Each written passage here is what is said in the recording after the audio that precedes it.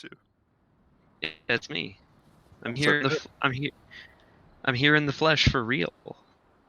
God. You can reach right out Just- and touch them. Totally unrelated to all that.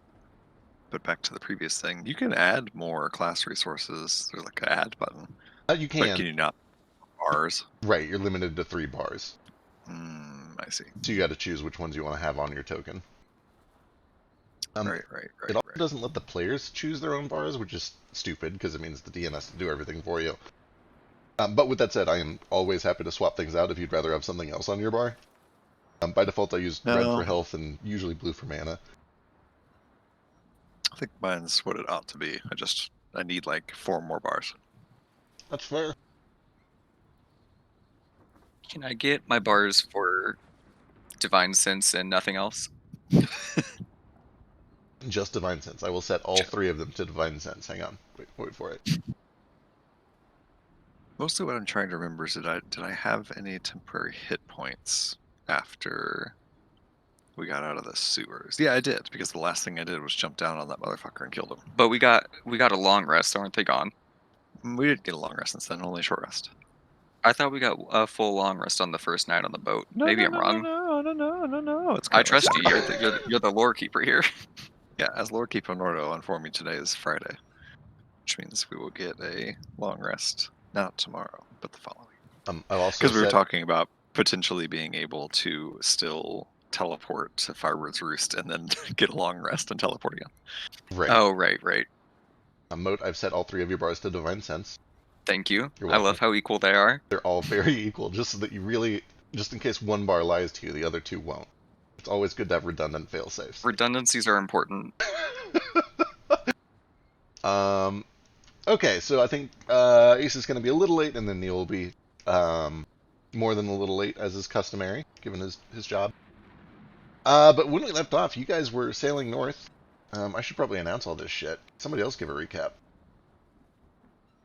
Oh, wow. Well, as Lord Keeper. Well, last session, we went to Sawpole. We went down into the sewers, fixed that pump that was causing the city to be flooded, and confirmed Joker's conspiracy theory that it was all being done by Mr. White. And then we spent like 2 hours debating whether we should go try to kill Mr. White or not. And ultimately, after some debate, decided that we should save that for a different time when we're better equipped and have a better plan. So we decided to go towards Eisenmar to investigate a letter that Vasu had received from his order, which said that some strange new geological disturbances are happening around the Hook Diamonds, including a very large spire that had risen up out of the ocean and was being guarded by elementals. And we sailed to said spire. And to everyone's complete shock, as soon as we arrived, we were attacked by elementals. You guys did spot them coming. Several of them actually are pretty sneaky, but the Earth Elemental, which looks to be basically just this big, surprisingly smooth spherical stone that is giving off these ashy dust clouds, makes a lot of noise as it kind of rolls off of a nearby floating island, and then begins to rocket towards the ship. And we're going to jump straight into initiative. Let's do this shit. Is it my cousin? We're being attacked by a Graveler. Oh. What is Also- gravel? Inspiration, question mark? Oh yeah, I'm going to do that.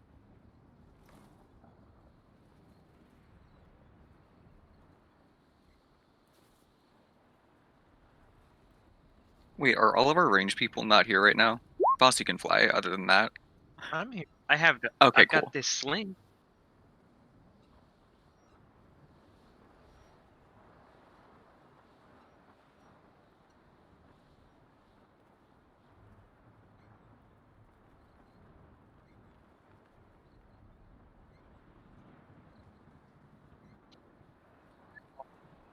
I mean, that's what I do every week. Shit, but... Inspiration, Nomad and Nordo. Oh, great. Kindly. And never ever close the tab. Yeah, look. Everyone should live like Frisk. Just live in the present. Have 400 tabs open at all times.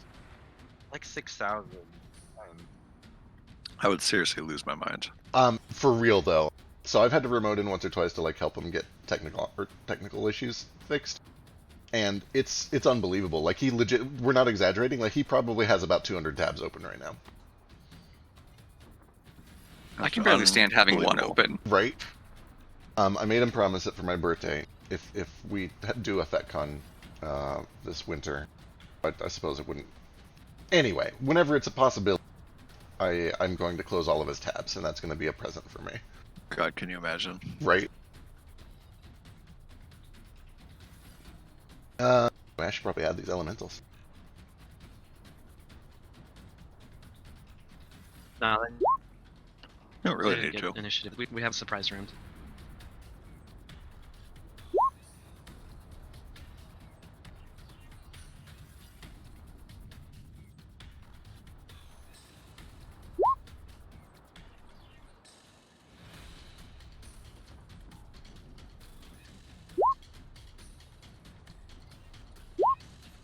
Alright, Flick is just busy controlling the ship, which means the first act after him is this fire moat, which sweeps up from behind and begins to rocket over towards Nomad. Let's see, what does this young man do? That's pretty cute. Let's do that. I have a better fire mode. Hey. Hey. It kind of swings up to about here, and then it lashes out with a couple of arcs of fire at Nomad. Swims. Swims, excuse? Swings. Oh, swings. 16 and 25. 25 hits. Excellent. 22 points of fire damage. And then it's your turn. Yeah. Let me get that damage up. So, like, are all collard green good, or collard greens good, or is it just that City Barbecue has really good collard And, greens? sorry. Could I arcane, what do they call this, fucking absorption to make that 11? Absolutely. That's 2 mana. Just 1, 2. And I look at it and I'm just like super unimpressed. So I'm going to cast a spell. It can't be a pyromancy. So I'm going to see if it has a mind. Okay.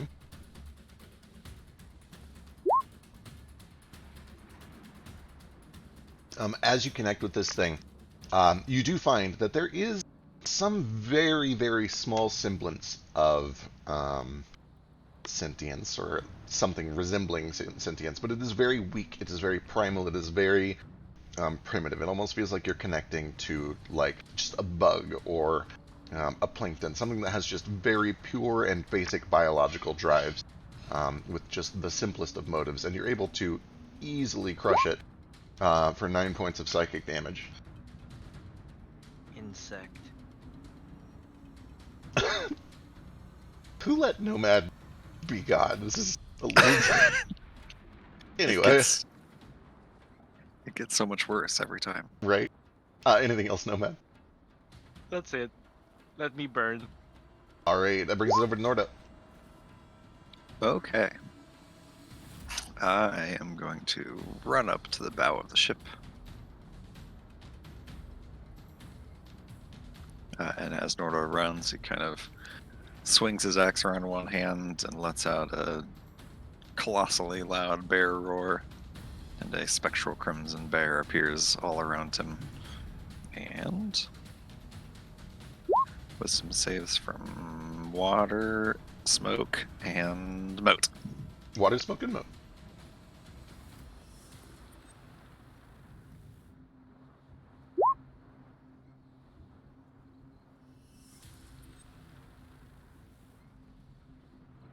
Watch me only get actual moat. Yep. Perfect. There it is. Terrific. Oh my goodness. And saying that that was not too terribly effective, the spectral bear kind of starts to fade. And I will spend a key point for patient defense and dodge. Excellent. Alright, that brings us over to this whirling gust of wind. I think these things are pretty fast. How fast is this boy? Oh, he's pretty fast. just fast enough.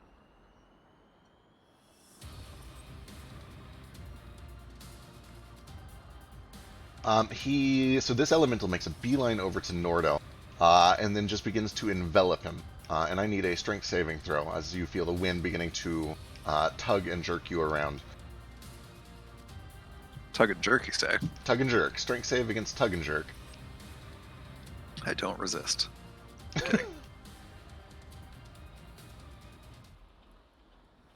Oh, you're fine. You're able to kind of grab onto the railing, take your patient defense, and hold strong as these winds begin to batter you. And that brings Super us over glad to... about that. Oh yeah, just a little. That brings us over to Moat. Frightened Moat. Oh boy. Okay, well, Sorry. no problem. I can't help you, so I'm just gonna head over to this way. I can get past this, right? Yeah, shit, I forgot to draw... Yes, you can. There's a I kind of stairwell. assumed. Yeah, okay. And then I'm gonna take some swings on this fire boy at disadvantage because I can see Nordo. Wait, what? Disadvantage because you can see Nordo? He's afraid of Said I'm Nordo. afraid he's of him. frightened of me. Oh, right. It happened I got again. only the real moats and not the elemental moats. Oh man, 21 is still great for 19 points of slashing and fire. And I'm gonna Oh yeah, you don't smite give a that shit about also. immunity. God damn. I sure don't. Well, that's actually not true. Hold on. There's a list. Let me go read it just in case. Is it resistance? It becomes resistance? No, fuck, where is it? Oh right, it's like if it has multiple other resistances. If it's immune to 2 of the following types, acid, cold, lightning, or thunder, then it's also immune to fire. It is actually Or immune to my this fire. then. So yeah. So just the slashing part of that, which I think means the 8 is fire, right? The 1d8 and 1. Actually, it's just the d6 that's fire. Okay, gotcha. So still 16 points of damage. Plus the smite. Yes. And then my other ability says that I can make my smites do fire damage. Do I notice that that fire damage is not cutting through? Oh, I'm sorry, I misread. It's all effective. It all works. Okay, cool. Never mind then. Ignore my question. Hey! Hooray. Full damage. Fuck, how did I break this macro? Let's just do it this way.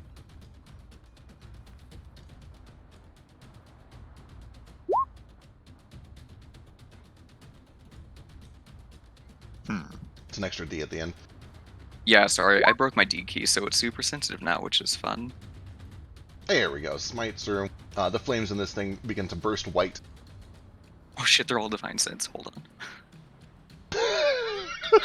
Oh right, hang on. No, let me. Here, I can change that back.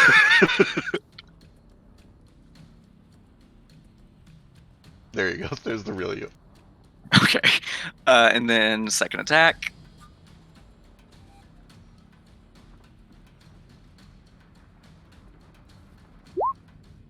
Uh, 13 is no good, unfortunately. Okay, cool. And then that's. I think that's actually it for now. All right. That brings us over to Vasu.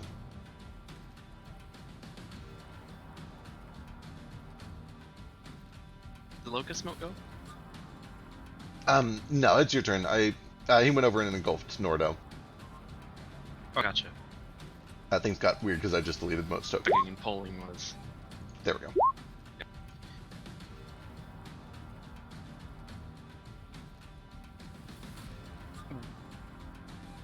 I see this great big old ball of fire right here. And it is with my great shirt. Except that my fire is not as effective as Moat's fire against things that are literally made of fire. So Vasu's gonna fly over here and start attacking Smoky Boy instead. Hell yeah, fuck him up. Earth. I'm gonna have Chu come out to give me advantage on this first attack.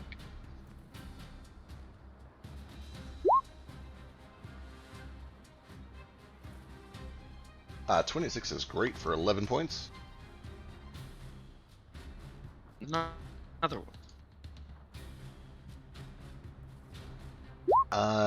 17 just misses, actually.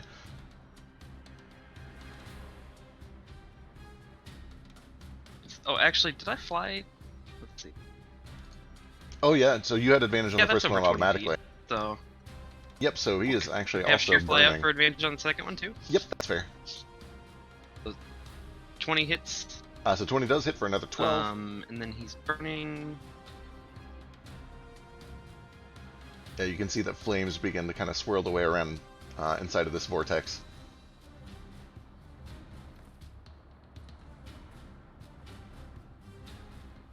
Sick. All right, anything I'm else? trying to remember. It doesn't do extra damage on the initial attack. It just sets them on fire. and Correct, it's like yeah. A D10 on their turn, Yep, right? D10 on Okay. the start of their turns. Then yeah, I'm just gonna bonus action. Cool. Cool. I'm just gonna bonus action to kick it.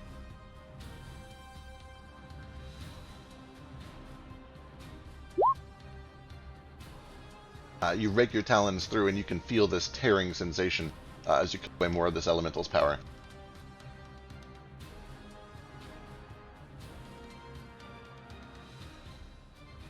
She was gonna try to fly back and take cover in my hood again, and that's gonna be my turn. All right, excellent.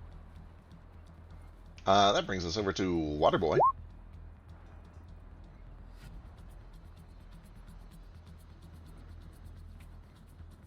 That's actually pretty great.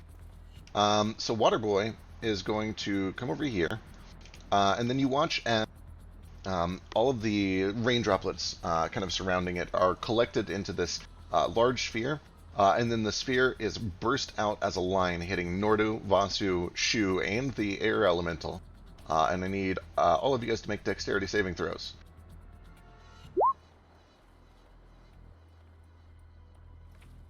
She gets +2 from being inside your thing.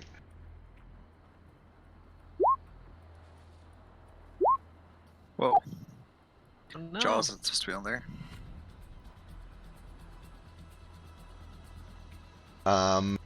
Nordo, once again, is able to hold strong. He ends up only taking 8 bludgeoning damage.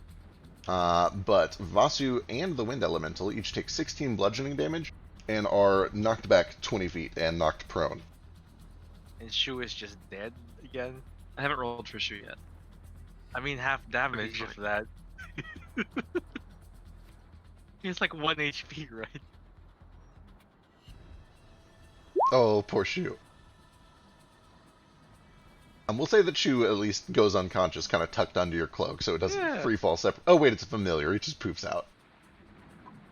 But then let's see. This is so you go back 20 to here, and the elemental goes with you to here.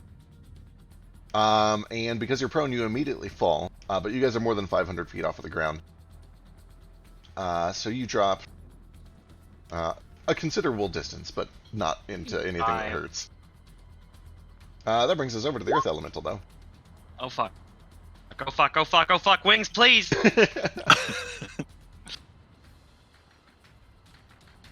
Vasu, no.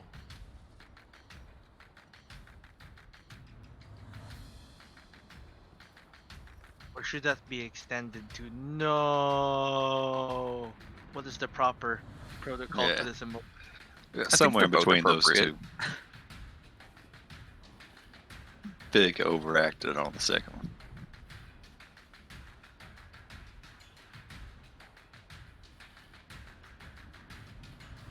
Like The the first one sounds like I'm berating him for falling.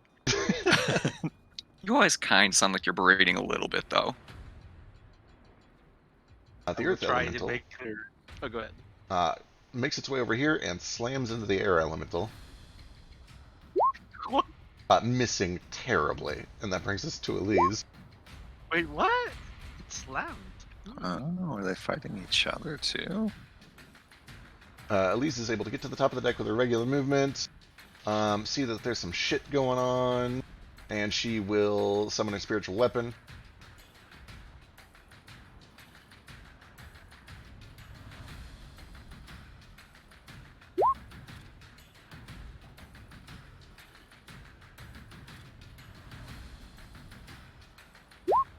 For 11 points of force on water. and then she will main action dodge, and that brings us to Gale. Alright, I'll run outside. Because I assume I can hear all this shit going on. Absolutely. Spells being cast. Signs of battle. Alright, I yell, Flick, activate the Hydron Cannon! What, do you guys actually have a cannon on this thing? Or better have built a cannon. Should have been in... That lazy git. Okay. Fine, I'll do it myself. I'm gonna shoot the, I guess the water moat. Excellent. Oh my goodness, 2 solid hits for 12 and then 14.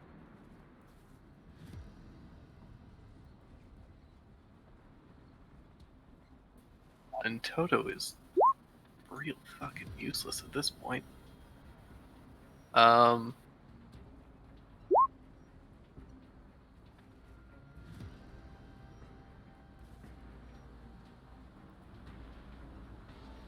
me just see if I have this thing prepared, which I bet I don't.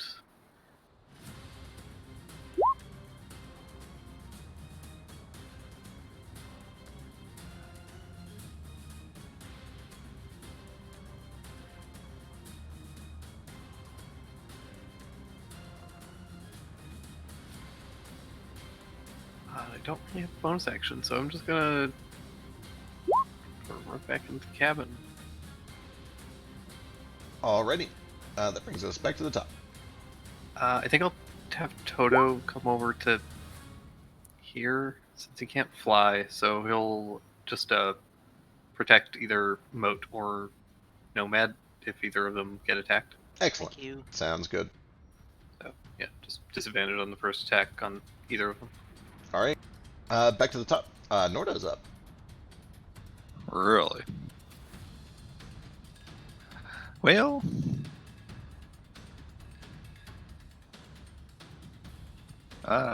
so can I tell that? Well, a couple things. Was it extremely obvious that that Earth Elemental went over and attacked that Air Elemental, You or have, did it seem like he was like going for Vasu and missed or something? you have good insight. It definitely looked like he was going for the elemental. Vasu actually fell a pretty considerable distance. I don't like D&D. The air elemental not No, Air Elemental has hover. got knocked prone too, right? Yeah, but he's got hover. With that said, I was just about to say I don't like D&D's falling rules because they don't account for acceleration and a lot of other factors. I'll say that you're 100 feet down instead of 500 because it's the first round. Or creatures that can naturally fly. Right, exactly. Like there's a lot of things it That doesn't sort of account thing. for. But with that said, Nordo, you can tell that Vasu is 100 feet down and that elemental is basically horizontally even with you. And it looked like the elemental was slamming into the other elemental. Okay. Um, And the one that looks like smoke, is that more Earth looking IRL? It is. It looks like a big, like a giant smooth boulder. Okay, terrific. Can I reach for a thing that might be a bit far-fetched? Sure, what's up? So I have these firebark circle wrappings, and one of them, the air elemental part of it, gives me the hover trait if it is active. I don't remember what recent spells I might have cast in the last session. Did I ever do that Fist of Unbroken Air thing recently? You Yeah, definitely use did that it to at knock least the once. guy off the edge. Yeah, you did. So the way I'm actually kind of proud of it. On the description of the magic item, it says that if you don't remember and I don't remember, it's fire. But I'll let you roll a Oh. luck check Yeah, just thought it. to see if you set it to win by sheer chance. We'll call it a DC Okay. 16 luck check. It's not a big deal at all. And Yeah, we'll see what happens. anyway, I want or need the hover trait. Oh no! Oh, right there. Yeah, Bad. it's still set to fire, unfortunately. All right, back to Nordo. Okay. Yep. I'm going to, for multiple reasons, but mostly just because it's the only thing in my range, run over to the edge of the boat here, and I will start swinging on the air elemental, and I shall do so recklessly.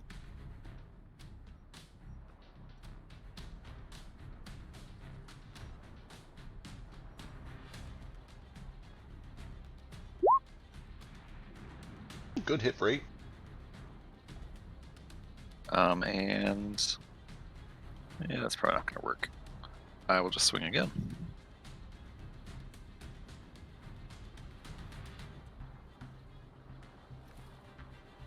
Another one for 12.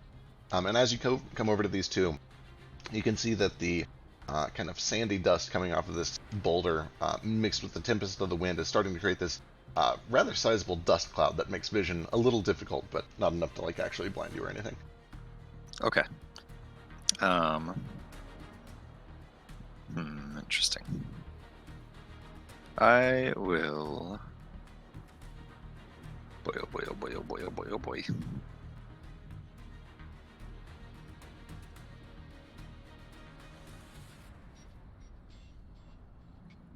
I'm gonna try a stunning strike. I don't know if he's gonna be immune or not, but I'll try it. Sure.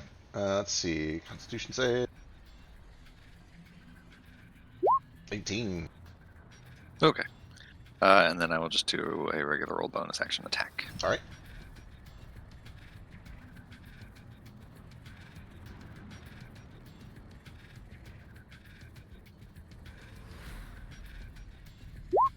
Uh, 25 is good for another 9. And that is my turn. All right, Flick mans the wheel. Elise is going to swing again with her spiritual weapon. And then she will use her main action to run over here. I don't think she has reach. She doesn't. She's going to do this. She is going to point her sword towards the earth elemental and fire this, which misses. No. Yeah, that's probably true. What cannon? We don't have a cannon. That brings us over to water.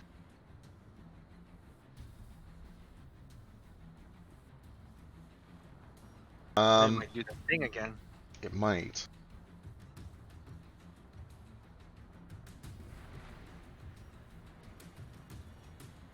Yeah, it sure will. This time, a jet of water is going to pulse out, hitting Nomad and Moat. And I need dexterity saving throws.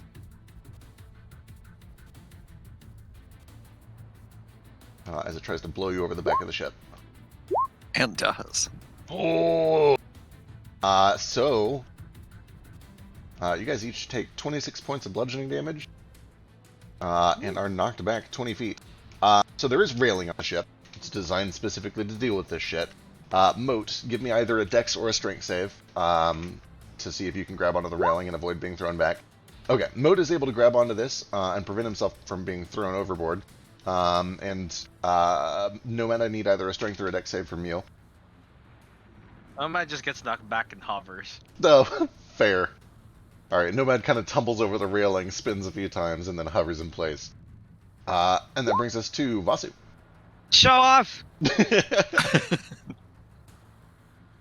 Vasu yells.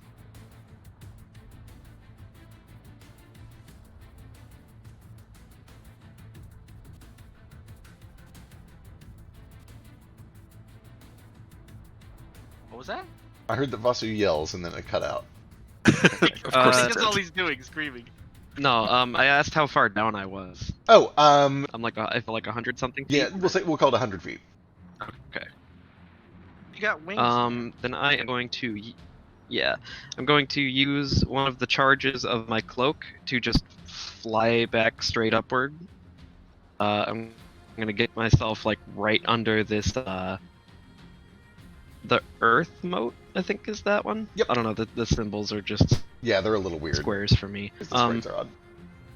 Yeah, I think I already lit the air one on fire last turn, so this is going to be on the earth one. I'm trying to do the same thing. Excellent.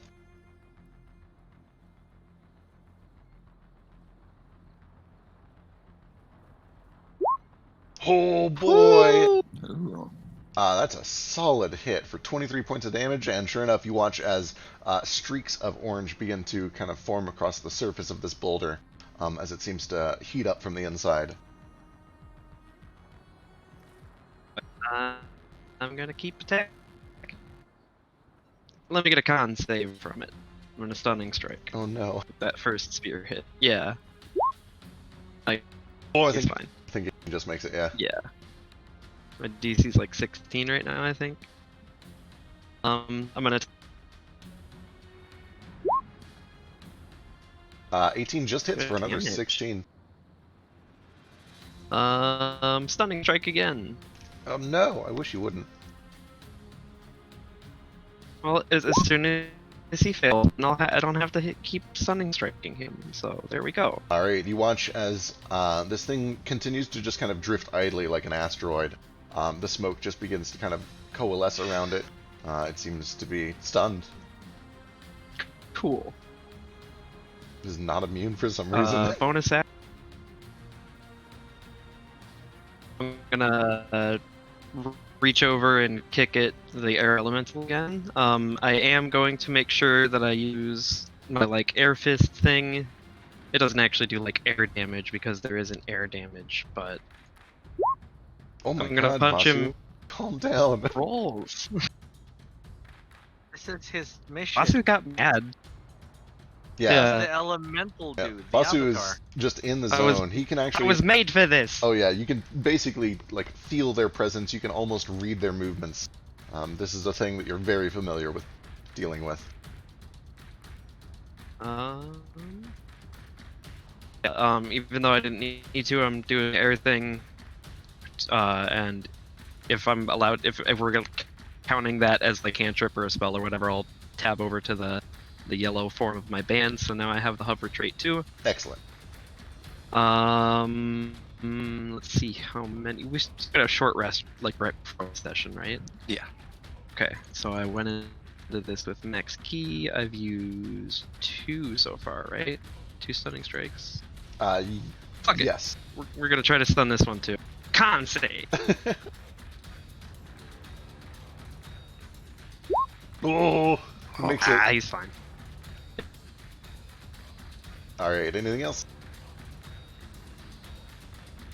I used all my movement to fly up here. That was main action, bonus action. I'm not going to spend all of my key points in one turn, so I'm not gonna flurry. That's me. All right. That brings us to Gale. I think that us doing better. Come over here, and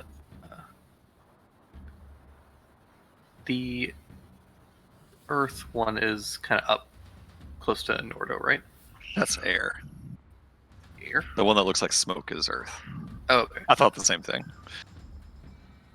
Then I will shoot the air one with a bullet.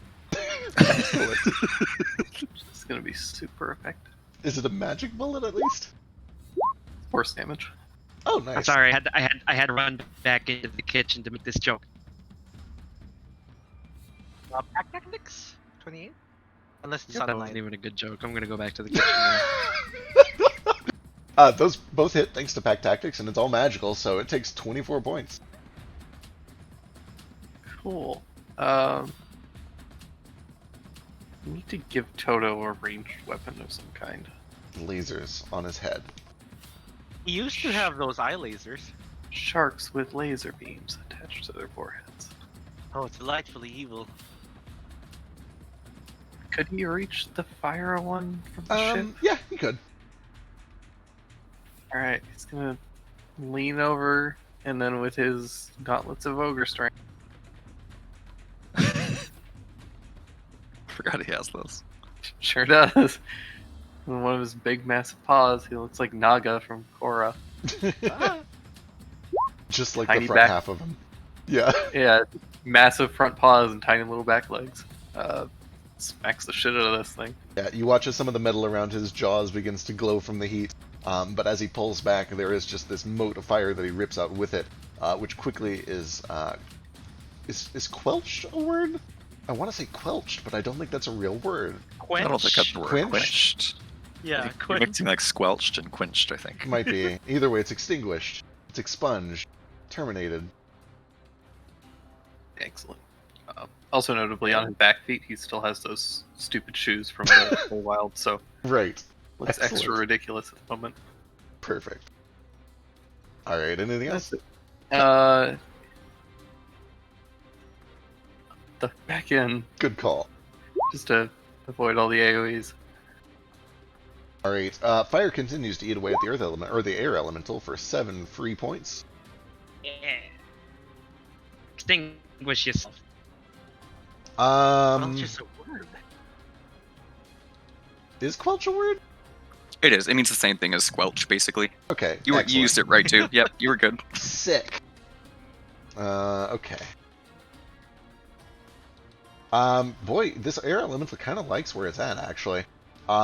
You watch as, yeah, of course it's going to do this. This is perfect. This is exactly what it wants. It begins to swirl around in this vicious whirlwind, and I need strength saving throws from Vasu, Nordo, and the earth elemental.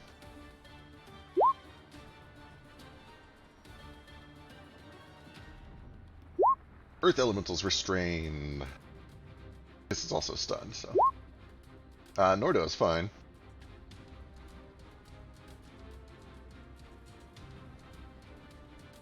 And I need a strength save from Vasu. Oh no, Vasu. Oh no! You can feel this wind elemental just easily kind of taking advantage of the fact that you have a large surface area designed to capture wind. And you can feel yourself just being spun around in circles inside of this whirlwind. You are restrained. And that brings us to Nomad. So you like to push. He kind of flies. He's got 10 feet fly speed. And he tries to angle a cone. Yeah, he can hit it. Starts here technically. Sweet, yeah. Let's do it. Here is. Should I do 5th level? I don't know, man. Let's just do a regular one. Yeah, let's do 5th level. Wow, Nomad's internal terrible monologue. damage. Right? Yeah. How much damage? Like, how much force can it put in? Oh, wow. It's only 18 though. 2, 17 deck save. Both. Alright. Fireboy makes it for just Fine. 9 points. And he's not moved. Waterboy just makes it 9 points. Just make Delight. That was 7 mana. That's me. Alright, that brings us over to Earth, who is all sorts of fucked up and also on fire. 3 points. And No, he... man, there. Might I make a suggestion that we kill the water one first, since it pushes everyone off the ship? I know some of us are godly and don't fall, but I do have concerns for everyone else. Maybe the fire one that's gonna burn our ship up. Maybe fire and water first. I don't know, man. You guys can see that the air elemental is starting to flicker. It is a fraction of the size it was when it first approached you. Excellent. But with that said, it's Moat's turn. Okay, I will get myself back on my feet here from the side. I will use my bonus action to... Oh god, what's it called? One of those smites. The... Sorry. No, Wrathful Smite. Wrath. And then I will attack this fire guy in front of me. I'm not feared anymore, right? That went away last turn. Correct. Oh. Okay, so let's do some things here. Start with the Disintegrated. Wrathful Smite. Moat sticks a hand out and just absorbs this fire elemental into himself. Like that double it? For There's another D6. Mhm. 26, 32, 36. And then I'm obviously going to put a Divine Smite in that. You Of got course. that, right? Got You it. have to. I hope I fixed this. If I didn't, we'll do it different. 1 second. God damn. Beautiful. And appropriate. It is being swallowed by the real fire mode. Mm-hmm. Oh, that's good smite damage too. Yeah, it Oh is. my Oh, god. for 66 total points of damage, and this thing is rightfully terrified of you. Alright, second attack.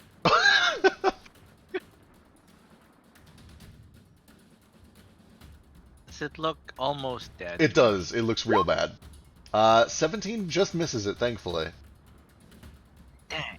Alright, that is action bonus, and I'm not gonna move, so I'm good. Okay. Well, this thing is not a fan of Moat right now. With that said, it's not smart. Smart enough to be afraid. It is smart enough to be afraid, and I believe it's smart enough to at least try to get away from the guy hitting it up close. Toto can take an opportunity attack, and Nomad can too if he wants. Can't die as well? Yes, you can too. You're right. You totally can. I don't have a melee weapon equipped. Slap it. Oh, thank God. 14 misses. Slap it with your squid fingers. Oh, wait, he's got pack tactics! God damn it, 13 25. points. I gotta save my reaction in case someone falls Right. off the ship. I say it's going to be Nordo standing on the edge of the ship next to the I know, tornado. right? It's alive. It's alive a little longer. This is going to be 2 lashes on... Actually, he'll swing around since he already made the effort to come out here. And this is going to be 2 lashes on Nomad. My revenge will be swift. Ooh, 26-26. 14 and 13. Wait, what is he? Oh, right, he's 'Cause it's afraid. afraid of Moat. Shit! Yeah, 14-13. missed. God damn. Alright, that brings us back to the top. Thank you for the fear. Anytime, God. Yeah. Basu's up.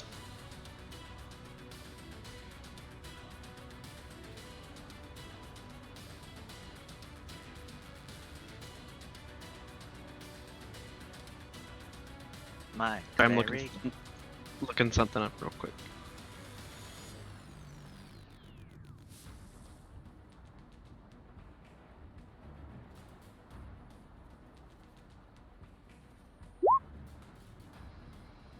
Sweet. Ignore that smite. I was just trying to fix my macro. Cool.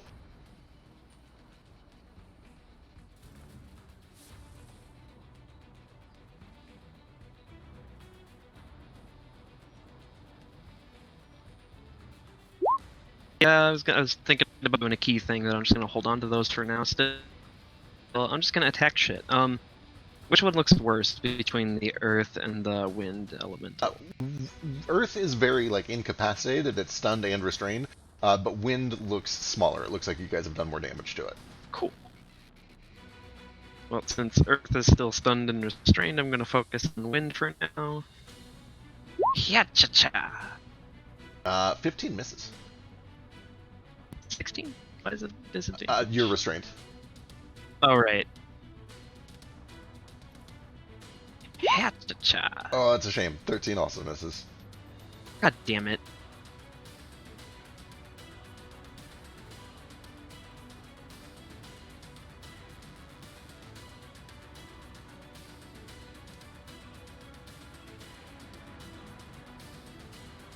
Well, I've already wasted my chance to try and break the restraint this turn, so I'm just gonna keep kicking it, Alright. trying to kick him.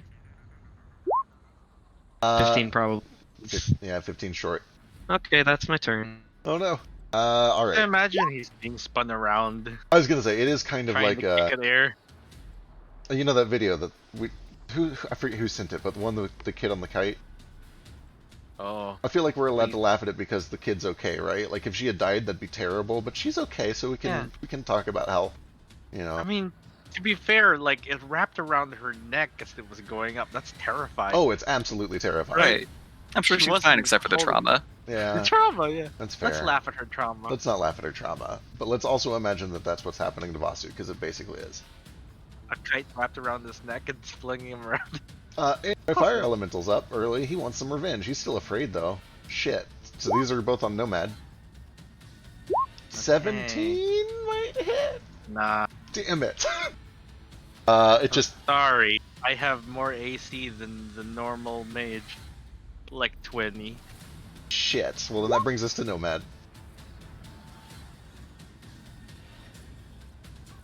Just the internal monologue again. How did we get here? fighting a volcano instead of a dragon. I wonder what it's like back in Sulfur. You just hear like the Moonlight Sonata going on. it's very somber, very quiet. As he kind of thinks into this guy's mind, the fire feller. Oh yeah, and once again you find this tiny little mote of intelligence and crush it for 11 psychic damage. It's still up! It's somehow still up. I'm going to see if I can get at least back onto the ship. Sure. I can move up here. It is definitely going to take his reaction. 18? No. Damn it. Alright.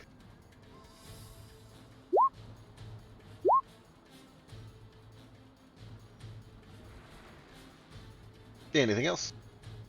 That's it. Alright. Spiritual weapon I think is only 20 feet, right? Pretty sure. So it'll start to make its way here.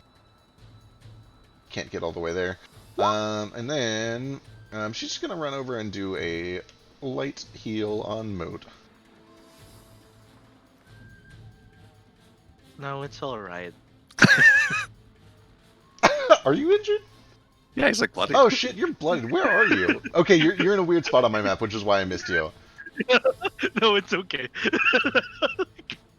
Okay, I see you now. Alright, yeah, no, she'll come over here and she'll cure you. Thank you. Oh my god, terrible heal. 8 points of healing. Every helps.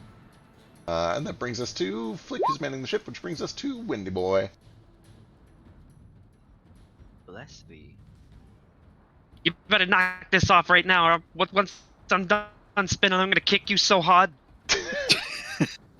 So unfortunately, what does it want to do? Yeah, does her bonus action let this thing attack? It has to move, and it only moves 20 feet around. Oh, I think. dear. Pretty sure. Yeah, that's correct. It's slow. So this thing... How you like that? Oh yeah, 2 points of fire Hurts, damage. doesn't it? It does, actually. Okay, did he immune to my wound damage? No, I think we've ruled that like I it have doesn't not. actually require blood. So go and roll that. Right. I have not rolled it. I don't even know how many turns. It's at least 2. Because I hit him, yeah, first turn I hit him twice. We'll do those two. Gotcha, and then it falls off. I think he has to save for it now. Oh, that's right, that's right. On 17? Then But mark that means he's he's not always gonna had use to an save action. for it. No, I don't think it's an action. It's just a higher DC. Like, unless he's already made that saving throw. It's a DC 17 con save. Gotcha, I threw them both up there for both turns. Oh, you did. I'm sorry. I'm not paying any attention. Got it. Cool. We're good. Alright, so this thing is going to start moving over towards the door. And as it does, Vasu and the Earth Elemental are both kind of caught and brought with it. And it begins to kind of bang and bash against the door. Correct, yeah, it's dragging you with it. And Gale, you can feel this thing starting to push its way past the window that you can see out of, and starts to kind of push against the door. It seems to have trouble with the door, but it seems like it is coming for you. Nordo's up. Does it leave my range? It does, yeah.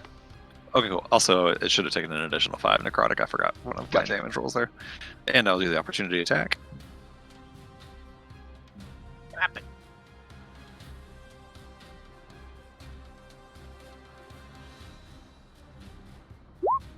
Uh, 25 is good for 6. It is still up, but it is your turn.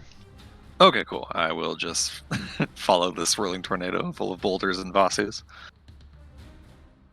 And swing at it, trying not to hit the boulders or the Vasus. This will be reckless. So not trying really that hard.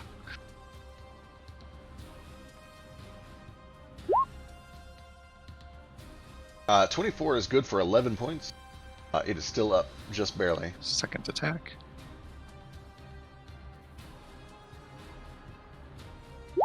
Oh! So as you slam in the second time, there is a burst of this yellowish white energy that kind of erupts out from this thing as it explodes. Vasu and the elemental are released, but you watch as the energy from this burst siphons into 3 arcs, one of which jumps to each of these other elementals. And you can see that now on each of these other elementals, there are a couple beads of this kind of dark black energy that almost looks like eyes on each of them. Interesting. Don't like that. Some of the wind that dissipates as it fades also swirls around Nordo. For this, just a second, let me turn my tea water off. Uh-huh.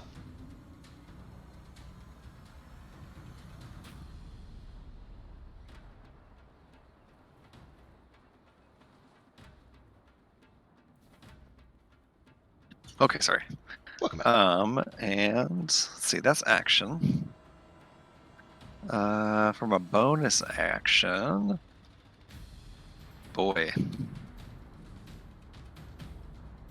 kind of torn here. Is this water one close enough to the edge of the ship that I could attack it from the edge of the ship? Yeah, if you were standing on like this square, you'd be able to hit it. Okay. I'm going to, like,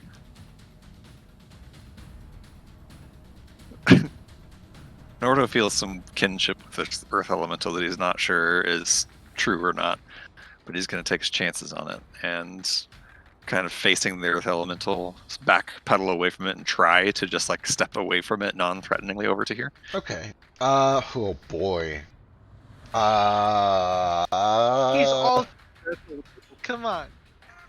It probably just slams him in the face. I don't know. Yeah. I think under different conditions this might be possible, but under current conditions, it does not care at all, and it will take the opportunity attack. Okay. And as it does, you notice that the black eyes that are kind of peering out from behind all of this energy flash yellow for a moment, and when it swings out, there is this almost fist-like shape made of sand that slams out and basically goes straight for your eyes. 14 misses, thankfully. Correct. Piercing damage. God, it's got pocket sand. It does. It's get Prim- pocket shrapnel. What the heck? and Primordial Nordo says, well, fuck you too, then. And I will use my bonus action for a attack on the water one. All right.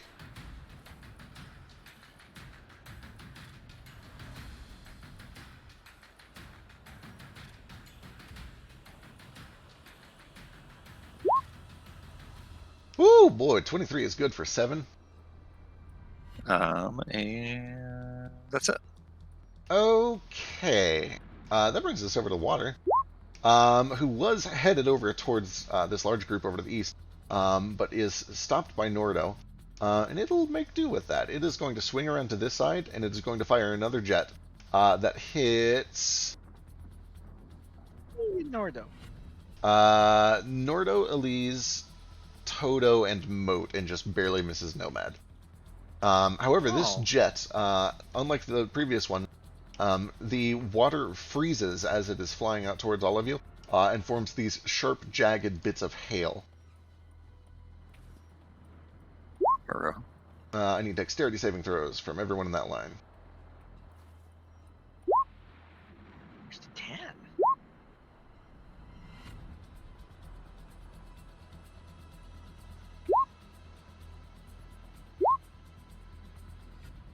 Toto is okay, he only takes 6 damage. Nordo's okay, just takes 6 damage. Elise is okay, just takes 6 damage. Moat, however, takes 13 cold damage.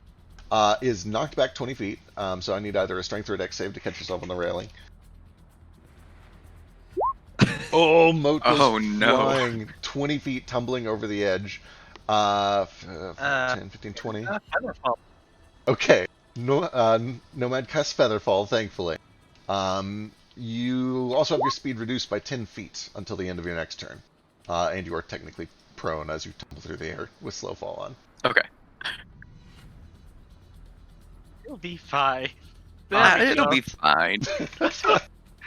This is what I've been saving my thing for. I suppose somebody better go get him, right? It's okay, I have him. He's in the arms of an angel. And you hear like, and you just feel the skittering. Oh God. Praise be. God, I fucking hate it. Mental image of Moat falling into the ocean with a intellect devour crawling around on his neck saying praise be. Okay, he is finally not stunned. And He he's is also still not on restrained. fire. He is still on fire, so D10.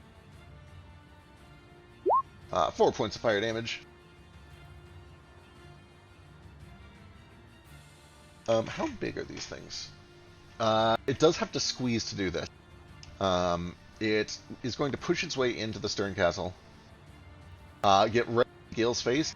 And just as it pushes free of the doorway, it is going to... Actually, it's still squeezing even in here, so this will be at disadvantage. But there is a blast of sand.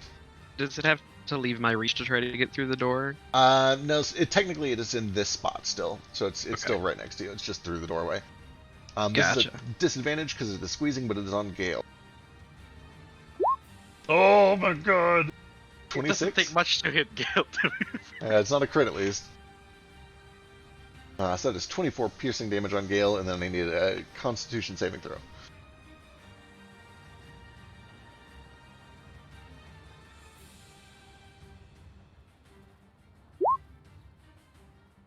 Sand begins to just batter your eyes. You have to kind of close tight to avoid them just getting ripped out entirely. But you are blinded until the end of your next turn. That brings us to Moat. Tight. Alright, so I'll just look to Nibbler and after saying praise be, I'll just say hold on tight. And I'll reach my hand out and kind of like almost use Nomad's feather fall and just weave a couple signs in the air, and the purple fiery wings will sprout out from my back, and I will cast fly. Excellent. I'll spend 30 feet to unprone myself, and then 30 feet towards the fire elemental. I'm not sure how far down I am, but So with Featherfall and Fly, I don't think you've actually managed to fall at all yet, because it's 60 per round. And the Your round movement has speed tight. is halved, though. Or no, it's reduced by 10. so I should have 20 feet left, so I should be able to get here. Is that close enough to hit him? No, you would not need to quite. you need 5 more feet, yeah. Oh, I have my Nike sneaks on. How does that help me? Do I have the extra 5 feet on? It does, yeah. Sweet. Thank Does that fuck affect for the those fly Jordans. spell, though? Yeah. It Yeah, increases your I movement speed. think- Okay. I think Shit. you've only said that. I think you've only said that that applies to walk speed. But if you're gonna let it apply to fly speed too, I will absolutely take another Yeah, 5 feet of fly speed. go for it. I think I wrote that Sick. it's just a speed increase. I don't remember. We'll find out. Just go for Sounds it. about Okay. right. Then I will swing on the... Oh, wait, it was my action to fly. Never mind. I'm just up there next to it. All That right. is it. It is no longer afraid of me, though, since I'm concentrating on fly. Okay, excellent. Good to know. It's still pretty afraid of you, but you know. And then Gale, you were blind, but you're up. Alright, I moved the eye patch to the other eye. I'm no longer blinded. Excellent. Am I still blind? What's his? The other eye actually does something. What does it do? I mean, it does like a little like mini dark, a dimming spell if I use an action to activate it. But Shit. otherwise, it's just a eye. I forgot you did actually have an eye patch. I'll tell you what. Reroll that save with advantage because of your eye patch. Fuck. Yeah, unfortunately, some of the sand manages to batter under the eye patch as well, and that one is kind of watered up. God damn it! Why do I wear this thing? To hide It the looks pretty darkness. cool. Thanks. Well, Toto, come boy. Here it comes. Can we squeeze kind of through this thing? Boy, it's real tight. He could either overrun or tumble if he wanted. With that said, this thing is already like squeezing, so you definitely have advantage to cancel out the blindness. That's fine. Yeah. I'll have him. Actually, I don't think he gets bonus actions. Like he gets a turn. I'm gonna say that he can do it. Like he doesn't normally have anything to do with his bonus actions. I think that's fine.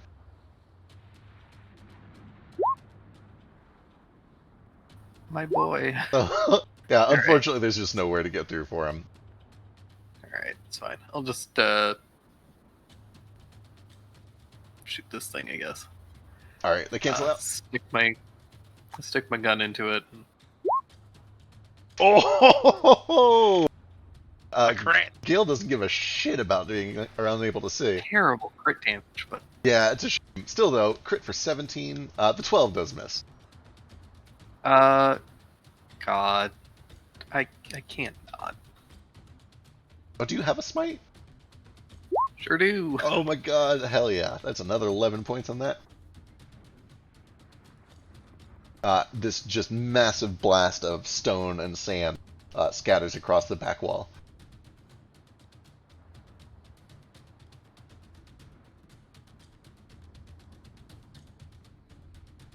And Toto's just gonna do a bite on it. Excellent. Toto has advantage. 25, good for 7.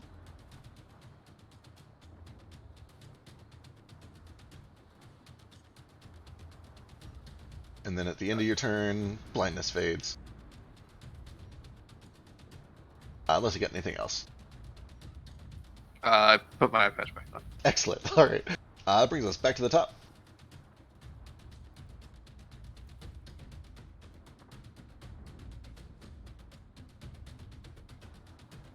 Come on, roll 20. You can do it. I believe in you. You can do it, man. Roll them initiatives. I think it died. I think my browser is fucking. I'm refreshing the page. Oh no, look, connection's been interrupted. I hope we're not having like roll 20 issues. Oh, God.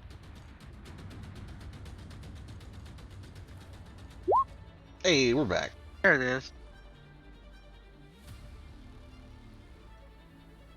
You can do it. It's still loading.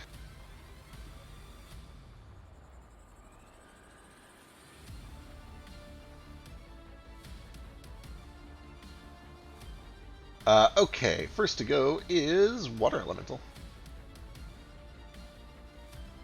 God, it is still loading everything very, very slowly on my end.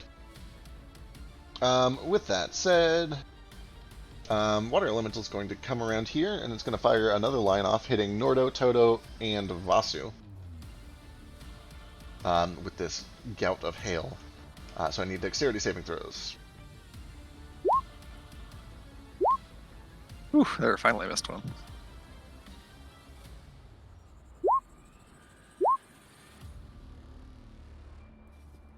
I take no damage. Vasu takes nothing because of evasion, Toto takes Evasion 9, and Nordo takes 18, speed reduced by 10, knocked back 20 feet, and knocked prone.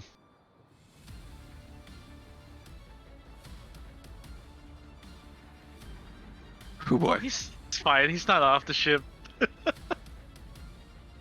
Just hits the railing back there. And then it is going to take this opportunity to get away from the edge and come over to here. And that brings us over to Smoky Boy, who is in a real bad spot and has kind of backed himself into a corner. He is at least going to expand out so that he's not squeezing, so he's filling these 3 squares. But that does mean that Vasu and Toto can both take opportunity attacks.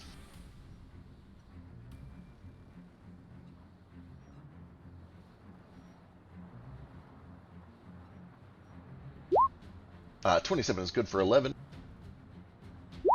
And 29 is good for 14. He's not going anywhere. Oh, fuck. God damn it. Ha! Shit, Sentinel is so fucking good. Well, that means that he's still squeezing, so this is still going to be disadvantage on Gale.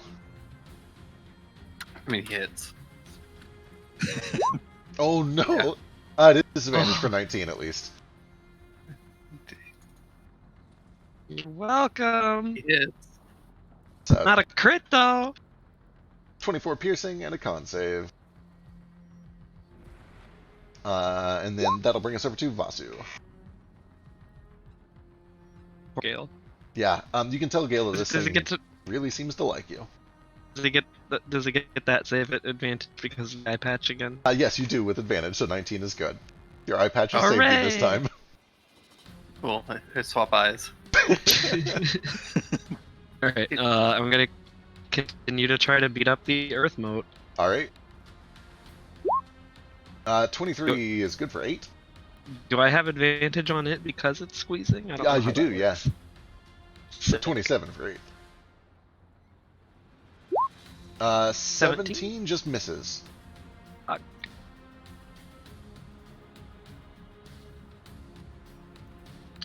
I'm gonna do a flurry. 20 is good for 6, and 27 for another 6. This thing is still up, but you can see these massive cracks that are starting to splinter over all of its surface. Still glowing orange as you've heated internally. Anything else? That's me. Okay, Elise is going to do a big heal, because y'all need healing. She runs over to kind of get a good view of everyone, and then she is going to cast a Mass Cure Wounds. Thank you. Delicious. Tell her to stop it. Oh shit, hang on. This... Stop healing us? Yeah. Dumbass. She's kind of a healer. I don't know. So, 22 points for Gale, Moat, Nomad, Nordo, Toto. Oh, can't do Toto. Bless. I guess that means if Vasu needs it, you can have the last one. Like it, maybe. Yeah. Cool. And then this thing, 10, 20. This actually is still just short of hitting the water one. Is there anybody else she can heal with it? I'm only missing 8. I think the only other person hurt is Toto, but Toto's a construct, so she can't do it. Gotcha. That brings us to Fire Moat, who is going to come around to... Oh boy, how smart are these things? Not super.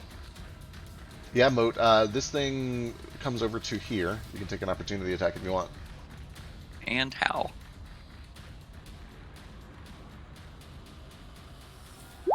Oh, damn it. Thank God! It's going to take 2 swings on Nomad. And no more disadvantage. It's finally not afraid. And as these lashing arms of flame kind of lash out to you, Nomad, you do see there's this billowing black smoke that just engulfs your face. Oh no! What a shame. So that first one hits for 37 total fire, and then the second one hits for another 12, and then I need 2 con saves. 37 and 12. Let Yep. me remove that. 37? 37. Yeah.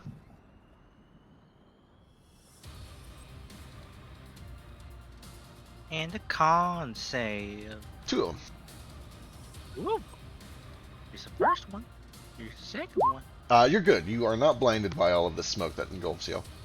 And then it is going to get the fuck away from Moat. Over to here.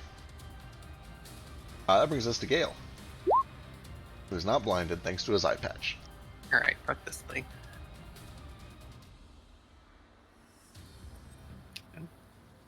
Also, fucking Elise.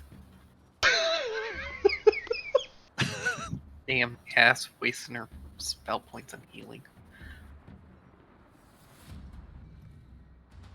Alright, how's this earthy boy looking?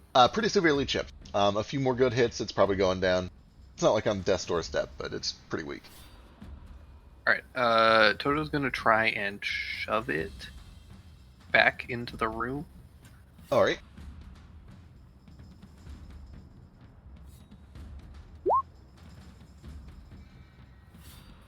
Toto. Yeah, even with disadvantage, dog. it's able to resist that.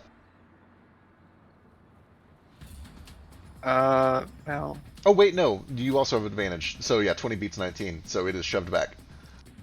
does he have a... Squeezing. I'm pretty sure squeeze applies to this. Oh, that's right. It's like a tube of toothpaste.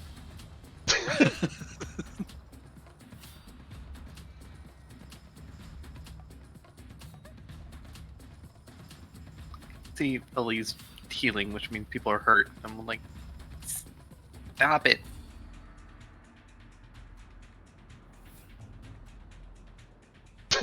That's okay. Nomad looks very hurt.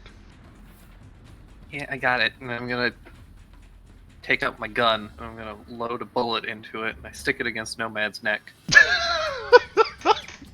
I forgot you got this. That makes sense. I'm like, what trick does he have that we shouldn't be healing? I literally get free cure wounds for Yeah.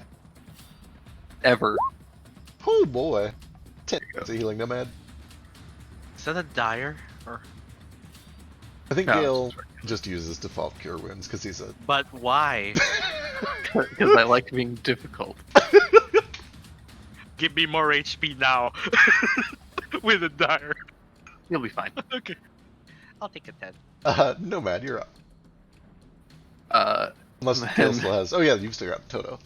I still got some shit, I think. Oh wait, Toto shot. Well, nah, that was my action and everything. I'm gonna like, okay, you'll be okay. I'm Thank gonna you. come down here so that I don't fall off the ship immediately. Excellent. All right, Nomad. I am concerned that now that Gale is there, there's a high chance that he will fall off the ship. 20 feet off the edge.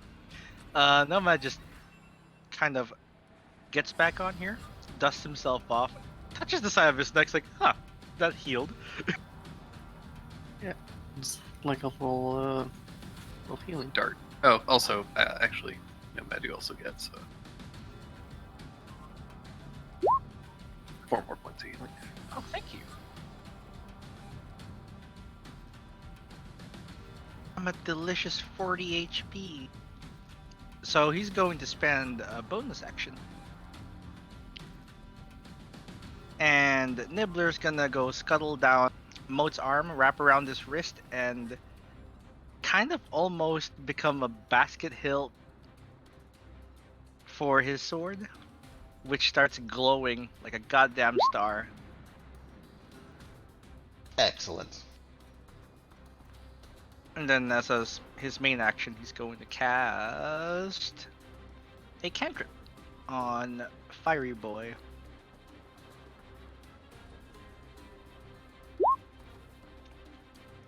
Oh boy, I don't think it can survive this no matter what. Alright, as you find the tiny shrapnel of intelligence inside of this fiery moat, you are able to find it and crush it, and this time when you crush it, there's this satisfying snap. And you can see that this bright red energy bursts out as this thing explodes, forming 2 arcs which jump over, one into the water elemental, and one into the cabin where the earth elemental is. And you can now see that there are these 2 almost arm-like appendages that stick out from each side of the each of these elementals. I am concerned that if we kill the water elemental first, the earth elemental will become solid and sink the ship.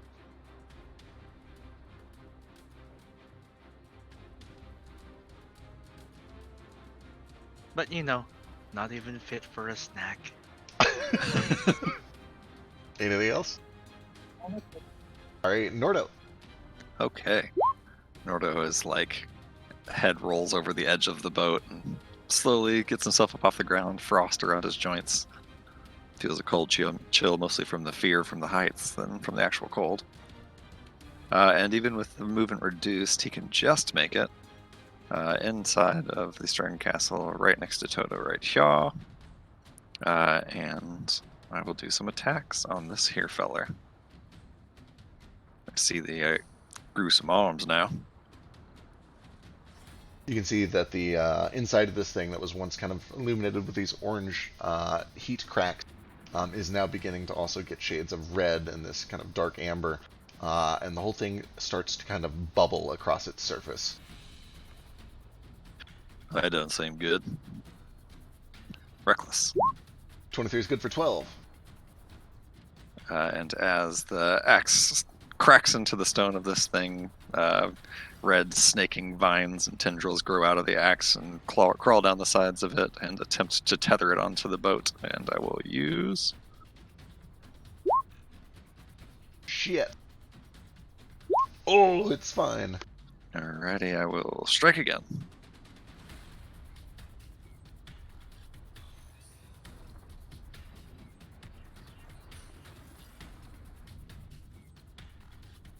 Oh, is the earth elemental still on fire too? It seems to be very on fire currently, actually. It seems to be starting to melt from the inside.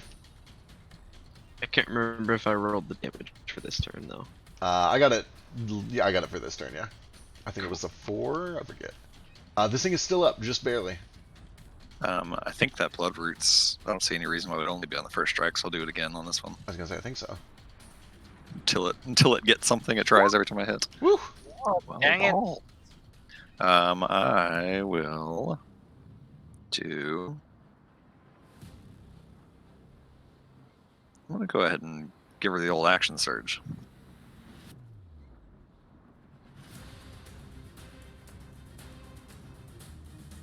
Noda really wants to shatter this thing.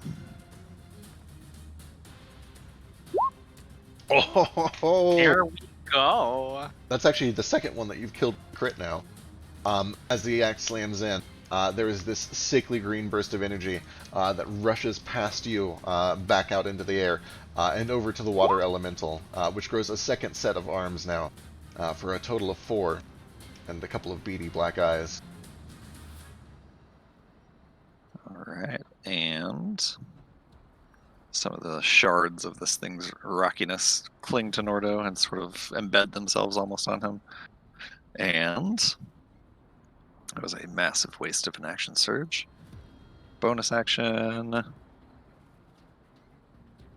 I got nothing for bonus action. That's it. That's it for me. Alright, Moat's up. Alright. Just look to Nibbler and say, Disciples' work is never done. And I'll fly up to the water elemental. And let's get swinging.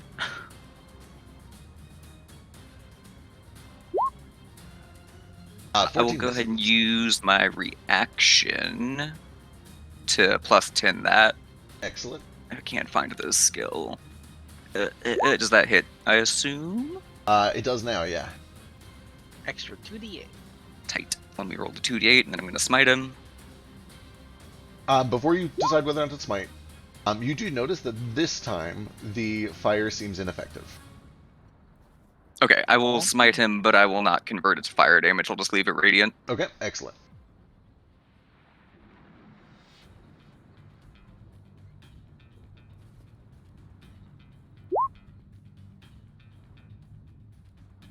For another. Why did that only? 3. Huh. Why did that I don't. only? Hold on. Yeah, hold on. Let me just roll my smites. I don't know what's going on with this macro. There we go. That's better. That looks better. better. I'll have to figure this out during the week or something. Okay, second attack. Nibbler gives you the help action in this one. Advantage. Ooh, fancy. 24 is good for 11. And another smite. Another 2d8. Yes.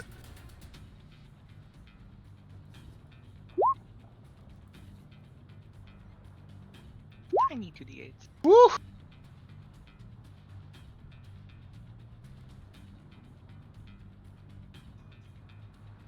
Oh boy. Alright, it's still up, but it's looking bad.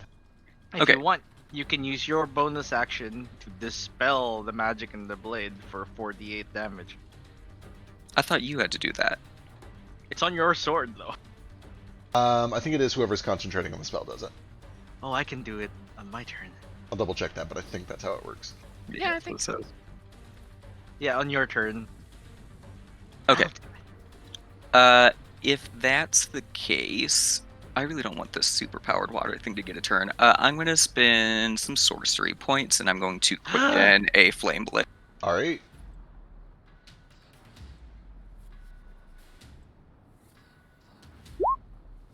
$24. We're just gonna ignore the fire. Yeah, the 3d8 is all fire, right? 2d8 of it is fire. 1d8 is just the sword, Gotcha. Okay, so that is. and then the 1d6 is also fire. So that's just 1d8. Yeah. But then I'm gonna smite him again.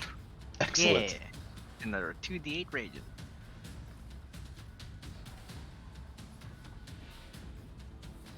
There's the holy weapon. Oh, he's still up. This might soon. And there's the Oh smite. no! What a good smite! God, he Hell of a smite. doesn't even get to use his legendary actions now that he finally has them. Fuck your legendary action. Yeah, Moat flies over and just eradicates this thing. There is a burst of It's white light huge. that kind of almost forms these raindrops that slowly drift down towards the sea, and everything kind of goes quieter. You look around to see if there are more elementals approaching, and although you do spot some way off in the distance, there don't seem to be any near you. The spire looms nearby as Flick kind of continues to drift towards it. What, if anything, is left of this boulder feller that was in the Stern Castle? So when it erupted, it kind of spattered little bits of molten rock that seemed to be quickly disappearing, hardening, and then also kind of just vanishing into dust. And thankfully, because the entire ship is enchanted, it has some magical resistance. It leaves little scuff marks, but it's almost like just like smoke damage on like a waxed surface. It looks like it'll wipe up pretty easily. But there are no other physical signs apart from these bits of molten rock that are quickly cooling and disintegrating. Okay. I'll try and, once one of those is cool enough to touch, like, pick it up and, like, keep it, but I assume it, like, disintegrates. Yeah, as you kind of hold it in your hand, you can feel it kind of just shrinking away, like bubbles disappearing. Naruto kind of walks out onto the deck with the remnants of it disappearing in his hand. Fasu, you got any idea what that was about? Or anyone, I suppose, just seems up your alley. Not really. It just seemed like, some pissed off rocks and stuff to me. Normally, elementals around here don't get that brave and aggressive, I think. You could give In me character, would I know better? You can give me Arcana or History. Either one would be okay. Can I get second? Sure.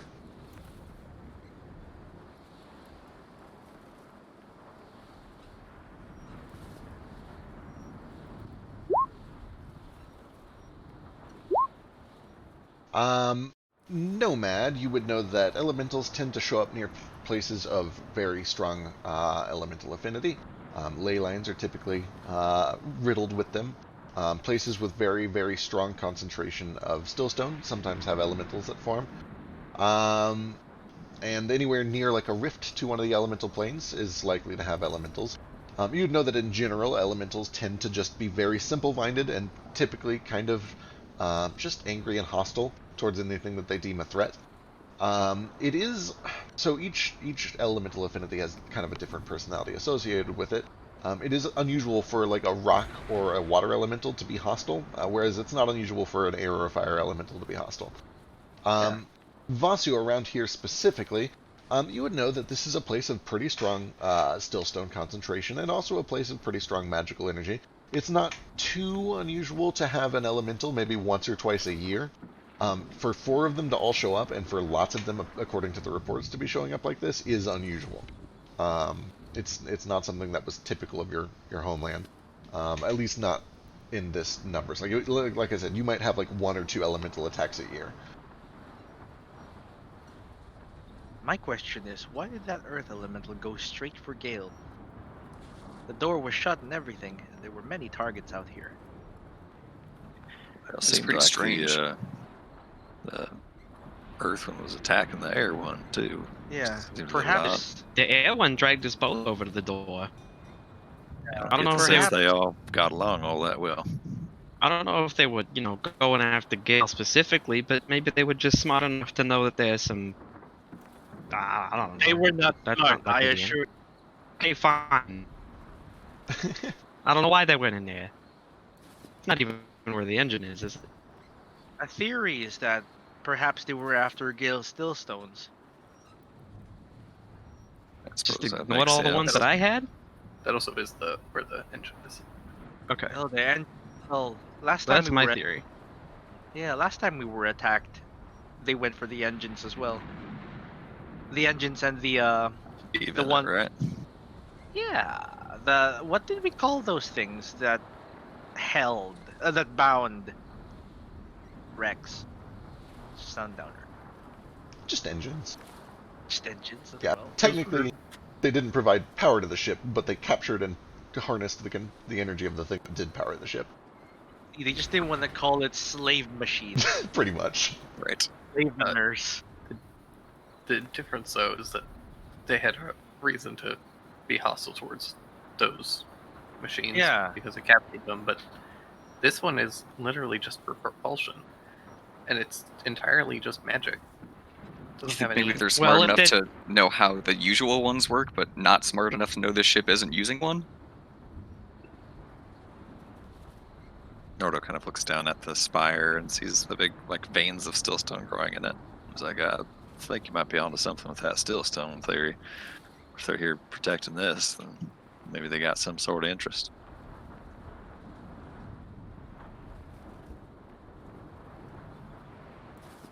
And as you kind of look over in that direction, you can see that it's only maybe 500 or 600 feet off. Flick is kind of bringing it in, not wanting to get too close, but close enough that you can take a look. And you can see that it is just riddled on all sides with these exposed veins of stillstone. Different colors. You can see some green, some blue, a little bit of brown, some orange.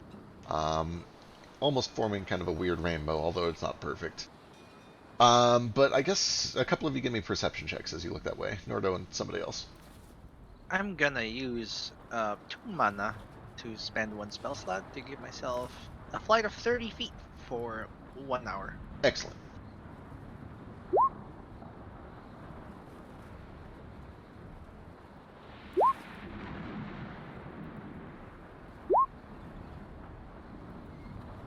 As you guys are both kind of looking over towards the spire, you both spot that there are some openings in the spire that look artificial. They look like they are structures that have been man-made.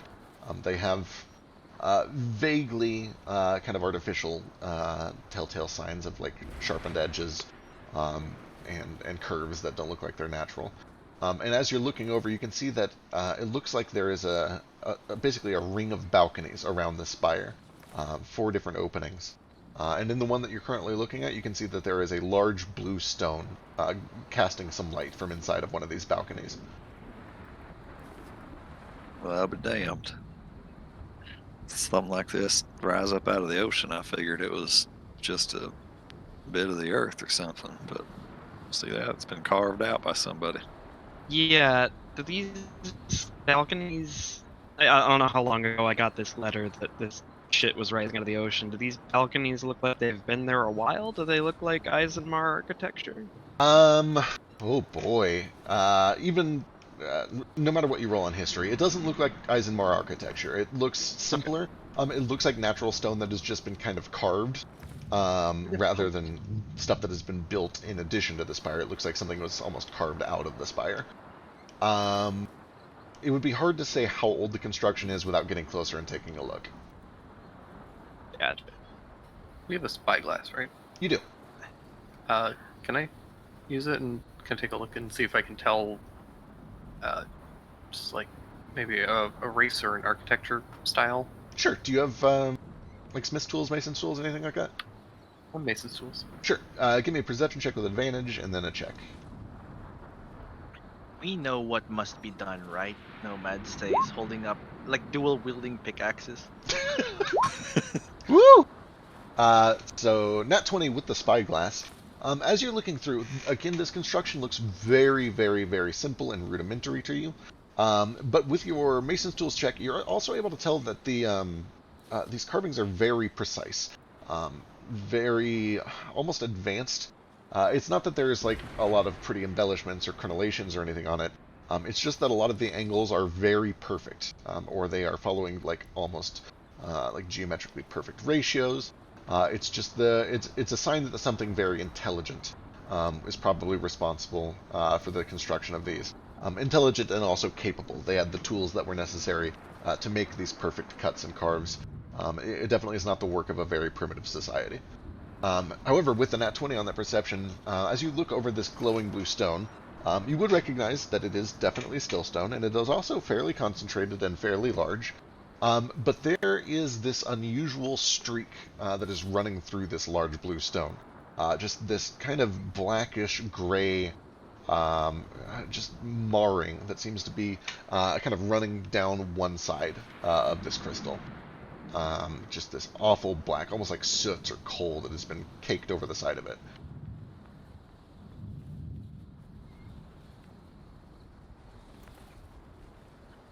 Can I scan the skies around for any other airships that are here? Sure. Give me a perception check. Sad. Can I go inside the cabin and start sweeping this shit out? Absolutely. Though, can I keep some of this elemental earth? This sounds like it'll be useful. So I Nordo, tried that already. It like disintegrated. yeah, Nordo tried to do the same thing. You pick it up at first, and it kind of feels like pumice. It's very lightweight. It's still very hot to the touch, but you're able to kind of cool it a bit. But after you pick it up, it just seems, again, like suds slowly popping away to just kind of disintegrate in your hand. Oh right, elementals. They just die. Nordo, you take a very good look around through the light rain and clouds, and you don't see any other signs of traffic nearby, any other ships, nobody watching from nearby islands, nothing like that.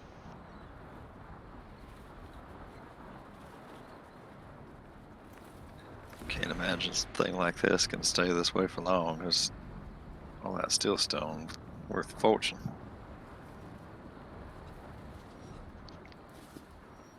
What shall we do, Vasu?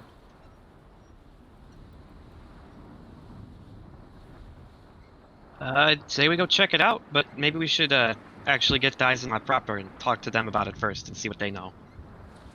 Sure. Make sure that no other elementals follow us over there first or nothing, though. Well, that's what you have wings for. Alright. You guys kind of pass by, you watch as the spire drifts away in the distance behind you, and you continue to travel northward. Let's see. Where are you guys at? We were near the spire, the center, I believe.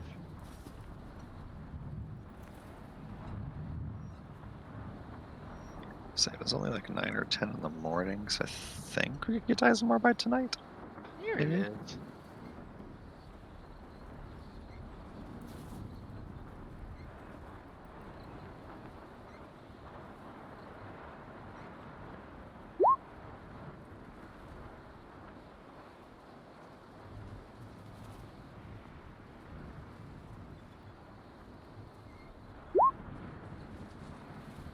As you continue northward, it gets colder, the rain picks up, the wind starts to gust. It's kind of difficult to stay on the deck of the ship unless you absolutely have to be. But as the sun sets, a little bit after that actually, you spot lights on the horizon, buildings, street lamps, and other kind of towering figures on some of these floating islands. And Vasu, you recognize the signs of your homeland off in the distance. Another hour or so later, you guys are able to get docked wherever you'd like to be. It's up to you if you want to like go back to kind of the large main island where your family is, or if you want to go straight to the monastery. Where are you guys headed? I'm gonna go to the monastery and talk to Orinar, see what he knows personally about this, if he's been over to check it out and whatnot. But I'll go, visit the fam too. All right, excellent. Yeah. I missed your homeland and your perfect family. Yeah, yeah, me too. It is a nice place, although I could do without all the heights.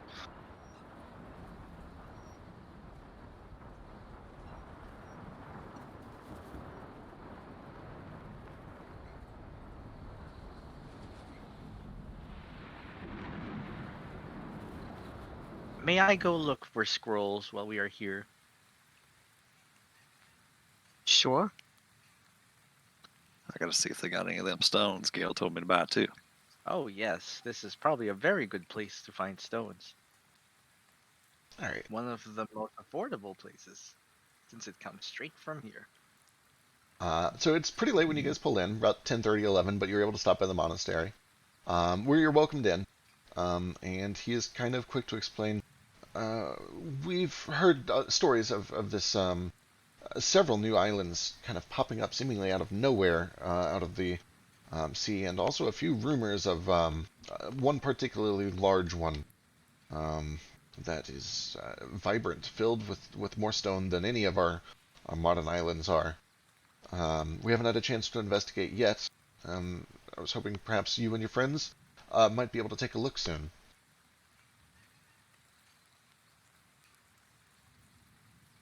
Yeah, definitely. I mean, we kind of took a passing glance at that big one you mentioned on the way over and beat up some elementals over there. But Oh, you've seen it then? have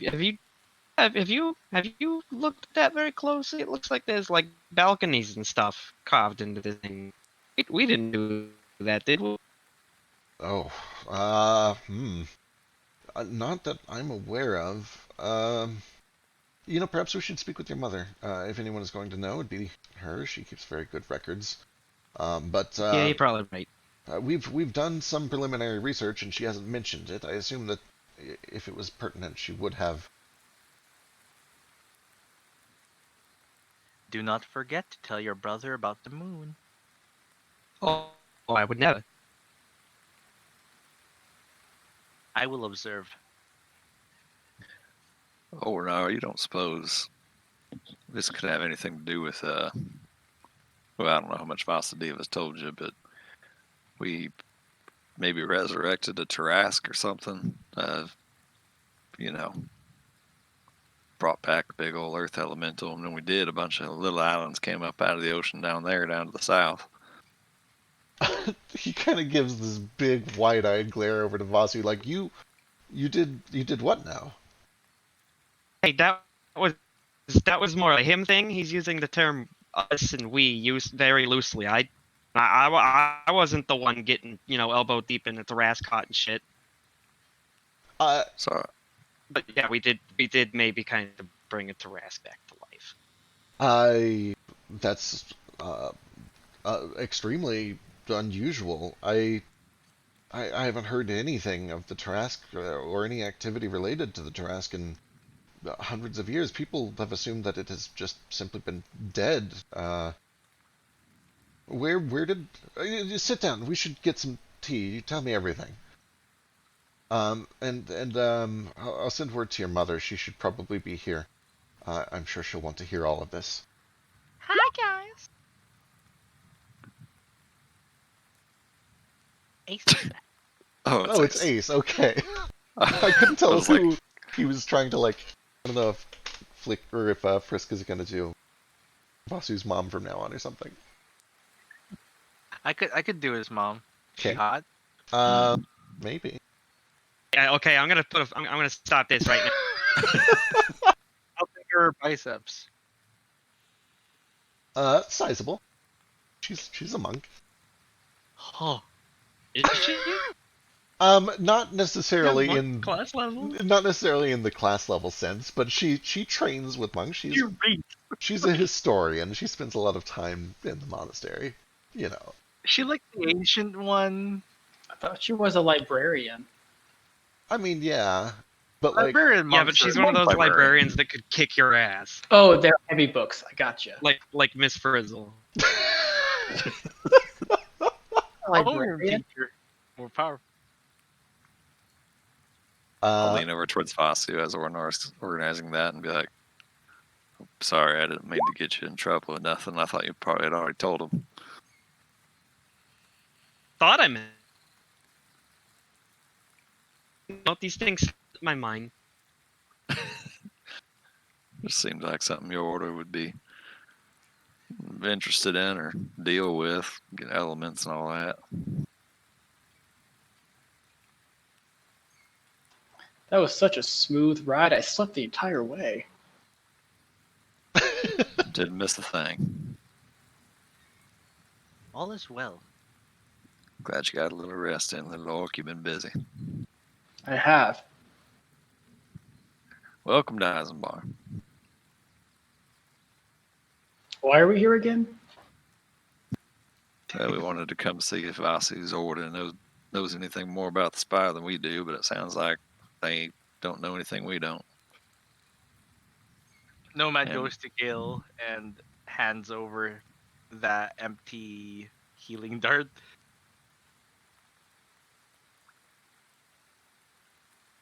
Thank you.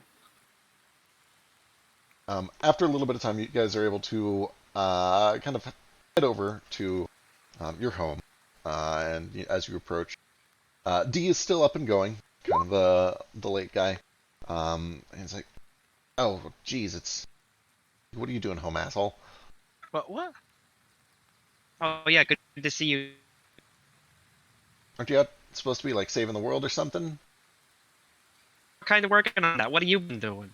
Hero stuff. Been training a little. I've been, they're gonna send me on a mission soon. They're saying reconnaissance.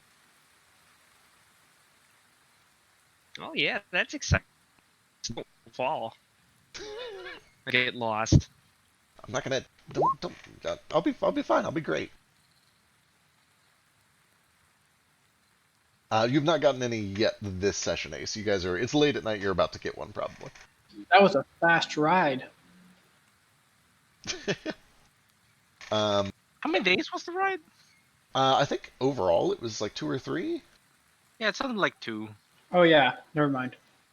Um, I'm gonna ruffle D between the ears though and be like, "Hey, is mom still up?"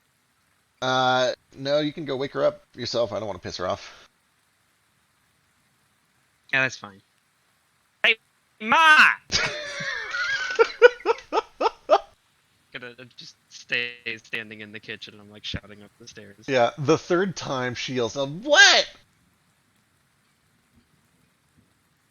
Your wonderful loving son has returned home. God, why can't you come home at a normal hour? You do hear some Because motion. I'm on hero time right now. Yeah, I don't make the schedule. There's some creaking of wood as you yell up the stairs. She eventually kind of makes her way down, looking dreary. She walks into the kitchen and just like lightheartedly punches you on the shoulder and then gives you a little hug. What are you doing home? Yeah, I'll hug her back. Well, I got this letter from Orina, that there's like, some weird stuff going on over here, and I thought I'd come take a look and offer my wisdom on. Also, might have a little bit of an explanation maybe for why some of this stuff is going on, but I think I'll tell you all at once. Right, of course. We wouldn't want to inconvenience anyone. Oh, right. No, I'm glad you're home safe. Give me a second to put on some decent clothes and we'll head over to the monastery. Okay, cool. Dad home too? What's Yeah, he can sleep through anything. It's astounding. You want him to be there? You can wake him up if you want. It's probably not a bad idea for everybody to know about this. All right. You're coming too.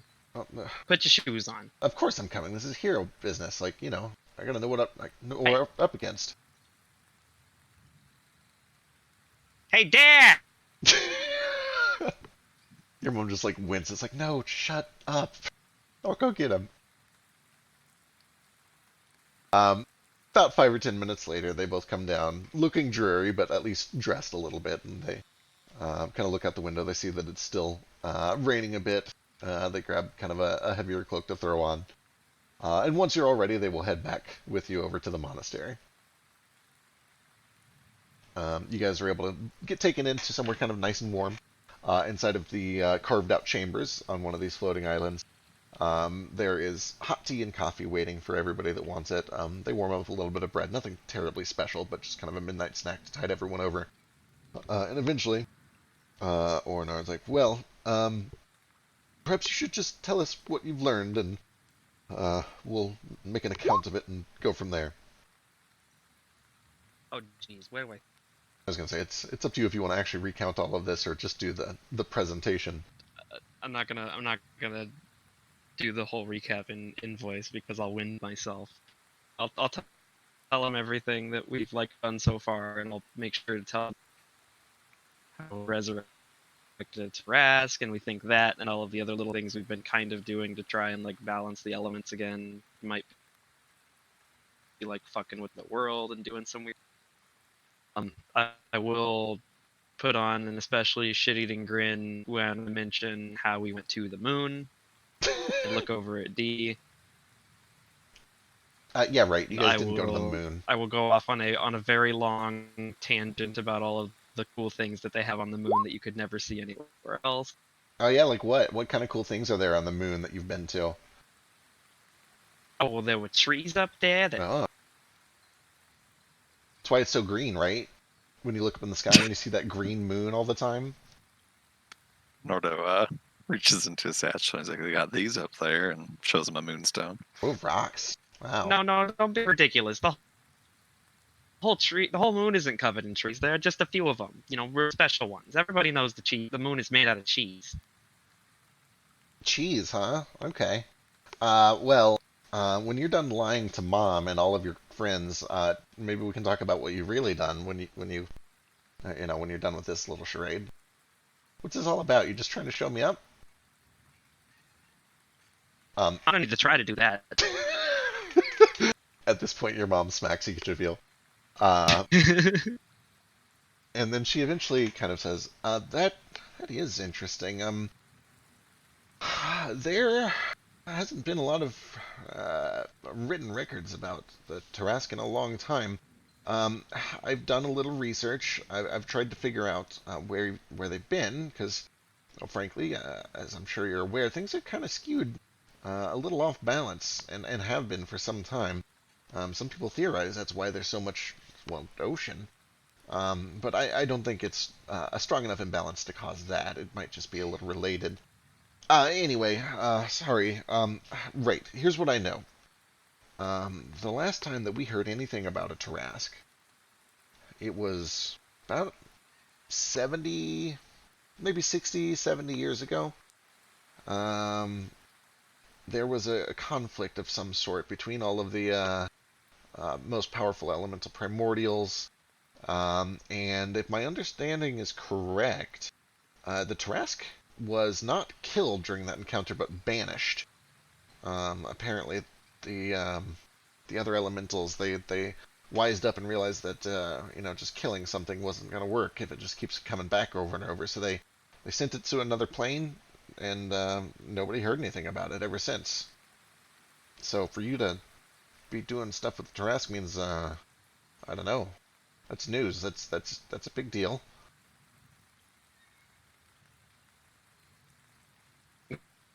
I kind of look to the party and be like, "We were still on the material plane when we did that, right?" Yeah, well, at least I think so. It was down by the God Shell in the Southern Oceans. I don't know if we maybe tampered with something we shouldn't have. We found a big Think old we'll heart that. and soaked up a bunch of his blood. Made me feel real strong. Then a bunch of islands rose up out of the sea.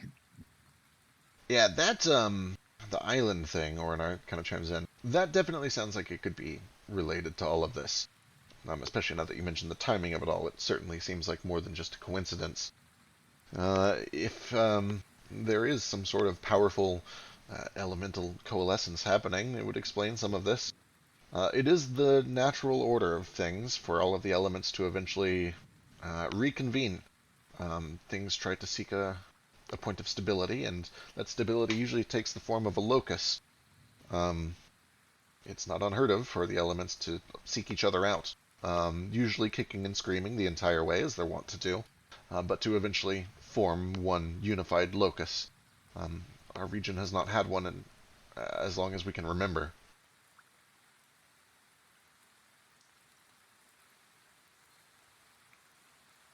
I wonder if that Earth locust wasn't attacking the Wind one, but trying to merge with it. I don't know. We clobbered him pretty hard. I think he was trying to attack him.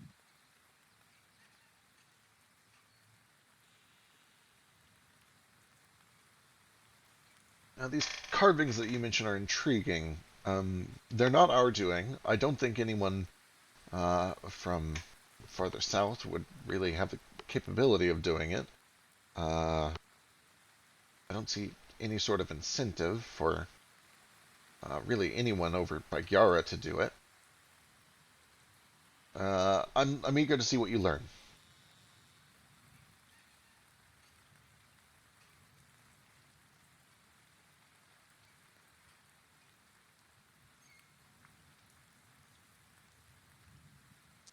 Y'all ain't sent anybody down that way, have you? That ain't come back. Anybody we should keep an eye out for? We've sent a handful of our monks over, and they encountered elementals very much like the ones that you described. I don't think that the ones you encountered were unique. We've probably seen anywhere from 40 to 50 of them over the past few days. They were able to get close enough to see the spire in the distance, which is where our initial report came from. But they weren't able to get any closer without being attacked, and they had to retreat before they took any serious casualties.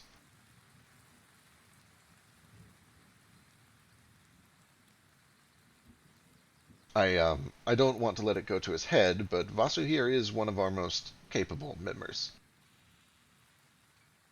Oh, it's Too far late. too late. Foss is just sitting there beaming to himself. Oh. No, we all know that. He taught me just about everything I know about fighting the way he does. Well, if He is he's very talented at meditating. good, I was actually about to say that if he's wise to his studies, then he won't just focus on that hot-headed fire that I know he's been born with. There are 4 elements to master. Yeah, I'm working on him. Well, perhaps this is the next step in your journey, then. Wisdom. Wisdom.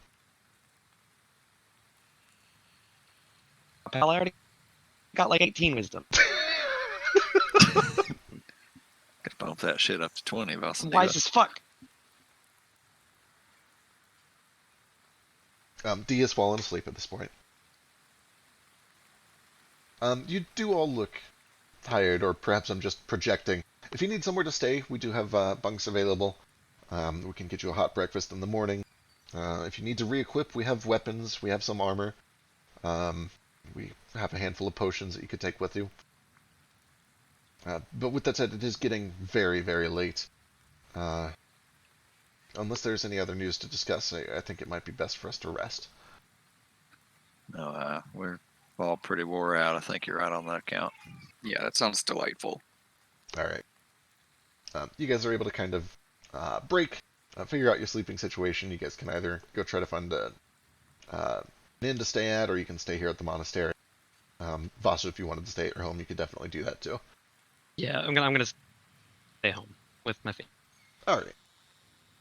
Probably just find the nearest flat surface here at the monastery and fall asleep on it. Perfect. It's almost kind of comforting. It's not quite the same as yours, but it's the same sort of meager and simple setup that you've come to expect. As well as a lot of very familiar smells. There's a lot of just kind of incenses and the ever-present smell of distant brewing. It smells like home. Either way, you guys are all able to get a rest. Pew! In the morning, Nordo definitely gets up a little bit early and does some sketches in a sketchbook of those 4 elementals we fought, and then also makes some breakfast for the monastery, for the people here. Something to do Yeah, before what's the up? day. I get 1 free use of this monocle a day. Oh yeah, that's So right. I guess. So I probably could have done a few on the ship, but it's too late for that. So I'll just do one tonight. I don't think And you've missed any. so was it 3 days to get from? No, it was we did it. You and I did it for the Leah thing on Thursday night, and it's only Friday night now. So. Oh, okay, perfect. Okay, so I'm just going to write a piece of literature so I can observe it, and it's just going to say that. Hold on a second.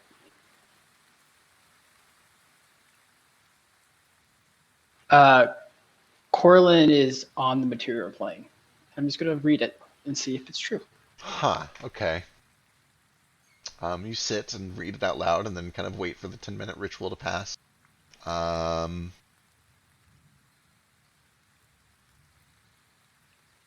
learn that this is 100% false. Oh, I don't know if 100% is accurate. It's 95% false. Gotcha. Cool, thanks.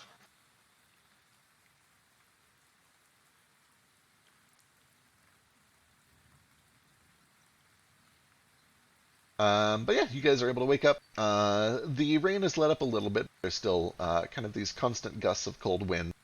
Just kind of a cloudy gray day. You guys wanted to do a little bit of basic shopping in town. Yeah, what are you guys looking for? Scrolls. Before we get to shopping, Vasu's going to try and be a good son, and I'm going to make breakfast for everybody in the family, and then I'm also going to leave them those presents that I bought for everybody while we were in the Feywild. Oh yeah, excellent. Yeah, you guys are able to kind of have a nice breakfast together. You have to kind of like, so Dee just wakes up first thing in the morning and starts raiding the pantry for like just food to eat, completely ignoring the fact that you are cooking breakfast right next to him when he walks into the kitchen. Hey, you're going to ruin your appetite. Oh, what? You're cooking? Yeah. You trying to kill us all or something? No. All I'm right. trying to pick up some new hobbies. I've been learning from Noto. He's real good at it. Oh yeah, he could cook great. I remember that. All right. Well, I'll see. We'll see how it goes. And he kind of puts back this little jar of like walnuts that he was going to munch on. And in the meantime, here you can have this. Just don't like poke your eye out with it. And I'm gonna give him the some very it was some kind of fey monster. It was a tooth from a monster big enough to make into a dagger. I imagine Dragon? that over some time over the trip, it might have been a dragon. I don't know. It's a big old tooth. And Asu has probably taken some time over the trip to like wrap part of it in like some real nice leather bands to make it more like a proper handle or whatever. Excellent. Yeah, he immediately starts trying to do tricks with it. He does okay with it. Oh, sick! This is really cool. Where'd you get this? I got it from the moon. No, fuck off. Where'd you get it? I'm just kidding. That one's from the Feywild. Oh man, you really are doing this whole adventure thing, huh? I've been getting around. Well, if you ever need a sidekick, It's nice to come back home every once in a while though. oh, I don't know about that. I'd do just about anything to get out of here. Yeah, I was a lot of the same way, before I started getting out and getting myself into mortal danger a lot. But sometimes you don't really realize what you have until you start to miss. Well, don't get too sappy on me. Don't fund yourself in too much mortal danger either, though. It's not. Haven't you heard of how capable I am? Ah, shut up. Eventually, the family gathers for breakfast. You're able to kind of give out all of these different gifts that you've returned with them. They're all intrigued. Your dad kind of mentions this long-winded story about how he almost went to the Feywilds one time. And the whole story just leads up to him saying that he didn't go, but he almost did once, kind of. But you're eventually able to kind of break and meet back up and see what the rest of the group is up to real quick. Nordo. Is our ship here with our friends? Oh, right, that's an important thing. Time. It is not yet. It'll be here in about 2 days. Oh, okay, cool. Should we wait for them? No, I don't suppose so. It seems urgent. Go and come back. It's only a day away. Timing might work out just right anyway. Yeah, they will probably be here by the time we're finished with whatever that spire is. That's what I'm figuring as well. Plus, then you'll be able to prove that you've been to the Feywild when the Fey Queen Elsa's ship shows up. Yeah. I hate this so much. Alright.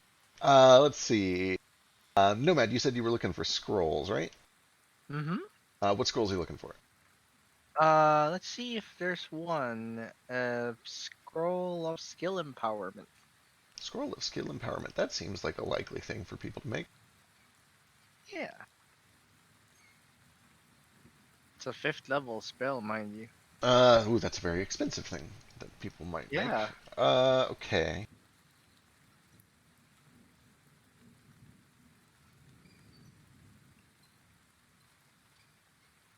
So typical's going to be 9.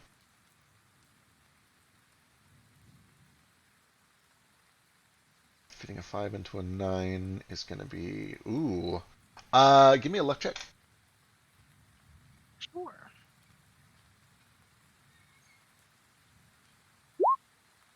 Oh no. Unfortunately, skill empowerment is just a little bit beyond what anyone just has available in supply. The scribe, sorry, what class is skill empowerment? Artificer, bard, sorcerer. Okay, yeah. There is a scribe that says he can make one for 1,100 gold. Not within my budget right now, unfortunately. Understood. It's a very powerful tool. It is. But yeah, I'm afraid it's one of those very special occasion kind of things. We don't typically keep them on hand. What about the teleportation circle? Certainly, this is a useful thing to have. Teleportation circle. That's another fifth. That would definitely be okay. Give me another luck check.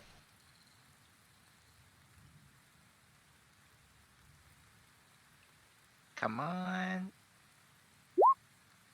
Dang. They have two in stock, but they're both very expensive. They Unfortunate. are each 1,475 gold each. Oh, those are more expensive. I will have to go somewhere else for now. Understood. Any other scrolls? Barring, just those. Cool. I'll have to look for them in the only place that holds scrolls that I've been looking for, the Elf Kingdom. Flick and Moat would both also know that Belmoral and Cetul both have pretty healthy economies. Are they anywhere near us? No, they're over in Willingquet. And actually, The Elf Kingdom. Vasu's family, his dad, would probably be aware that Gyora, although they're not a huge city, they do have a strong military presence, especially if your scroll is related to like prolonged combat or fighting the undead. It is likely that you might find one there. So those are all places that you could potentially check. No, my scrolls are only for, gaming the system. Fair. Fighting undead is not really my expertise. I have a holy sword that I can give my cleric. Hey, Nomad, if you want, I can just send a letter to my family, have them pick up that scroll and mail it to me if you need it. Oh, that would be wonderful. I should have enough money to afford it by then. Yeah, just let me know when. I'm sure they'd be happy to help. That would be wonderful. All right. Jumping back to Norda, did you have anything else? The stones, 3C4V red if I can find compact redstone. Gotcha. Give me a luck check. That's it for me.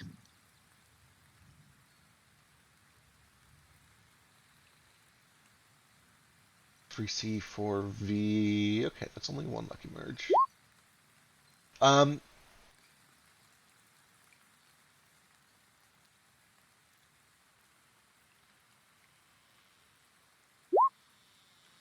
You find two of them, two compact 3C4V redstones. They are each going Outstanding. for 154 gold.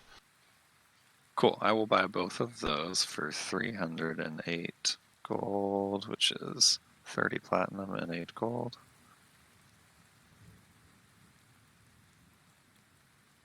And then if I find just one more 3C4V any color stone at all, I will buy that as well. Absolutely.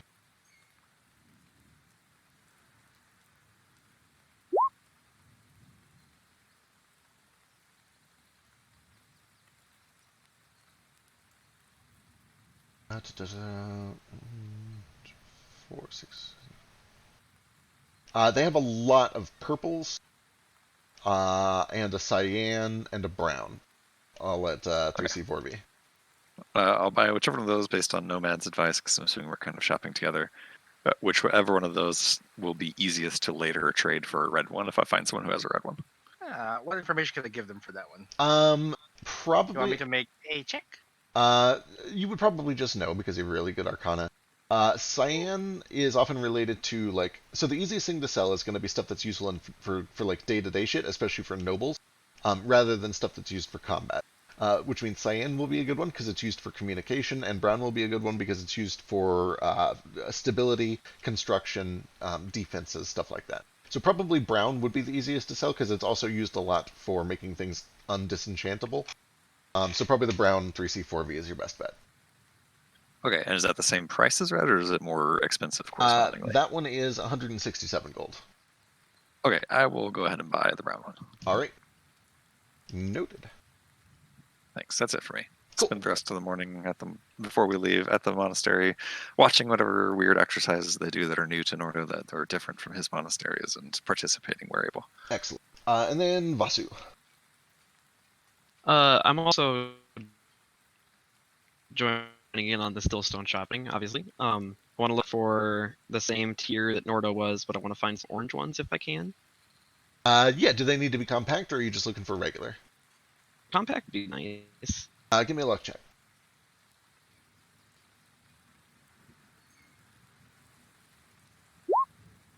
Nice. Ooh. They have 6 3C4V oranges. How much?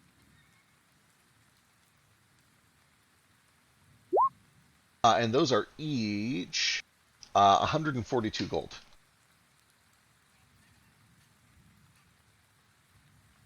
Oh, jeez.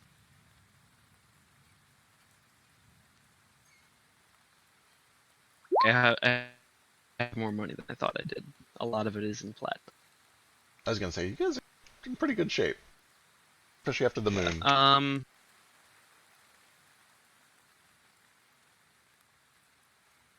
Just do some quick math. I'm probably gonna buy all of those. Oh, as a note, from my notes, that has already happened, but I have not like modified your inventory for it. So if you want to like take away the gold and throw in those stones there.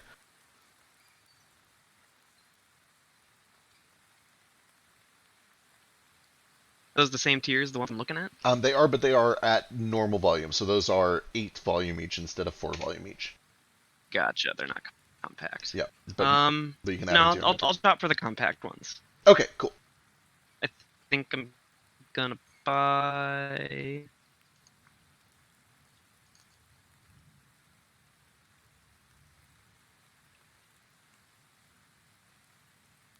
Yeah, Four do I of have them? mail?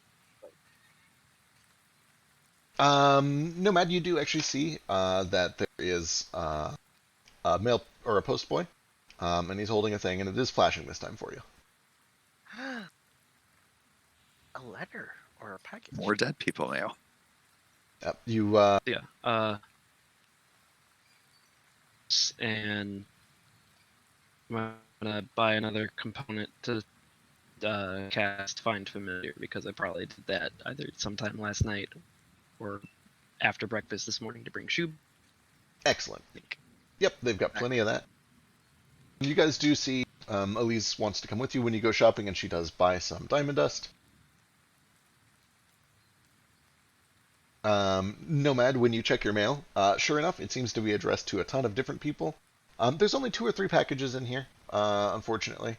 One of them appears to be just kind of a letter from a young girl to what seems to be her grandpa, checking in on her, or in on him, making sure that he's doing okay, telling a quick story about what they've been up to out in the countryside. One of them appears to be a bill of some sort. And then another one is just a photo, not a photo, a drawing. It's like a drawing of a ship, just a little pencil sketch. He has another one, doesn't he? Yeah, from 8th, I think. Oh yeah. Did he? Wait, do you have one from Ace? Remember, I Yeah, sent he him. sent a mail Yeah. and salt bowl, and he never opened it. Oh yeah, that's right. Yeah, yeah. So That's out there, you see. that is in there. Yeah. Why don't I remember this? I should remember this. I'll read that one. What's it say? You have a letter, and it has a little heart and an ace. I just wanted him to get mail because he looked like he wanted mail. Yeah. I put it in my box of ace paraphernalia. Excellent. It's separate from my other. You have a Also, box of ace paraphernalia. yeah, they're just stuff Ace has gotten me. A lot of junk. Yeah, I love them all. It looks like a box full of garbage, but they're all full of stories. It's like when you have a pet bird and it likes blue things, so it collects like people's ribbon, petals, bottle cap. All right. Oh, this letter to their grandpa. What's the name on it? The girl's name is Oriana, and it is addressed to Valenta or Valente. Oh, I'm gonna. Is there a date on it? Like they do in old Um, time letters? uh, there's not like a postmark date, and the date isn't mentioned anywhere in the letter. No. Gotcha. I take a blank parchment and I write, "Dear Oriana, I am dead. Please do not send me any more letters. Love, Grandpa." Jesus H. Christ.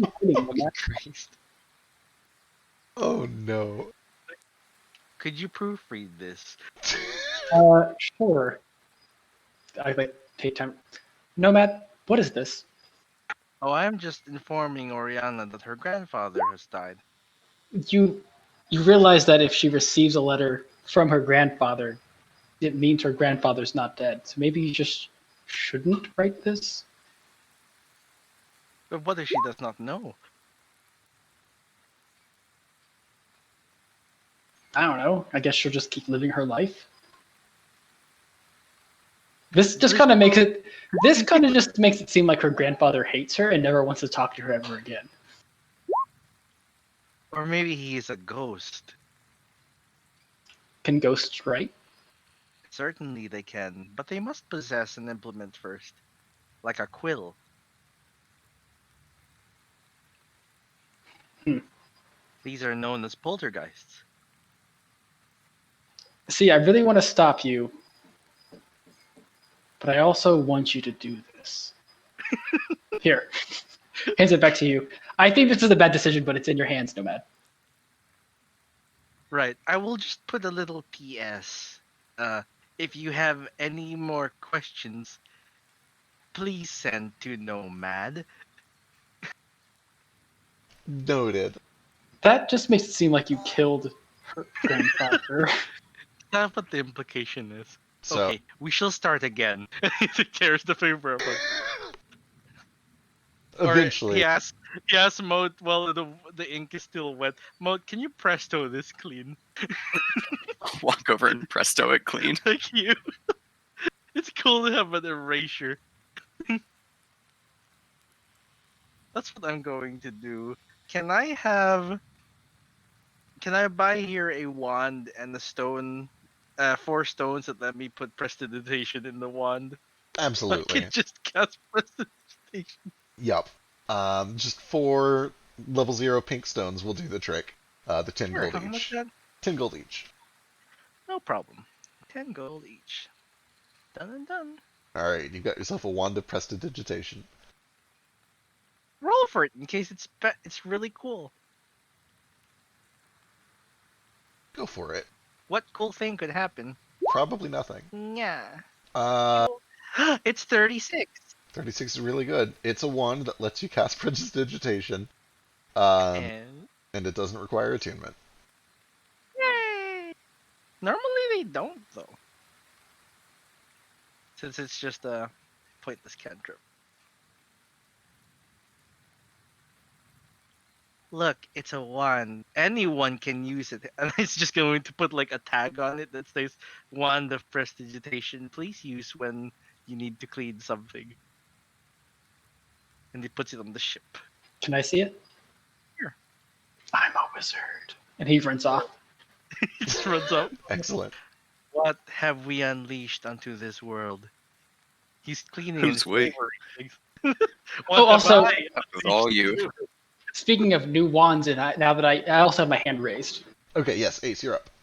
So after I run off, I'm going to go running around town and try to find any juicy gossip I can hear. Time to investigate. Sure, give me give me an investigation check. You can do it with charisma if you're trying to like talk to people, or just No. okay. He's not the kind of reporter that talks to people. Yeah. I can't talk to people. He's more like a tape recorder, you know. And then I start tagging the town. So the 23, the two big pieces of hubbub, as you might expect, are first the fact that there have been a handful of elementals, kind of not in the city, but near the city. A couple of like fishing parties have been hit. There's just been every once in a while people that have just come back injured from one of these elementals. And then also the fact that there are a bunch of new islands popping up, and people are talking about like wanting to go, build a house on one of them, and people are like, are they safe? Are they going to stick around forever? What's the deal? What's with all this? And then lots of people just kind of like coming up with rumors and theories about why all of this has happened recently. A lot of people seem to think that it is related to the big storm that happened. There's just a lot of kind of gossip and conspiracies going on about the whole thing. All right, two things. One, Neo says he might not join us today because he's not feeling super hot. I saw, yeah. And two, I start graffitiing the town. I just put little penises everywhere. Just everywhere. All right, give me a stealth check.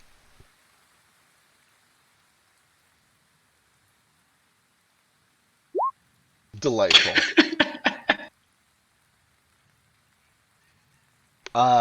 There is a point where you are mid graffiti.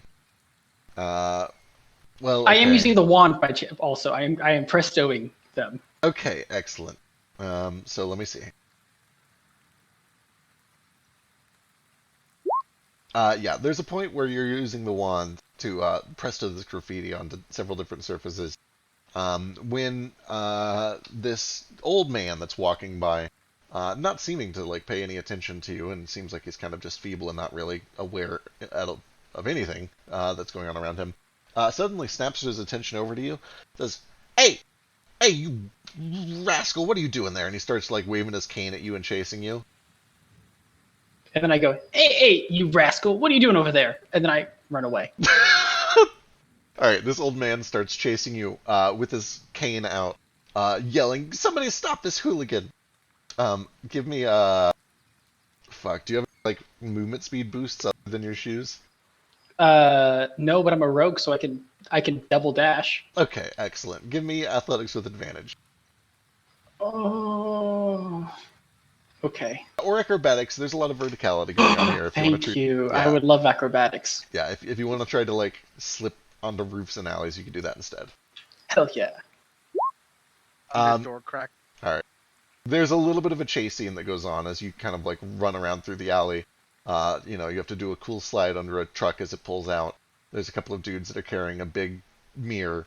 But eventually you're able to lose this old man and a couple of guards that he wrestles up to like chase you down. And you're able to break away free and eventually slink off and get back to your party after about 4 or 5 penises. Did you have a good workout? I broke the law. Excellent. At least I think it's the law. At least I think it's the law. No, you. This is right.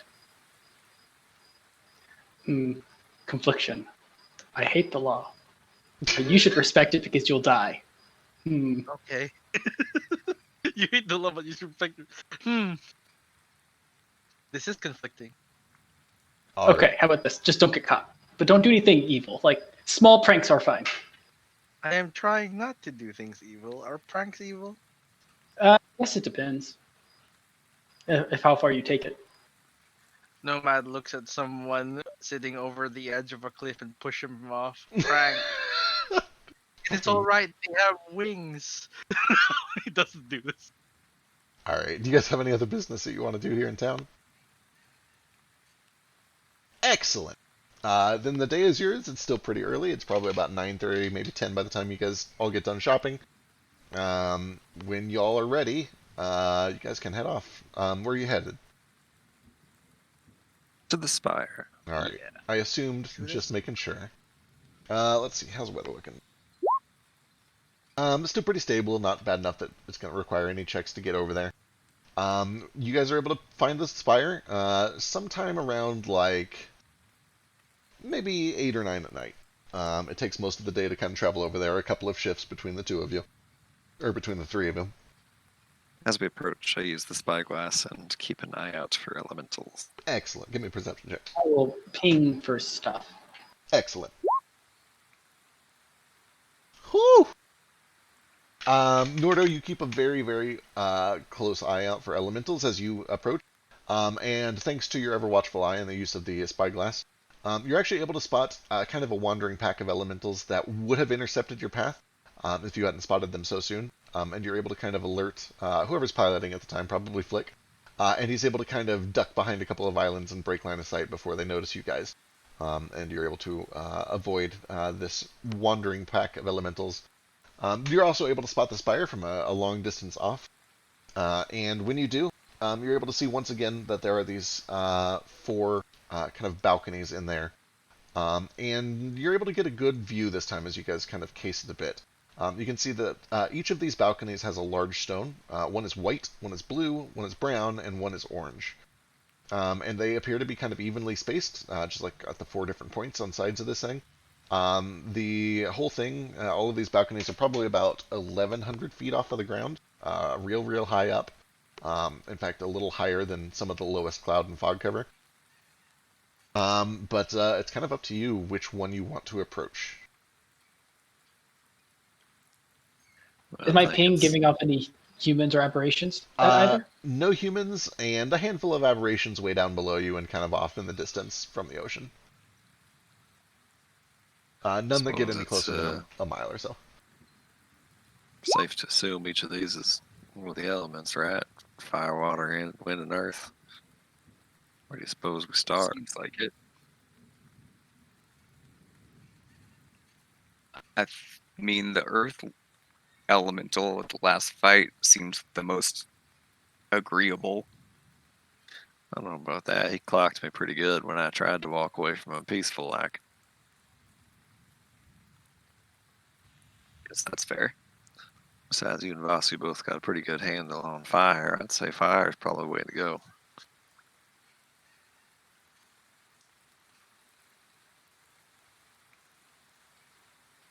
Yeah, me and Vasu got it.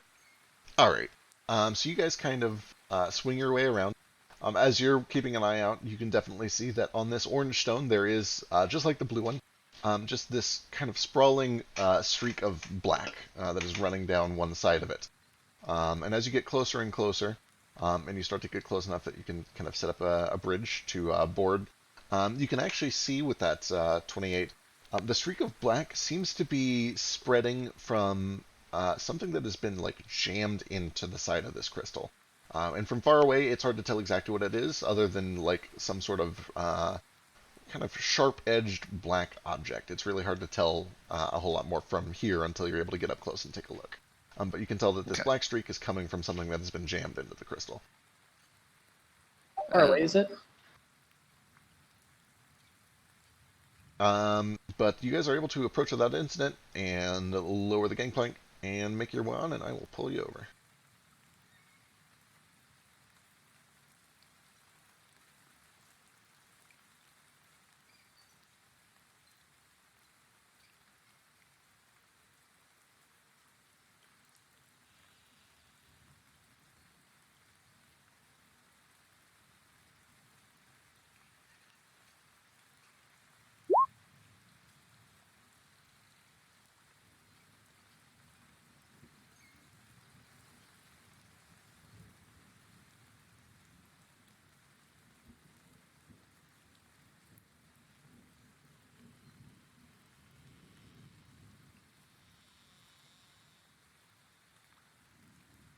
As you land, you can see that there is an opening at the back of this balcony that leads into what appears to be a larger chamber, and there is a bright orange light that is kind of flooding out from inside of this area, which is otherwise very dark. Out here, the only thing you see is kind of just this flat, smoothly carved stone balcony, and this orange stone. And once you guys are kind of up close with it, you can definitely tell that in addition to this like black streak that is running down the side, kind of like this, there is what appears to be a shard of this kind of reflective, dark gray material that has just been jammed in like a knife to the side of this crystal. Can I investigate it? Sure. Give me an investigation. Can I use my spyglass, my magnifying glass? Yeah. Looking over it carefully, you can definitely tell, beyond any sort of reasonable doubt, that whatever this object is that has been jammed into this thing, it is the cause of this weird scar. It is darkest near this object. It is kind of sprawling out like almost like a bruise from this thing. And with a 27 investigation, you can see that it is very slowly spreading. It's almost hard to notice, but you watch it carefully over the course of several minutes, and you can see that the edge of this black bruising is, in fact, kind of creeping outward slowly and expanding across the surface of this thing. With the 27, you would also notice that if you kind of rub a finger across it, it leaves this kind of silvery, dark dust on your fingertip that reminds you a lot of lead. Kind of the same kind of graphite dusty appearance. Likewise, the object that has been jammed into it appears to just be kind of a sharpened stone, kind of like you would expect from a flint or a piece of obsidian. But it is not obsidian. It is this weird kind of dark gray material. Looks like this might be the cause of something. For a nomad, when you saw your vision of the barter using that ritual to bring down stones, you said they stuck some lead into the center of them, right? Does this look anything like what you saw? Does it? Comparing the two, I guess give me an investigation check. Sure. Use my magnifying glass? Sure. I'll give it a look. 28. With the 28, you can tell that it looks very, very similar to the object that was kind of like telekinetically shunted into the side of that mountain in that vision that you saw. They are very similar. That means we probably ain't alone here. I'm gonna look for tracks of humanoids, Absolutely. or actually beasts for that matter, since we know they're druids. Sure. Give me a Did I survival get, I forget, did I get any pings check. You have not received any humanoid pings. or aberrations? Aberrations, yes, kind of off in the distance out in the ocean. Okay. But not any word. Okay. Nothing nearby. I'll also look for some tracks to see if I see any tracks at all. Yep. Because we're probably certainly going to have combat soon. Nomad's just going to give himself flight for 1 hour, and he's also going to buff Mode's axe sword. I think it's an axe, right? It's a sword. I need to move the enchantment over, still, Alright. but it has 1,000 stones in it, so. Yeah. For now, the sword. Yeah, for now, the sword. Well, it's sheathed so that it doesn't blind anyone nearby. So put that finger on it again. Excellent. Nordo and Ace begin to do their work looking for footprints. And sure enough, as expected, you do first of all see some signs of human footprints that have kind of just been left where the rainwater formed unnatural patterns. They're hard to spot, but you both rolled really well. And you do find signs of other animals, and bizarre animals that you wouldn't expect to see here. You see a couple of cloven hooves that kind of look like elk or deer or something like that. You find a couple of weird, kind of flat-footed, large ones that, yeah, you probably would both know what they are. You're both from the jungle. They look kind of like apes or monkeys or something like that, but very large. And you also both find just a lot of signs that birds probably make their roost in here. You see lots of bird tracks, as well as nests and droppings. And as you approach, there were probably a handful of, a few flocks of seagulls. So it is, there's a lot of just like natural bird traffic here too. Are there any seagulls about currently? Give me a perception check.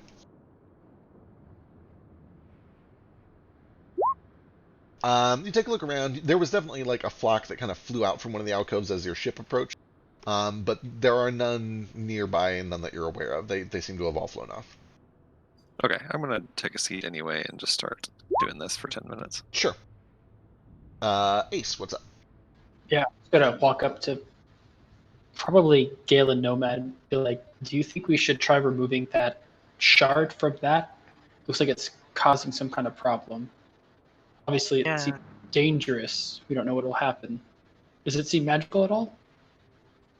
The shard itself, give me an Arcana check. It doesn't like vibrate when you touch it, but it does leave a sign. I'm asking Nomad I'm asking Nomad and Gale this because Oh, gotcha. I'm not very good at Arcana. Gotcha. I'm currently concentrating on something else, so I can't really check. Gale, does But this? I'll ask Gale unless he's AFK. I did make a really good check to figure out that thing the druids did before, though. And I got a really good idea of what they were trying to do. Yep. This definitely feels very similar to that. Yeah. Would pulling this out sound like a good idea to me, based on that? Give me an Arcana check. Sure.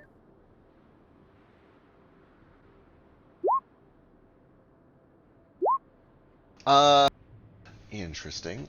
You can definitely tell that whatever this thing is doing to the crystal, it is still doing. It is an ongoing thing. You imagine that removing this has the potential to stop it from spreading. Right. I mentioned this. Do we wish for this to stop spreading?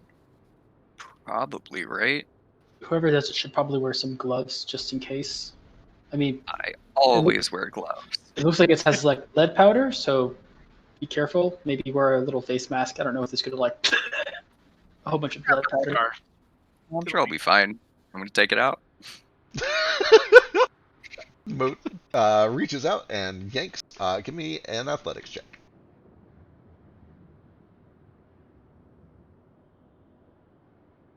Nibbler does the help action. I don't know how Nibbler could help with this. Providing wrist support. Help by activating my Octurus. What is that? Can I help by activating the Octurus? Oh, do you have that? Oh, you have the mobility thing now, don't you? Hell yeah. Yeah, you can help them out if you both work together to do it. Yeah, advantage on stake saving throws, even though I'm really bad at strength. All right. In that case, the two of you working together are able to yank this thing out. It's in there surprisingly tough, and as you pull it out, you do see that a couple of shards of this orange crystal kind of come out with it. And then they slowly pop like snap pops as soon as they are broken free from this thing. But the main thing that you notice when you pull it free is that there is just a sudden gout of this fine, silvery, dark powder that pours out from the wound that is left in the side of this thing. I collect it in like a sheet of paper, fold it up, and then I wrap the whatever object they pulled out also in a piece of paper, Excellent. so it's easier. Mint rock. Yeah, you can try. Yeah, let's see what happens. I'll try to mend it. Have we identified what this is? Vasu, friend Vasu, do you know what this material is? Vasu could give me an Arcana Looks like a check. rock. Oh, the orange thing is definitely still stone. Several of you recognize that. Yeah, but like it's odd. Why is it out here, and why is this stone in here? And it's spreading? It's a real fucking weird rock. It does seem vaguely familiar to you, Vasu. You're not exactly sure what it is, but like it looks kind of like lead a little bit, but it's a bit too silvery. Lead tends to be a little darker, whereas this kind of has this weird, just almost glass-like sheen to it. What tool proficiency is required to identify like minerals? Is it alchemy, metallurgy? Oh boy, I would allow like metallurgy or alchemy or possibly like smithing tools, maybe. Jewelers, maybe? Jewelers, yeah, I'd allow jewelers. Oh, yeah. Vasu, you can try your jewelers, maybe. You'll use masonry? I'd love masonry too. Yeah, that's working with Yeah. stones. Rocks and jewels. I figured like Vasu actually was proficient in jewelry because he talks about it. There we go. Okay. He's very good. So you're able to, at first it kind of eludes you, but then you realize that you've definitely seen this before in a package that was sent to you from Orinar, probably a month or so ago. I forget exactly when it happened. Of a crystal that was being overtaken with a very similar kind of just like dissolving dust kind of pattern.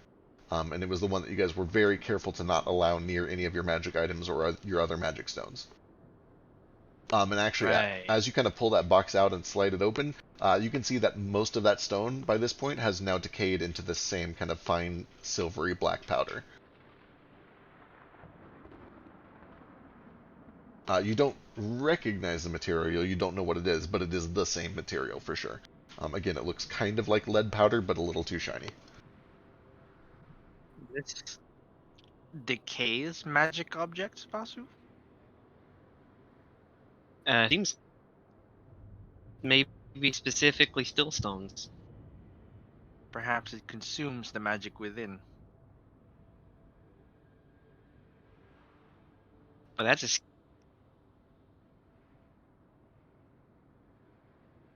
Useful.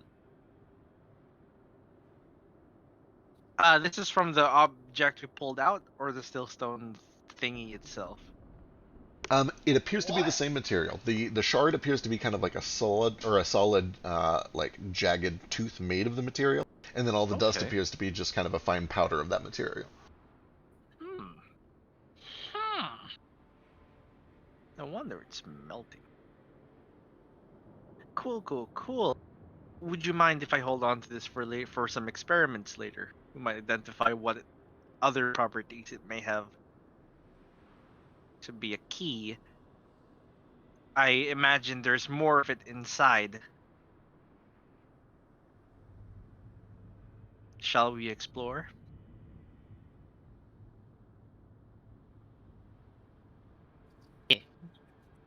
I do try just like shouting in Seagull. I got snacks over here, just need to talk to y'all. I guess give me a persuasion check or animal handling, either one.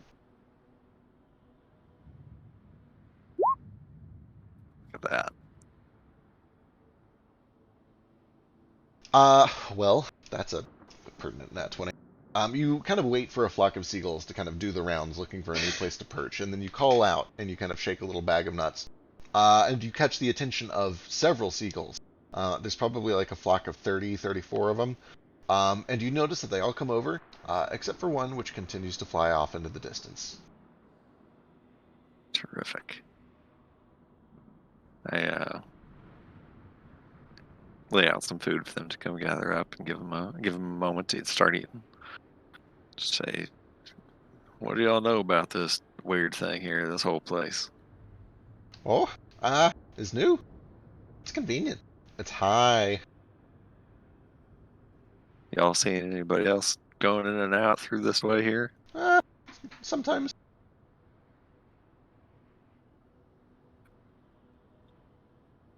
Anytime recent? A couple days, maybe, I think. They had food. They were nice. This is a long shot, but you see them fucking with these shiny stones at all? Yeah. Yeah, they did something.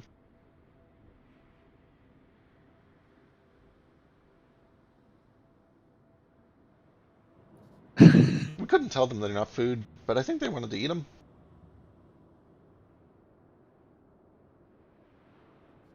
Well, good to know. Anything dangerous around here y'all know about? There was a bear. A bear up here, huh? Yeah. Like that something. Oh, I need one of those.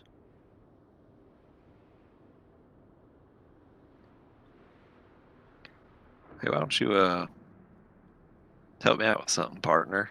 And I'm gonna use my ring of animal influence to cast animal friendship on this one that I'm talking to. Excellent. Animal It's friendship. DC 13. Oh boy. Ooh, wisdom save. Wow, Wow. it succeeds. Charmed. Hey, what are you doing? What's that? That's shiny. Can I have that? No, I need to hold on to this. Y'all just keep enjoying your snacks, though. We're gonna go take us a look around. All right. Don't get too close to the big thing. I don't think he's mean, but it's scary. Which big thing? Go right in there. You'll see it. All right then. Much obliged. Thanks for the tip.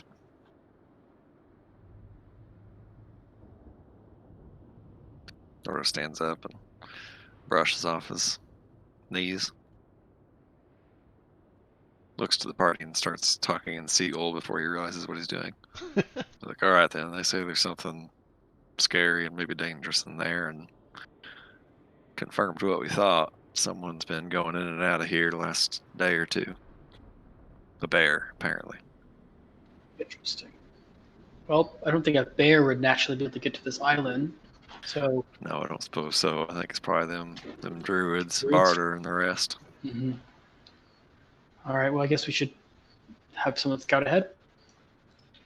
Reckon so. I was gonna try to convince this fellow to do it, but he didn't seem so inclined. We're gonna peek inside.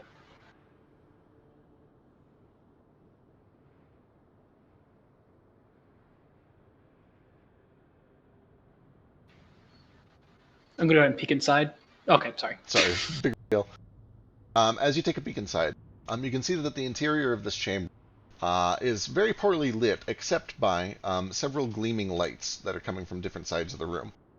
Directly in front of you, you can see that there is this crystal-like statue that is giving off orange light of what appears to be a large bird.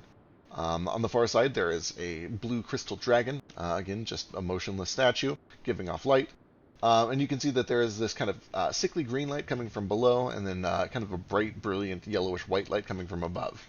And you can see that from each of these statues, there is a beam of light of the same matching color. And all of those beams are kind of latching on to this large creature in the center of the room. This creature it appears to be vaguely humanoid. But enormous. The size of a giant, or perhaps even bigger. It's probably about 35, maybe 40 feet tall. And it is kind of bunched down, sitting down with his knees kind of huddled up into its chest, and it's clutching with two sets of arms, 4 arms total, that it has around its legs, and it's got its head buried between his knees, and it just kind of looks like this enormous, vaguely humanoid shape that is in just kind of this rocking fetal position. And it appears to be tethered by these beams of energy that are being shot out by each of the statues.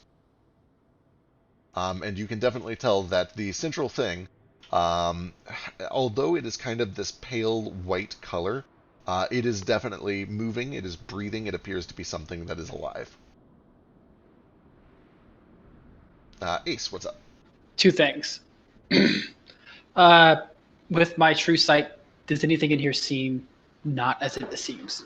You don't see any sort of illusions, nothing magically concealing anything, nothing invisible. No, everything is kind of still as it was described. Do I recognize anything in this room? Like, I guess I'm probably not the person to make this check. Probably be like, hey, Mo. Come here. Yeah, what's going on? Shh, come here. I noisily walk up thinking of being stealthy. What is it? Do you recognize that thing being attached by all 4 elements? Holy shit, that looks like a locust, and I run into the room. Attaboy. I quickly follow. As you run into the room, the overall appearance of this place becomes very clear.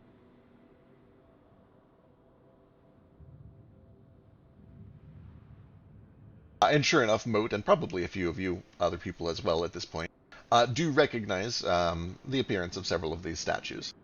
There appears to be some sort of a tiger-like creature to the north, a phoenix-like bird to the west, a Taras to the south, and the Ryujin to the east. And the central one, what is it? You said that's a locust boat? As you guys all come in, you can see that in addition to having 4 arms, this creature does also have 4 faces. One facing kind of forward, down between its knees, but then another one on each side, and then a final one at the back of its head. I mean, I've never seen one in person, but I have to imagine. Well, It's slow got down a an little element bit. of foreign into it. Seagull said it was none too friendly. Maybe we'd see if it wants to talk before we get real close. As you step forward, Moat, you do see that a couple of the sets of eyes kind of lock on you. And as you approach, it tries to kind of like lurch forward and suddenly like go to swing at you. But it is tethered by these cords of elemental energy, and it is not able to lash out. It grits its teeth. It starts breathing heavily. It looks like a scared animal almost. I'm going to try to connect with it telepathically. All right, you do find that there is a mind in there. Do not be alarmed. It doesn't respond right away, but Moat, what do you do? I want to take out Firebird's talon and hold it in the beam coming from the Phoenix and just see what happens. Interesting. As you kind of hold it in there, you can see that the beam kind of flows around it, almost like those tests that they do to test the aerodynamics of a car. Yeah. Kind of just flows around it and back towards the statue. It doesn't seem to react. In fact, you don't really even feel anything at all. The beam itself does not seem to have any like heat or energy or radiance coming off of it. It appears to be just light, and it kind of wraps around when you put anything in the way of it. Okay. A few seconds later, in this kind of guttural, deep primordial, out loud to all of you, why are you here? Just do what you're gonna do and finish this. Are you a locust? I was once.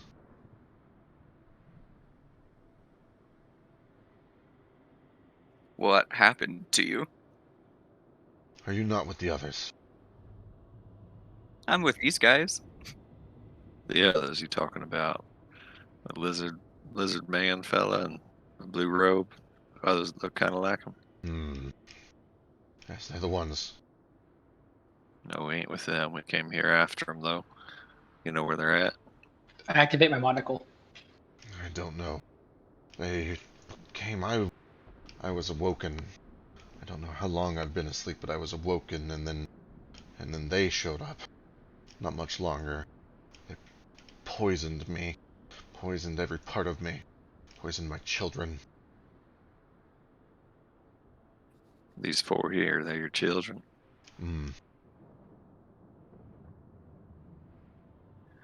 Where are they at now? Did you see where they went? Are they still here? I don't think so. Some of them died. Some of them escaped.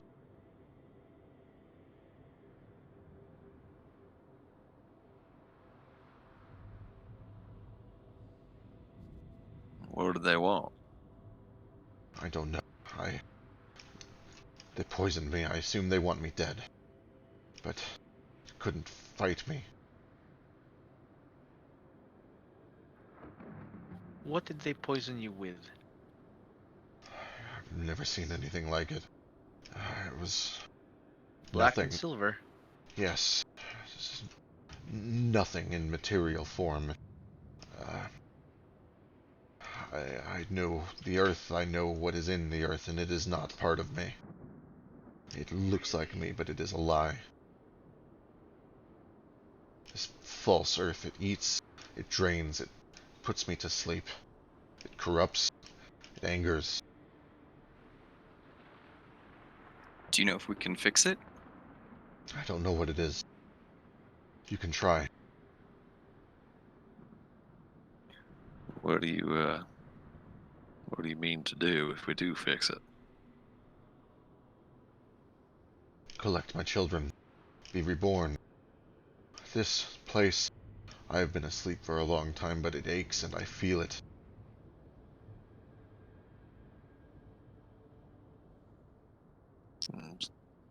Collect your children. What does that mean in terms of brass tacks? You'll have to excuse me, I don't know all the terms. I have been broken into many, many parts. I was shattered. There was... Yeah. I've been asleep for a long time. There was Light, sudden light. I felt it creep across the surface of my oceans and my lands and my mountains, and through my skies it burned away the clouds, and then I felt nothing. I was scattered into 4 and then 16 and many more, until I could no longer count, and slowly each piece has coalesced, and when I've awoken, some have grown stronger than others, some are still scattered like the winds. I must gather them all together, I must reclaim them, I must become myself again. What do you know of this apparatus here? This setup? Which one? These, just everything holding him down. Gotcha. That is poison. Normally, each of these would feed me energy, they would feed me life, they would make me the locust, what I am. But they are tainted, they are dark. Their blood is filled with poison, and so too am I. My connections have been betrayed. The parts that are meant to work with each other, they are fighting each other. They spin in tempests. It seems there might be a connection with the still stones outside to these figures. Perhaps Yeah. we can remove all of these nothing stones. The poison will at least stop flowing into him, and he can start fighting it. But I do not know if this is a good idea. I want to try something, and I run back out to this orange stone. This is probably not going to do anything, but I'll put my hands on it, and I will spend 5 lay on hands and try to end a poison that's affecting the stone. Okay, give me a spellcasting check.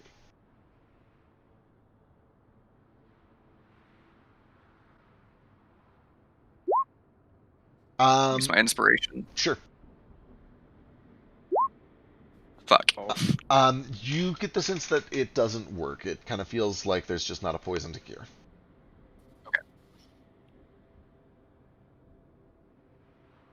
Can I get a read on this guy's Yeah. So with a 26, he seems weary. He seems drained. He seems to, I don't know. He's kind of in that stuporous state when you just wake up and nothing really makes any sense. Especially when you wake up and then something shitty happens immediately afterwards. You don't get the sense Right. that he's like being hostile or aggressive. He doesn't know if he can trust you. Doesn't know why he should. He seems to at least believe that you're not with the people that tethered him. But you get the sense that he's weary and sick and tired. I guess mostly what I'm looking for is trying to read between the lines of what he's saying, and is this guy's idea of gathering his children and being reborn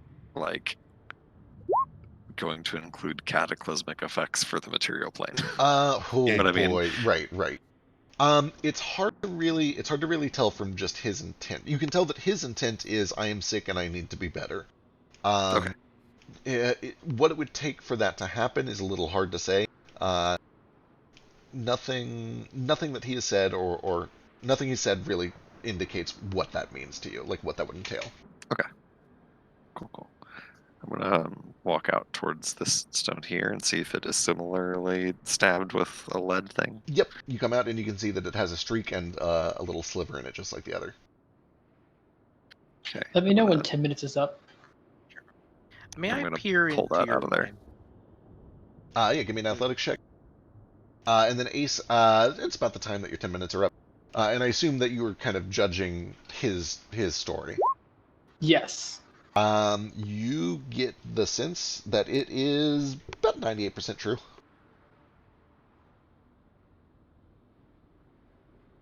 Well, that's going on. Nomad kind of drifts in front of his face. What's he made of? Boy, so it almost looks like marble. But there is just this faint element of translucency where you can see through like an inch or so thick layer of this skin stone. And underneath that, there are just kind of these twinkling motes of light, almost like miniature stars. And you can see kind of swirling clouds of color. It's a bit of an unusual thing. I don't know if you would have seen anything quite like this, but the first impression that you get is slightly translucent marble with some sort of starry astral interior. Norda, you're able to pull this sliver free, and just like before, when you do, there's kind of a gout of this powdery dust that pours out from it.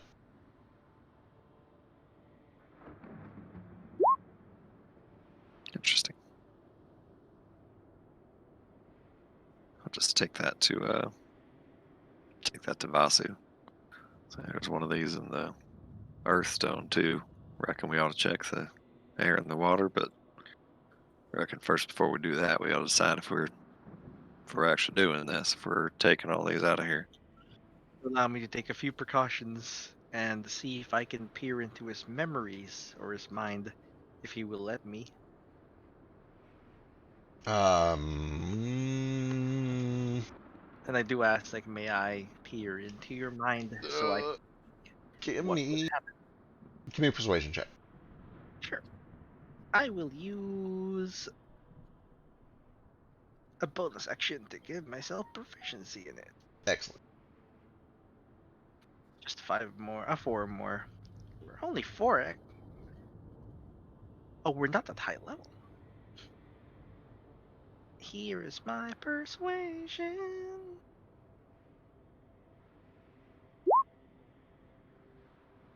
If it will help free me from these binds, then do what you must. It may help with our decision. And then I'm going to detect thoughts.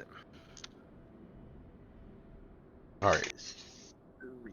So the your sword ends mode, I'm afraid. If you probe deeper, the target must, if it fails, you gain insight into its reasoning, its emotional state, and something that leaves large on its mind, and also its thoughts about what happened to him. So you get the sense that more than anything else, there is a feeling of weariness, of sickness, of discomfort. His primary motive right now is that he hurts, he aches all over, and he wants to be free. He believes that he is dying, and he does not want to be dying. You also get Will your death you get flashes of these memories that have been brought up of how this all happened. The first is that you do see just very brief, hazy, groggy visions of about 7 or 8 people in dark blue robes that have these kind of cruel stones in their hands. And they kind of go to each one of these things and jam them into the gems. You also do see in these visions, some of them go off into these side rooms and travel down these stairwells, and then some of them come back. You do see that some of them come back heavily injured, some of them come back okay. Sometimes not quite as many people come back as went down. But then you also see deeper, distant memories, ancient memories, of just this searing wall of brilliant white fiery light that just seems to crawl across the ocean at a remarkable pace. But viewed from like a global or a geological scale, it looks like a slow crawl. And it just seems to ripple across the surface of a globe, almost with the same view that you had when you were on the moon, of just this cataclysmic wall of energy that kind of swept across the entire sphere of the globe. And a tremendous amount of pain as that is happening. I get the sense that that white wave is him. It seems to be something causing him a ton of pain. It seems to be something that caused him to shatter. Okay, so he was shattered, and that it was caused by that white stuff. That is kind of the impression you get, yeah. I'm going to ask him to try and shape his thoughts. What will happen if he is freed from here?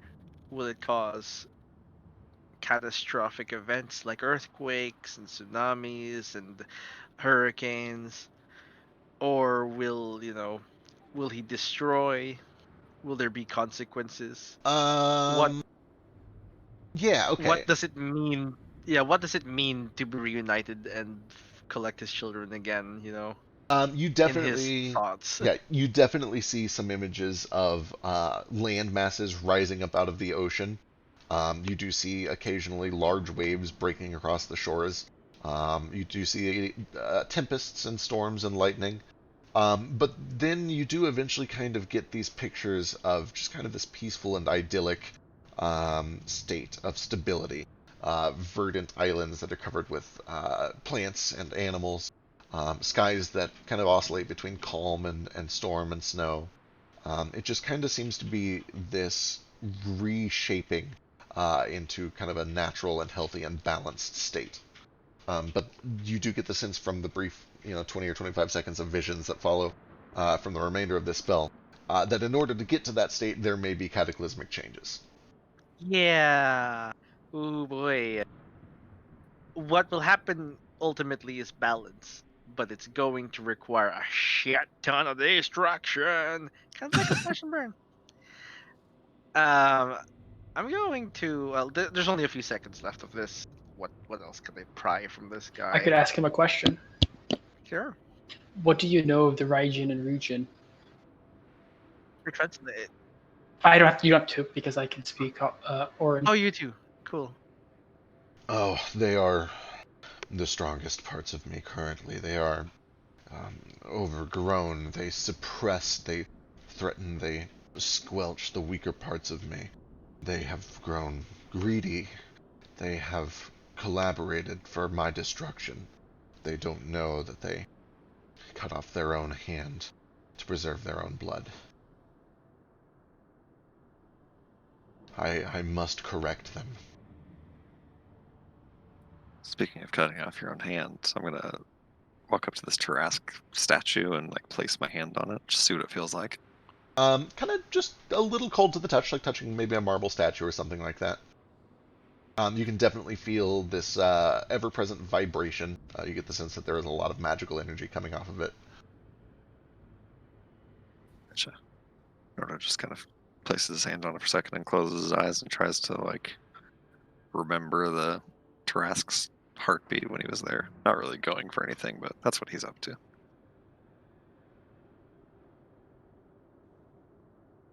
Yeah. Yeah. Nomad is going to tell, first of all, just telepathically Moat what he saw, and then to Vasu, because they're our elemental boys, and then to Nordo and everyone else. I mean, this can't be a question, right? We have to set him free. Yes, but it will destroy quite a lot. We don't know that for sure. It is what he knows. On the other hand, the Raiju and the Ryujin are destroying a whole lot right now as well. If it means setting things right before it's all said and done. Yeah, I ain't in the business of freeing this fella if it means hundreds or thousands or more than that of people are going to die, but if it just means more nasty thunderstorms for a little while and then things will be better, could be worth it in the long run. It could. What I do laid down care? for an hour. Yeah. What the fuck happened? Oh, You guys well, said you were know. going shopping. I assumed it was going to be at least 3 hours. Like, what the shit? This is speed shopping. I was like, well, if they're going shopping, surely I have time to just get a power nap in. No. Welcome back. Are we fighting So- these things? No, okay, so No, we came no. we Oh, came back thank to the God. spire, and there's these big giant stillstones, one for each element on the outside. We're at So the far, end we've of only the... checked fire and earth, but they have been stabbed with lead, sort of like in that vision we had of Varder stabbing things with lead and then dropping islands out of the sky. Okay. And we have since got confirmation both from some seagulls and from this big thing in here, which we'll get to in a moment, that it was in fact Varder and his gang came here, and we don't really quite know how yet, but used the energy of these 4 elemental statues of the 4, primordials to bind this big 40-foot tall titan thing, which had just awoken a few days prior, presumably when we awakened the Tarask. And no sooner had it awoken from a long, long slumber, having been sedated for many, many, many centuries, or years at least. Then the druids came here and bound it with this energy, and like left with these elemental stones still like poisoned with lead. And he wants us to free him. We're discussing if that's a good idea or not. He says he's going to like get the Raiju and Ryujin under control and balance the four elements again, but also Detect Thoughts revealed that doing so is probably going to have some like cataclysmic and destructive effects. But then conversely, things will be balanced again after that's done. And that's what you missed. Yeah. We've removed the Okay. lead chunks from the fire and the earth stones, not yet from the air and the water stones.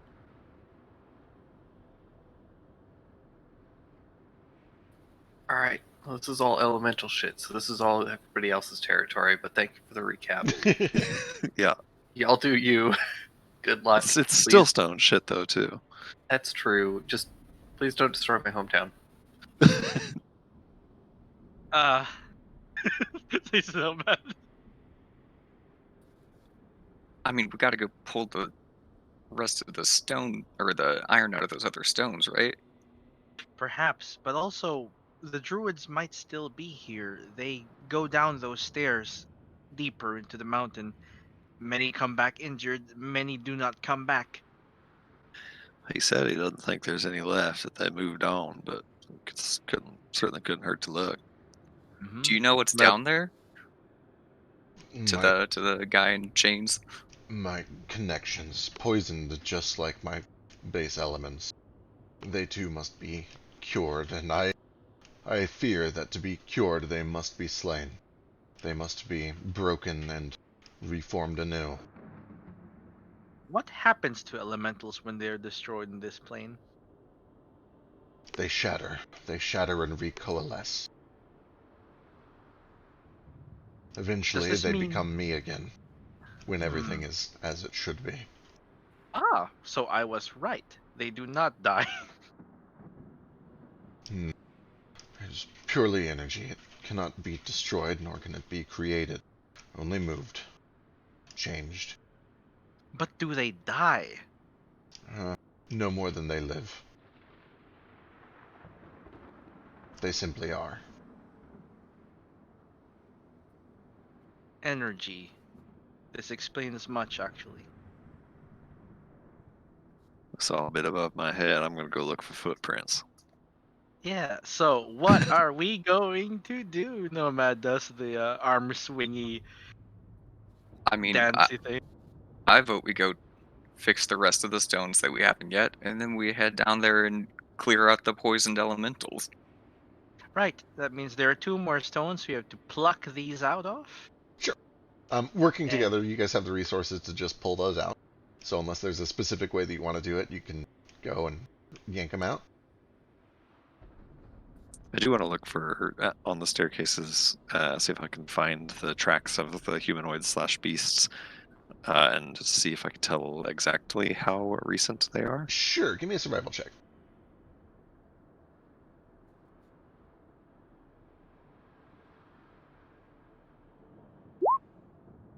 Balls. With the 13, you get the sense that it's probably been at least a couple days or so. Can I help him? I was good. I was peeing. Sure, yeah, give me a survival check.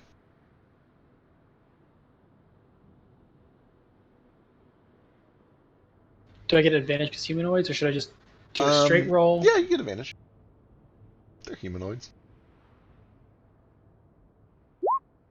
Yeah, you get the sense that it was probably about 2.5 to 3 days ago. You're also able to tell that the initial group was probably about 8, but there are several times when more people go down than come back up. You get the sense that at least one person didn't return from this northeastern chamber, and 2 people didn't return from the southwestern chamber.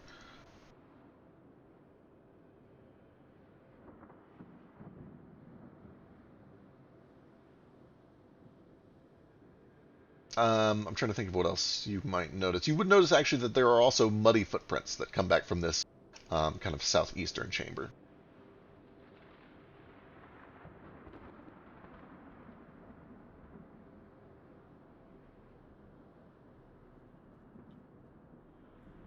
Little dragon, do you know what this stuff is, and I'll hand him the like chips of presumably we think lead that we've been pulling out of these stones. Or do we already know that that's lead? At first glance, it looks kind of similar to lead. Gale can immediately tell that it is not exactly just lead, though. I guess you could give me some sort of a check, some sort of like mineral-related check. Didn't we talk about this at some point? There was some kind of a corruption somewhere else too. Right. Vasu got that box that has the crystal in it that was being dissolved into this same material. That's right. The giant creature explained that this material is nothing of this world. He called it solid chunks of nothing. Oh, did I miss that? Correct. And again, at surface value, it looks kind of similar to lead, except a little more reflective, kind of shiny. And also a lot harder. Lead tends to be very, very malleable, very pliable, very soft, and this material is a lot harder, a lot stronger. Right. But you, I have mason's tools and smith's tools. If that has anything to do with any sort of like stone or metal absolutely. that I might know.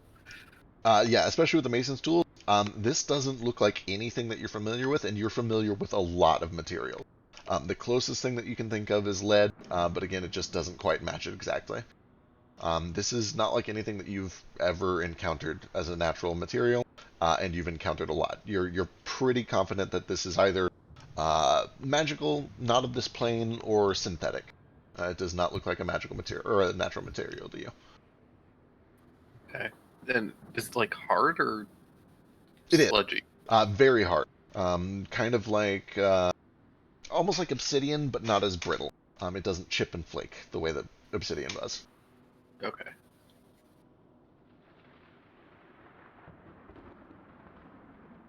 Like a very durable ceramic almost. Yeah, I got nothing. How much of this stuff do we have?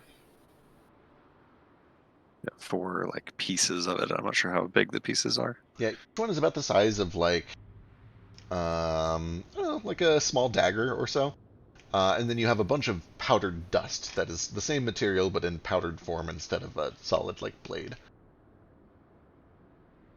Alright. When we get back to the ship, I'll try running some tests and see if I can find out a bit more about it. One moment, and Nomad pulls out his SDR dust. Gotcha. Are they the same Um, material? Comparing them at first glance, they don't appear to be. The SDR dust is kind of this very fine silvery powder, and it's also very Not lightweight. Passover. Right. It's this is a little bit darker and also a lot heavier. Whereas your SDR dust is very, very lightweight, almost like sawdust.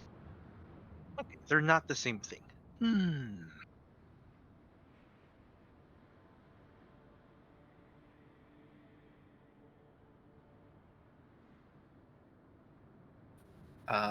Actually, if we want to take like 10 minutes, I can try identifying this stuff first.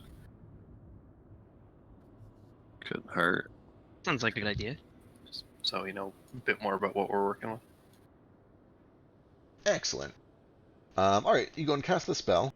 And the initial read is that it is not magical, but give me a spellcasting check.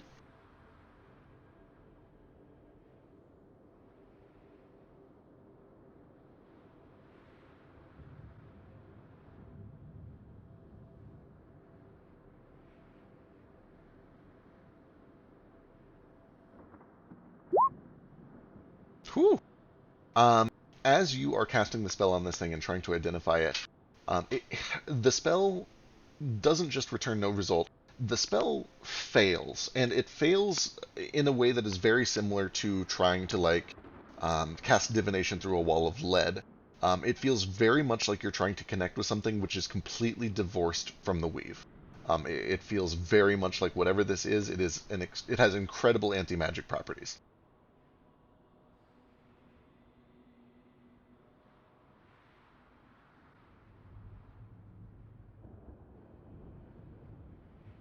During the 10 minutes that he's working on that, I want to go back to the Firestone, the first one we removed one from, and just kind of watch the corruption and see if it has started or begins to start over 10 minutes to like fade, to dissipate, or if it like is just still there. Sure. Give me either perception or investigation.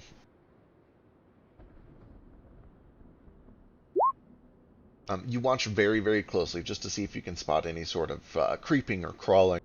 And you do see that it is continuing to very, very slowly creep around the edges. It seems to be... The pace is definitely lowered from when you guys first showed up. And it's still kind of this glacial pace to begin with, but it seems to have slowed, but not entirely stopped. Well, it doesn't seem like pulling it out of there fixed the problem all the way. It's still spreading slowly, but spreading. It's all the more reason to hurry down and get this taken care of then, yeah? If you think it's a good idea, Mode, I'll back you up on it. Yeah, let's go down, but let's be very cautious and not touch this stuff anymore. Cautious is my middle name. You especially. Hey. Alright, where are you guys headed? Down. I'm not being condescending when I say that. You have a very close connection to elementals and still stones. If this thing spreads to you, you could end up... It could get complicated. Poisoned like this But, person. that's a good point. Alright, there are 4 So maybe I'll just stay up here and chat with this guy while you guys. I mean, if you want to be a coward, that's Not that I'm fine. afraid of nothing, but you're right. we'll I'm just- real cautious. We'll just tell D about when we get back that you stayed up and Hey, talked to hey, nobody's got to tell D about nothing of this. Going down there first. Get out of the way. After How- you. How dark is it down these tunnels? Very, and in fact, it is not lit inside of this main chamber either, except for by these 4 glowing statues, which provide enough light to make it at least dim, and probably bright in the main circle and dim near the giant. But you do see that there are 4 stairwells, each of which goes down. Which one do you guys want to hit? Which one has the most traffic? The top left one has 8 people going in and 8 people coming out. And then it looks like they went clockwise. Well, I reckon they knew what they were doing when they came here. Could be wrong. Less likely to be traps, if that's where they're going, but or I suppose guess so. maybe more. Yes, I Depends. imagine they probably put traps, if anything. Still, Well, let's pick away and go. I reckon we have to do them all before it's said and done. Oh, let's just go this way. All right. You start. I'll keep a lookout for traps. Excellent. Give me a perception check.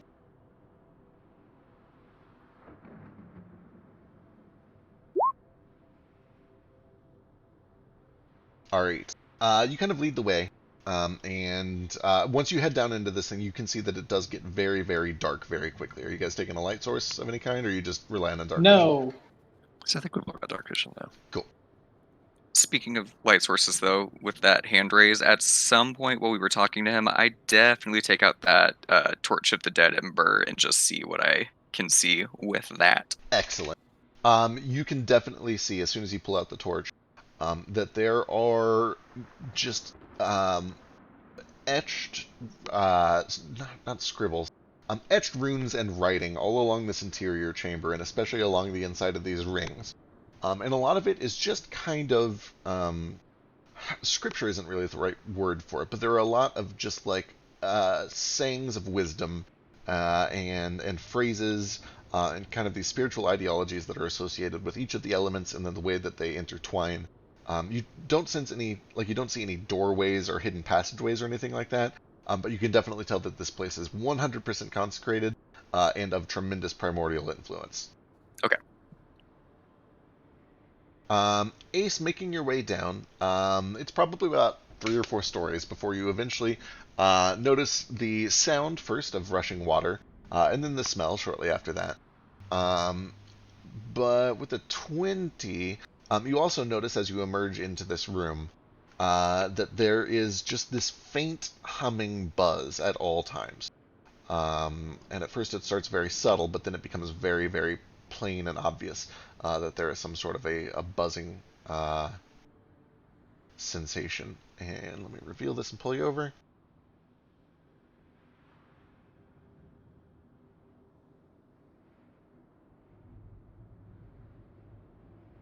You emerge into a large room. There is all along the back wall. This is probably about a 20-foot tall room. And along the back wall is just kind of a waterfall, or like a fixture where water kind of billows out from near the top at the corners of the ceiling, and then spills down like a waterfall along the sides of these walls.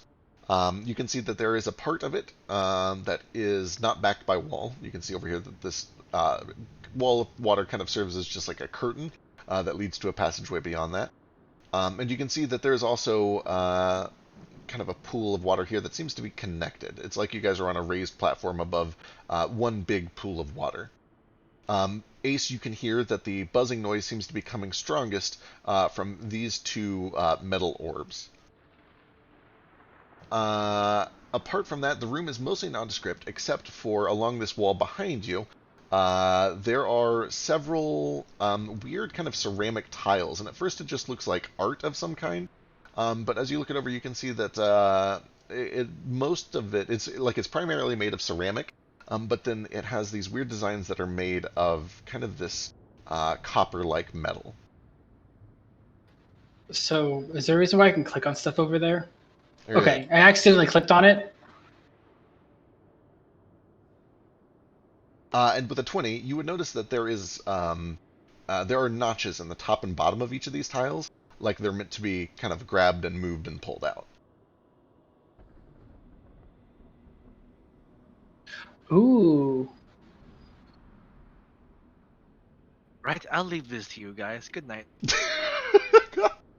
Same. It's not snapping, Feck. I know, you have to hold Alt.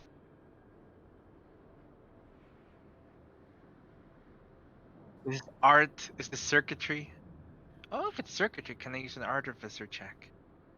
Sure, you can give me a Tinker's Tools check.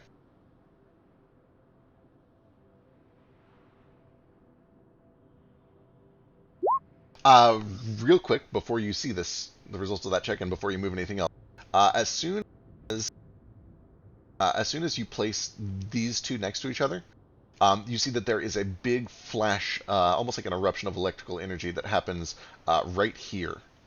It seems that this loop causes some big spark. Gotcha. And there is kind of just this wave of electrical energy that bursts out from that and across the surface of the water. Everything goes like a bright flash for a moment, and then it comes back down. And Nomad, with your Tinker's Tools check, and especially seeing that, you can tell that there is some sort of electrical current that is coming from each of these two orbs, and it seems to be kind of getting carried across the surface of the water. Yeah, and they should not form a loop. Hmm? Seems to be the case, yep. So I stand the fuck back. That was close. So close. Can these be flipped? Is the question. Oh, Oh, no loop. no, this one's no loop. I think that's it. Yeah. So as you lay down that last one, you do see that there is kind of just this faint heat that starts to give off from all of these metal lines, connecting the path from one of these orbs to the others. Nothing else really happens, but you've definitely made a circuit.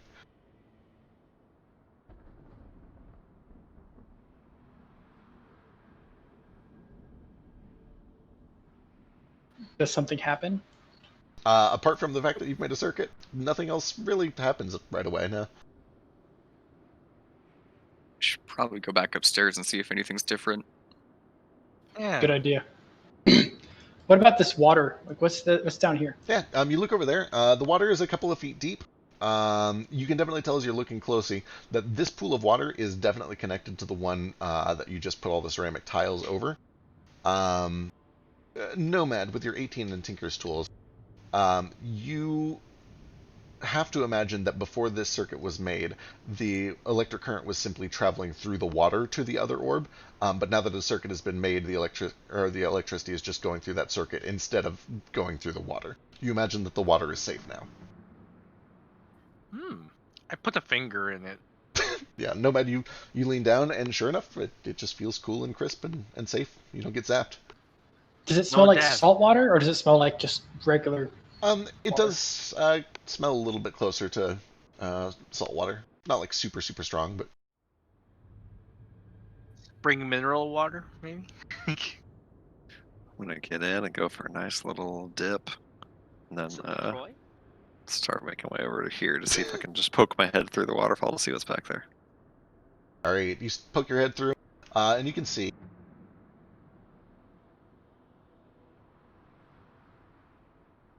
That's a sharp turn. And just a little passageway that seems to wrap around a bend.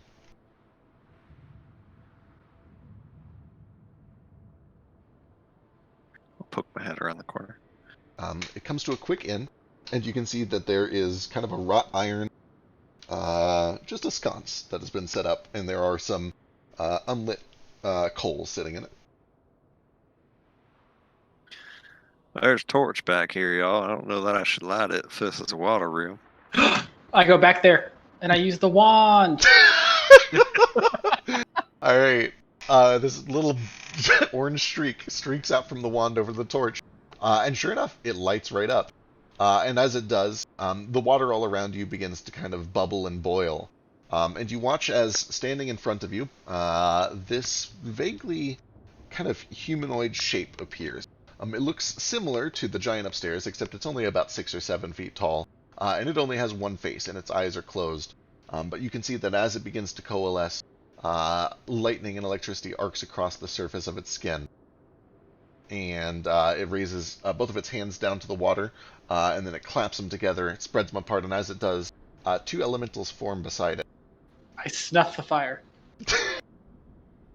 It appears to... As you light the torch, does it go do do do do do do do do? It sure does. However, once this thing finally finishes coalescing, you can see that both of its eyes are kind of this jet black, with streaks that are pouring down its face.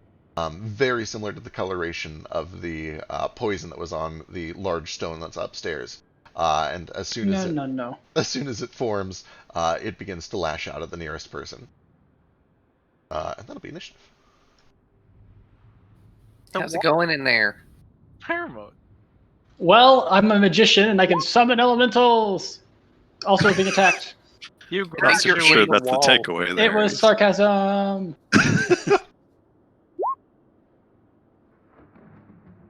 Where are you in the wall, Ace? Oh no. I like it here. Say, pretty sure the closest person's Ace. I have a really big range on this. I could be closer if you want me to. I don't want you to at all, but I think it's Oh, it's physically 10 impossible. feet. It's 10 feet. So I'm like here. Whoopsies. I doubt I had time to run away while they were doing that. Yeah, they form pretty quick. Oh, can I not be on the... Okay. Yeah, that brown stuff is wall. You were like in a wall there. Oh, I thought that was ground. That makes a lot more sense. Yep. All right. The water thing is the first to react, and sure enough, it is just going to come right over here, and it's going to shoot a jet that hits Ace and Nordo. Fortunate. Is there a save involved? There is Yeah. dexterity saving throw.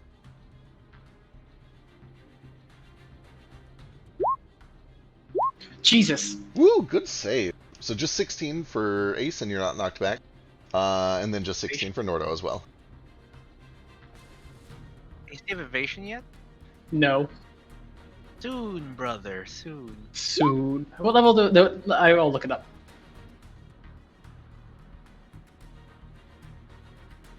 This thing lets out a just enraged roar, and it comes barreling over next to you with its kind of weird arm things sharpen into blades and then crackle with lightning.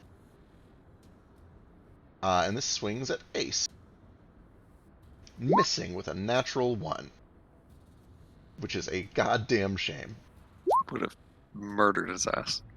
Elise is going to hurry up because she hears all this going on. Pew, pew, pew. Comes over here.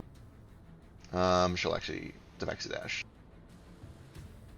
And dodge. That brings us to the other moat. Well, they all rolled really well on initiative, didn't they?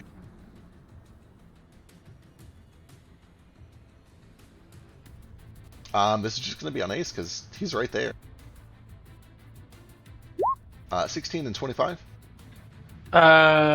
16 misses, 25 hits. Since I'm like, how deep is this water? It is only about a foot deep. Okay. And that brings us to Gale. I use my reaction to do evasion. Yeah, uncanny dodge. Yeah, that one. Excellent. Can do. And that brings us to Gale. Alright, you fool. Absolute fool. We needed to do this anyways. Done it. No, not you, Feck. Okay, I'm gonna come over here, Not you, God. and I'm gonna cast. Toto can't do anything because he hates the water because he's a robot. So I'm gonna cast that, I'm so afraid of whatever the fuck is about to happen. and I'm gonna shoot twice, and I'm gonna try and bank shots off of this perfectly angled wall to hit something. I can't see what's in there, but I'm gonna try it. I can see that I'm not gonna hit at least Nardo, Moat, and Elise. Sorry, Ace. Good luck. Are these are just bullets, right? They're just bullets with a branding Shade sight on one of them at the hit. You know what? Let's see if you roll a 20. Here we go. Damn it! I love where your heart's at, but unfortunately, they hit this perfectly smooth wall. They do deflect, and like bullets go whizzing past all of your friends through the waterfall and around the corner. But unfortunately, by the time they make their second bounce, most of their energy has been depleted.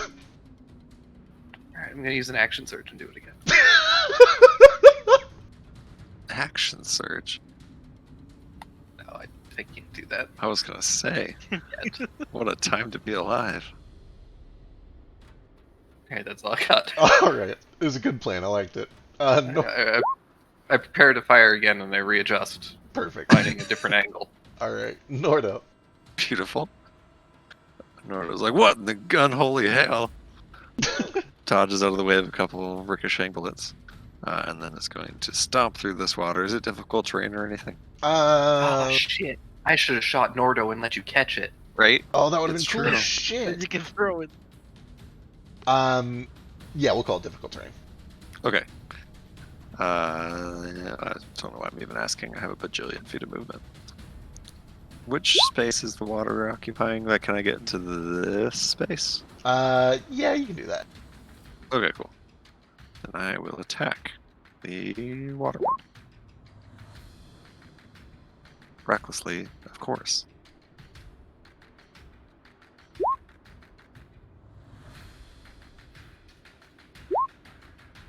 Wow, that's terrible. Ooh, 13 misses.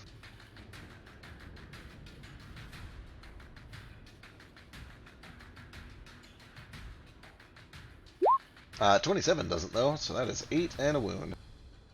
And as that one hits the vines, climb out of the axe and try to restrain this guy. I have no idea if he's immune to it or not. Oh, thank God he's immune. Yeah, the vines just go straight Okay. through his watery form. Yep, makes perfect sense. And then I will use my bonus action to... boy. I'm gonna use my bonus action actually to try to overrun and get behind these guys to right here if I Sure. succeed. Excellent.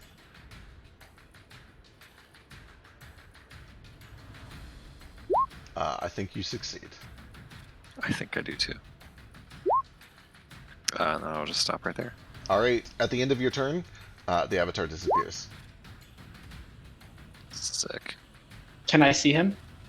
As it disappears, this form kind of disperses, and these greenish, almost like northern light, this aura of energy just begins to fill the entire room. And you can still hear this kind of distant shrieking noise that it was making, but you don't see any sort of like physical form to target. I meant more with like my true sight. I don't see anything. With true sight, you can definitely see, like you would have been able to see that it is clearly dispersing itself into energy. You're aware that it is still present as this weird light form, but you don't see like a body or anything like that. Cool. All right. How much light is this giving off? Well, standard torch I think is 40/40, so it's a pretty good amount. With that said, it only goes to here, and then it's blocked by the wall. Damn. Okay. I'm going to bonus action disengage. All right. Kind of duck behind this wall, and then I'm going to shoot the water guy.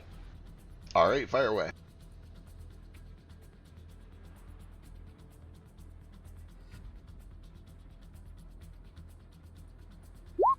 Uh, 16 just misses. Actually, Damn. more than a little just.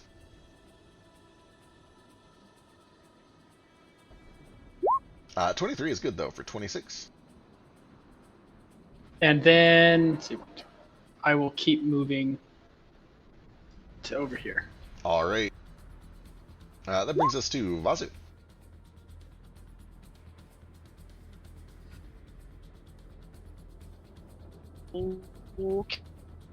Okay. Vasu is going to fly over here.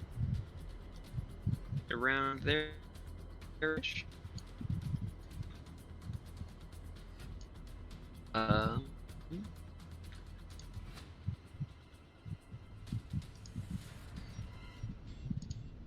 And I'm sorry, everything is being real laggy right now. My internet's just sucking dick.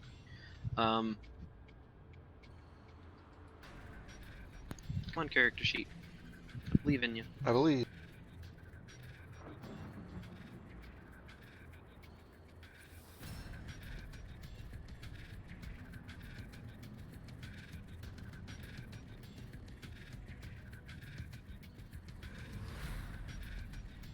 Jesus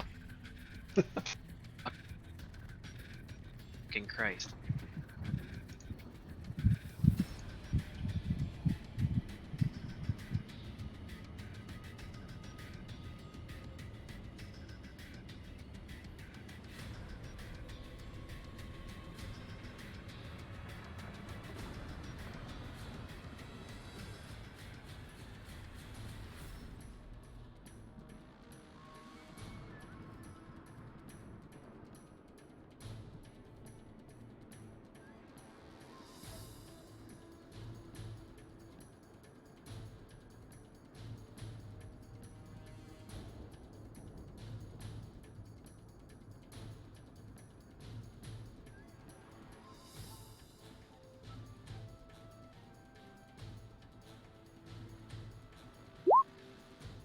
All right, fire away.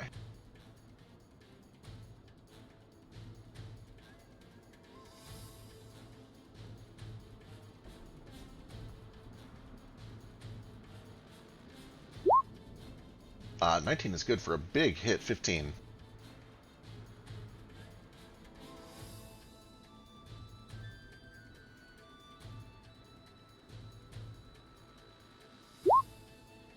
Ooh, shit. Woo, one success.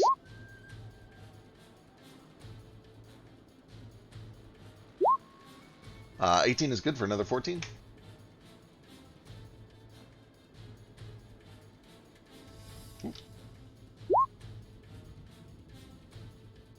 And 23 for another 6 to finish things off.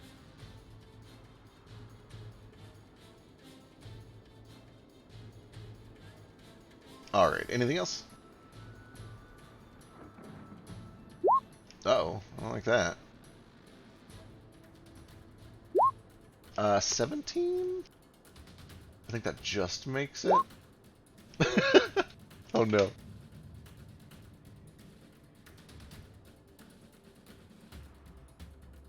Alright, that brings us to Nomad. Nomad, you've watched as these green lights have suddenly erupted all in this room around you. Oh, someone disappeared. Who dropped? I think it's Vasu who's getting his internet restarted. Oh no.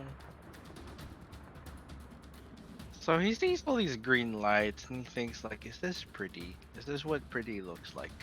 Or is this danger? Is this a danger thing? Oh. He closes his eyes, and a moment later, rather than those eyes opening, they just kind of melt into his face, so his eyes disappear. God damn it. Right. And then opening all over his head, kind of like a spider, more eyes.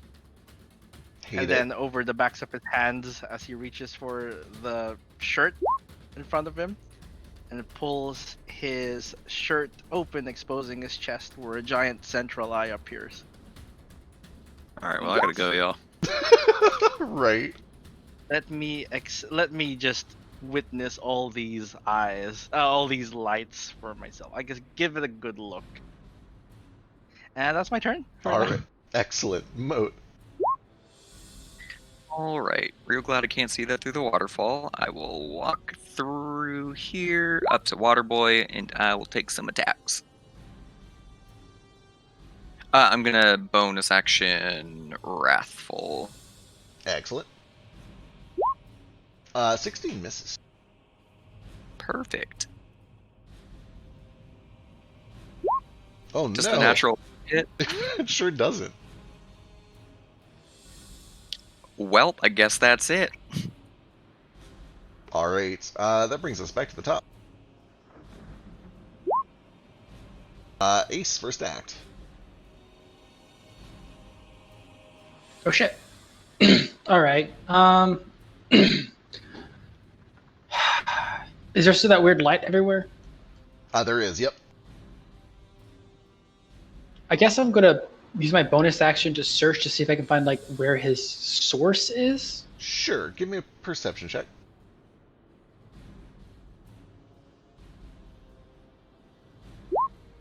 Yeah, Okay, well, you that's took not me around happening. and you just see lots of these brilliant lights. You get the sense that he could be anywhere in all this nonsense.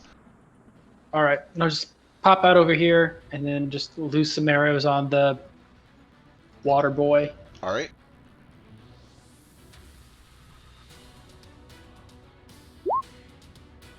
Oh no. 17 just misses. These things want to live today. Well, I spoke too I'm soon. good, though. 11, 20, 28 points of damage. I missed you, big little brother. Right? I miss you too, big little brother. I'll move back Yeah. over here. Big little brother. All right, Norda's up. Alright. Nordia's still got his axe in hand and is just furiously splashing through all this water. Recklessly.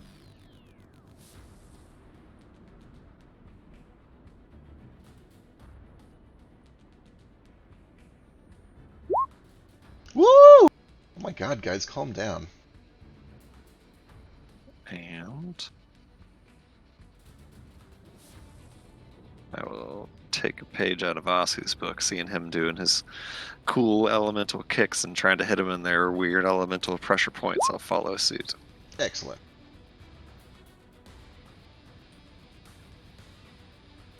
Nope, not having any of that shit. Alright, second attack.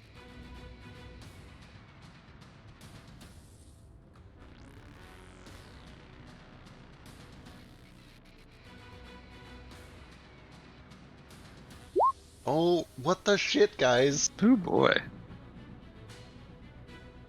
You're doing so well, everyone. You guys have had a Again, ton just of crits this session. emulating Vasu's fighting style as well as I can. Another stunning strike.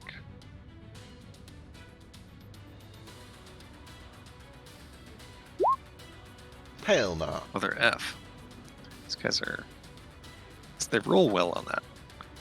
It's like the modifiers that good. I will do. Let's go ahead and do a action surge. Actually, no, I'm just gonna do. Boy, it's a really hard decision. How's he looking? Pretty beat up. Much smaller than when he started.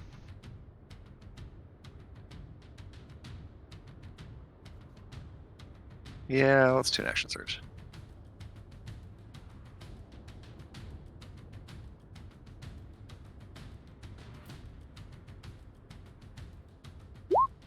.24 is good for 10.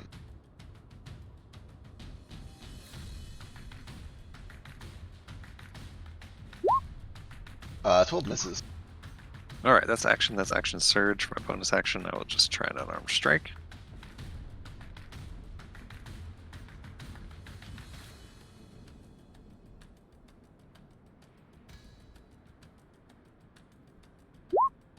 Uh, 26 good for 6.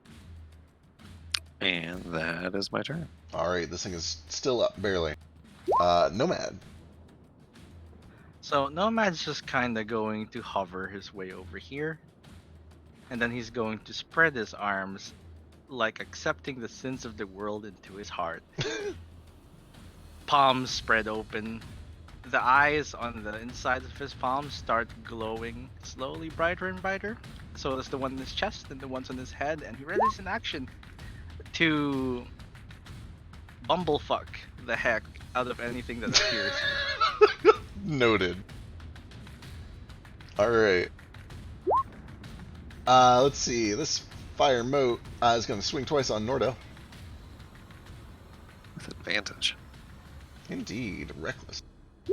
Can Elise see that? She cannot. So that is a crit. And a 20. Over. Damn. Oh yeah, the 20 also hits. Gotcha. So that is 48 total damage, all fire. That's quite a lot of damage. A tiny bit. And that brings us to Elise. Who will 5, 10, 20, 30. Fuck, she can't get through. She can.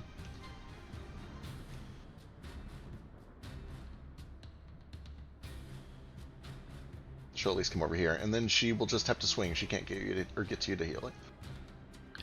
For what it's worth, my wounds are probably going to kill that thing. I mean, actually, I don't know that. Never mind.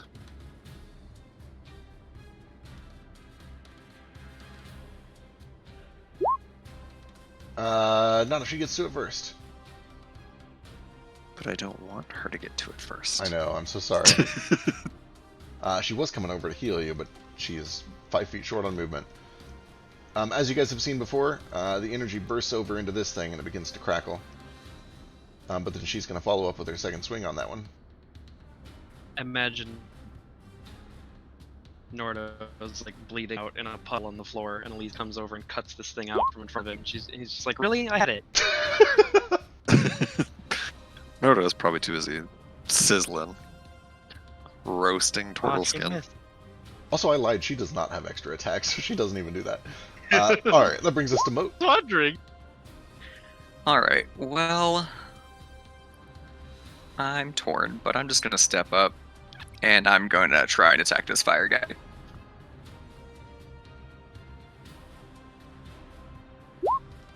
$19's good for 21. Okay, and then I've still got, whatchamacallit, so let me roll that in. Wrathful still up, this is what I'm trying to say. Yep.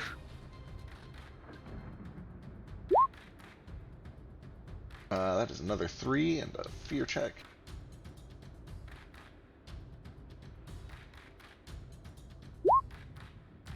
Hell no.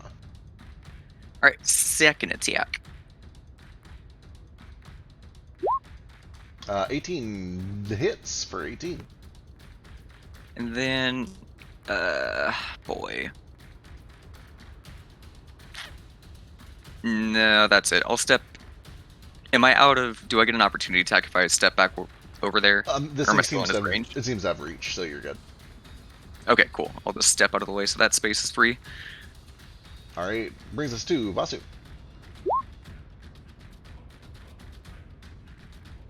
Kick its ass, friend.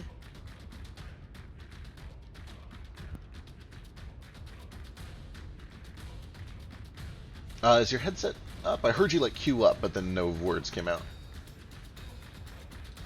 It's just Chrome is like choking itself right now. Gotcha.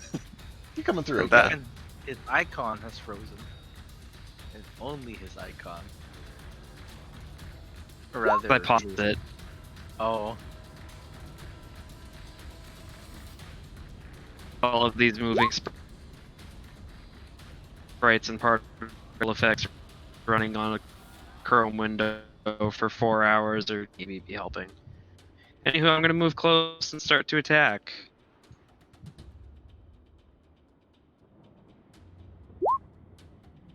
Uh, 16 That just short. misses. Yep.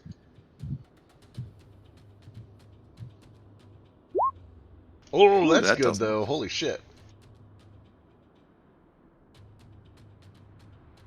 For 22 points of damage. Gonna stun it. Don't you do it? I'm gonna try. Oh, fuck. Oh, thank God. Yeah, get Yeah, fucked. it's stunned.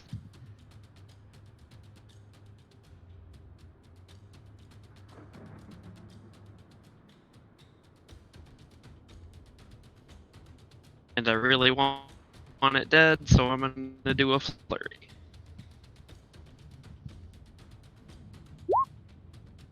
Those are both good for another 21 points. And that's me. Hell yeah. Scales up.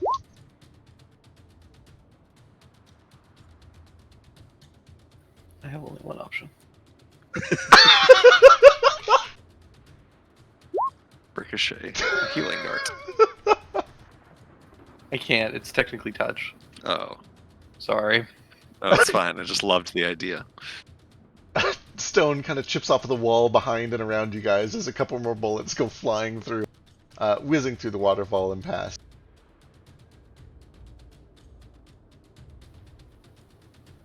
I like wait and listen for a scream, and then when I don't hear anything, I just like reload and get ready to fire and readjust the angle. Is Gale afraid of water? What are you trying to hit out there? I've been afraid of water. Y'all can't swim. Ah, Yeah, that's from way back. He has a heavy Foot leg. deep. that makes sense. It's like a foot deep. That's a third of his body.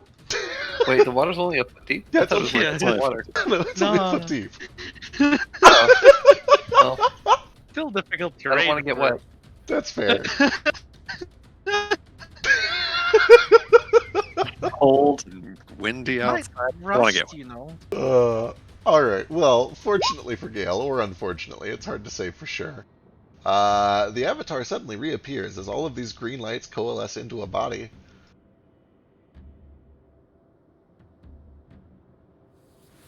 Nomad. Nothing personnelling right behind Nomad. And then Cool. swinging with an It arcing blade. needs to make, before anything happens, it needs to make a wisdom saving throw. God damn it, what is this? Do it, Held man. action. That's fine. And then the held actions go through. Oh, right. I have to roll a bunch of d6s. Hold on. What is... Oh, is this a fucking... Okay, I know what this is, yeah.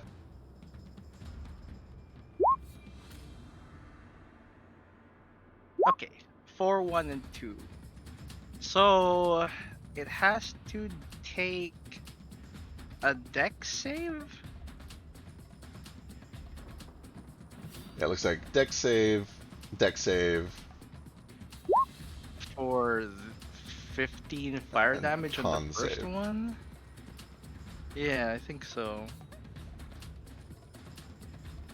1 I don't think will do anything to it. Oh my god. So you can- What? Oh my god. Well, it takes 15 fire damage, first of all. The 1 I don't think will do anything to it. Yeah, 1 will not affect it.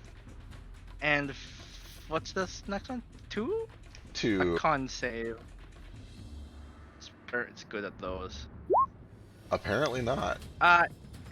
No, it makes it. Okay, it makes that one. Alright. The DC is only 14. Half though, so half of these necrotic damage. As he fires lasers damn. at it. Alright, well, let's put an end to that right now. Yeah, this is gonna suck. This is my real life, and my AC is so low Yeah. in this form. I'm all eyes. Guess what? My weakness is everything. 26, I think hits. I hope it hits. So like 15. this bolt of lightning slams into you for 37 points of lightning damage, and then it arcs across the water over to Ace, who takes 32 points of lightning damage. No. What type of attack is this? This is an attack. Can I use my uncanny dodge or no? I'll say that since it's the secondary effect of an attack, I'll allow it. Okay, so I take how much then? 16. What's the con save for this? DC 18. Cool. My con is way lower in this form. Let's see what I got. Oh, that's terrible.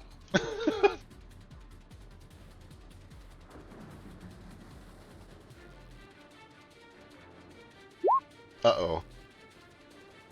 And then he renomad. The eyes just close. And then he like his normal 2 eyes appear and he like rubs them like ow! Ah! Ah, you poked me in the eye! Alright, that brings us All back to the top. Well, I didn't like that at all. You didn't, and you're the first to react. Well, he's getting hunted marked. Excellent. And then gonna fuck him up.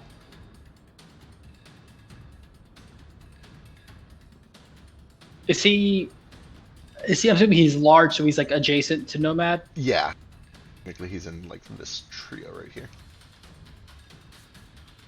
Am I in darkness now because I'm not within the torchlight? Yes. Yes, you are. 16, Of course. unfortunately, no good.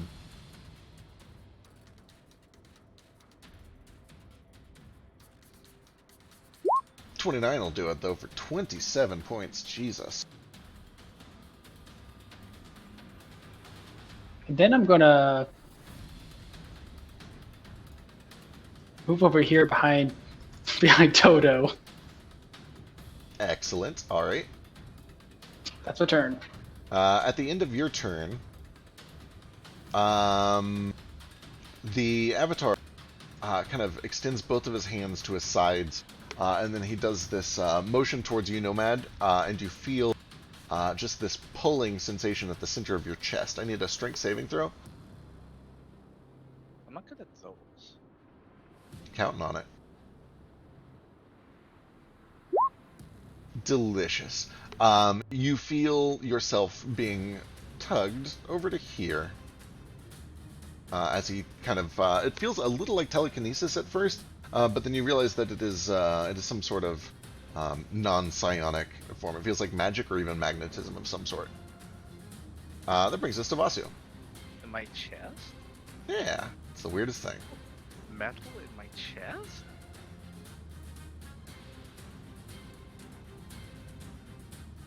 You have just taught me something about myself I did not know, Avatar. Vasu.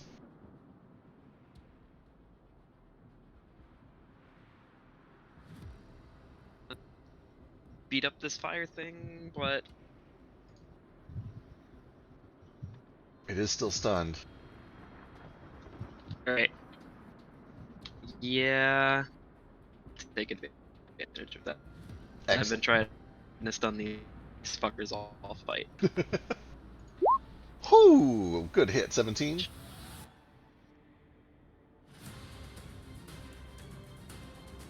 Then I'm gonna. I can like kind of change the order that I want to do my attack here, and then kick, and then save the second attack if I want. Yeah, as long as you've like committed to it, I don't care if you do them out of order. I mean, I'm gonna use my bonus action to try and kick this guy and hopefully kill it with the kick, so I can save my spear strike for the Avatar. Sure. Yeah, go for it. I don't know how low this thing actually is. He looks injured. He's still up though, even after that.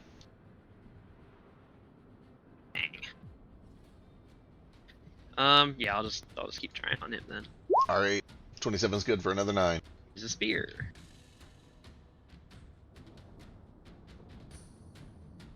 All right, it's still going, but you can see that most of the light has kind of burnt out. He's kind of just reduced to embers and ash at this point, and a little bit of smoke. Still going, but weak. And also still stunned.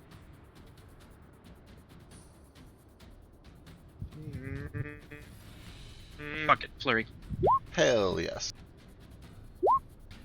22 for 10. A kick.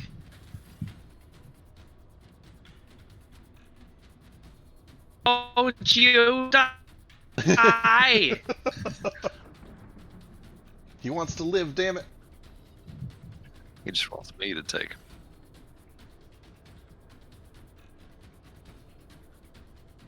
Alright, anything else? Any movement?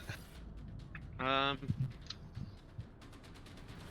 I will move out here.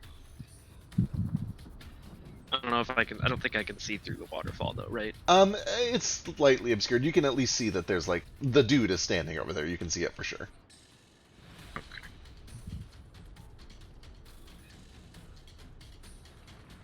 That'll be my turn. Alright. At the end of your turn, before Nomad goes, he moved you there for a reason. The Avatar is going to point both his hands towards Nomad, Toto, and Gale, and a streak of lightning engulfs the three of you. I need dexterity saving throws. Terrible creature. No.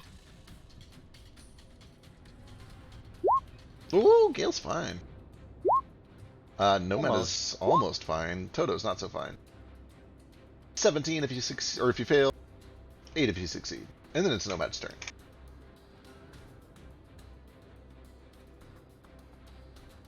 It's going to walk over here. This is like, buddy.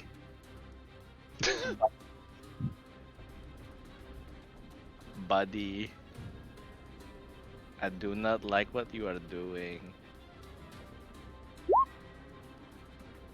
Did no? I just get an accent. I think he did. I think he did. His personality's really coming out these days. And the bonus action to make that a 19. Oh god, okay. Good and saves. Oh, thank Nah. goodness you did. Good Nice. shit. Alright, he takes 33 points of damage and is shoved back towards the wall here. Oh. And prone, holy fuck. So he continues to drift closer to it. I'm coming for you. I'm going to eat your brain. Do you have one? Fuck, you're useless to me. Alright. Screams at Vasu. I get nothing from this. Nothing. Boy, Elise wants to get a spiritual weapon up, but also Nardo's gonna fucking die, so she'll step up. Throw a heal out.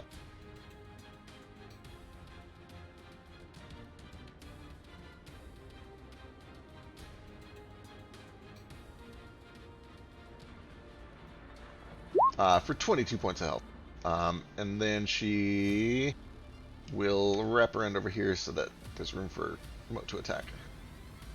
And that brings us to Gale.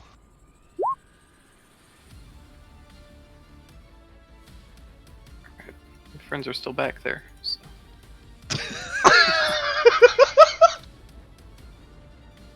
Wait, don't shoot!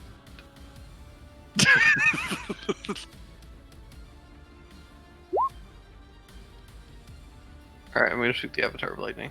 Hell yeah.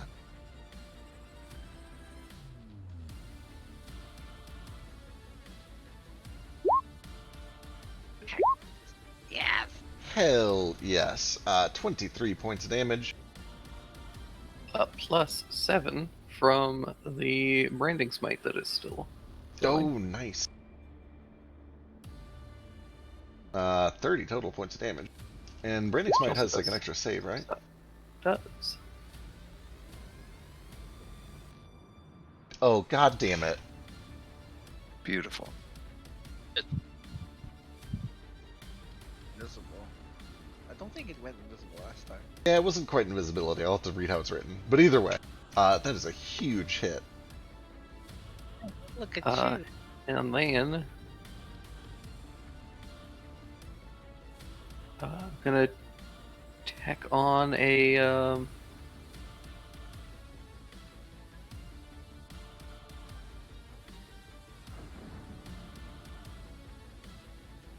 Mr. Smite? that on to myself.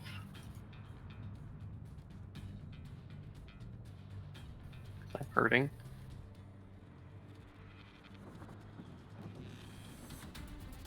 And Toad's gonna come up and smack him with his big old claws. Ow. 8 points of force. Toto just Man, begins to that's- dig in. That's it for me. Alright, Nordo's up. All right. Ordo takes a big deep breath after the Lees came and helped him out. Says much obliged. And goes into a swinging fury on this fire. Recklessly, of course.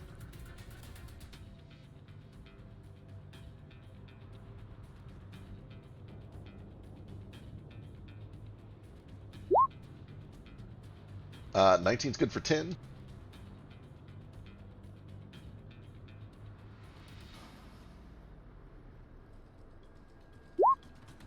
And 28 is good for 6. It's still up. Motherfucker. It is barely In flickering. that case, I will do an unarmed strike. It's the candle game at Brass Ring all over again. It's killing me. That will do it. Praise be. And some of the fire wraps around Nordo and gives him sweet, sweet life. That is action and bonus action. I will start to use some movement to get out of this place.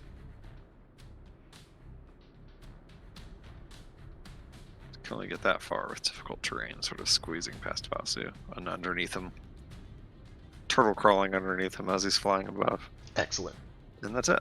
Alright, this thing's up. It's going to use half of its movement to stand up from prone. It is going to wheel around to here, and then it is going to swing on Nomad.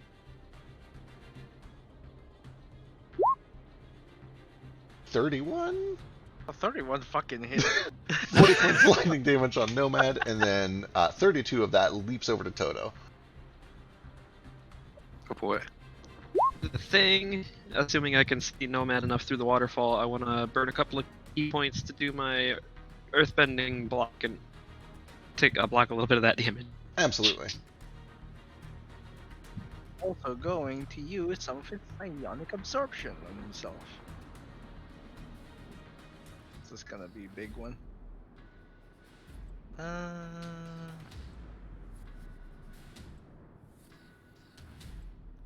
Do we have this in higher levels? Let me check. Go and continue. I'll cast it when I see it. Mode is up while Vasu and Nomad get their defensive stuff going. Cool. Okay, I think with difficult terrain I can get right there. Can I see through the waterfall enough to teleport, like Misty Step? Yeah, it's good enough for spellcasting. Okay, cool. I will Misty Step then the rest of the 30 feet. And then I will swing on this guy. 6 damage minus 19.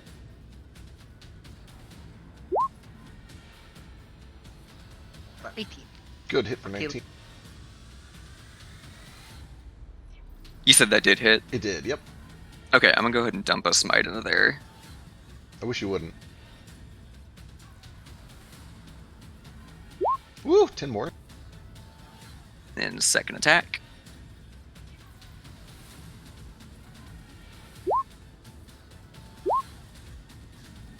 Uh, 24 for another 16.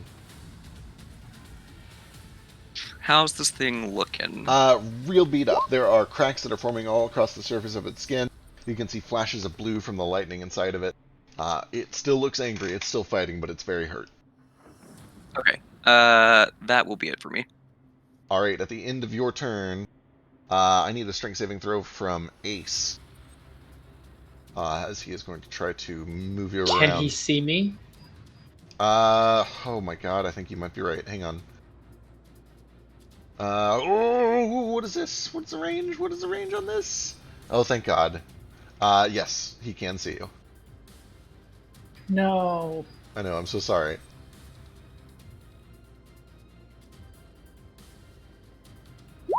Excellent. You feel yourself thrown over into the water here. And that brings us to the top of the round. And I need Ace to not go first. God damn it. Hey, imagine that. Get up. Ruin his day, Ace. You can see the lightning bolt forming between his hands. And then I go, nope. 1, 2. Well, this has water under it. I'll go over here, so I'm not within anyone's range. Okay, do you take any And then precautions I'm gonna while shoot you're him. doing that? What? Do you take any precautions while you're moving there? I guess it is on water.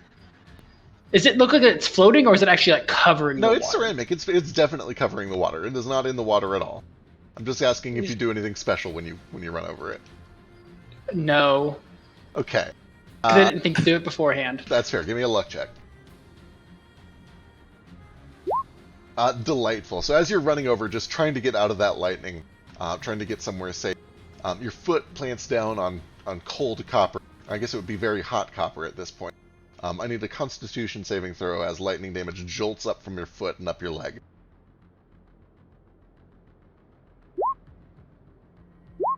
Seven Jesus points of fucking lightning Christ. damage as you realize don't step on the metal bits.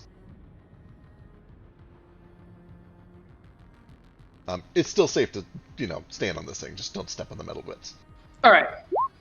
So I keep my concentration up, Excellent. and then I'm just gonna shoot him. Fire away. Dex save? What's the lighting here? It is dark unless anybody out here has made light. I don't think anybody has. No. Yeah, not 18. It's fine. 19 just hits for 20 points of damage. 27 is good for another 14. Still up. Still up. Oh, I still have my bonus action. I guess I can bonus action dash, just get further away. Alright, anything else? That's my turn. Alright, you guys know what's happening. I need Nomad, Nordo, and Vasu to give me dexterity saving throws against the lightning bolt.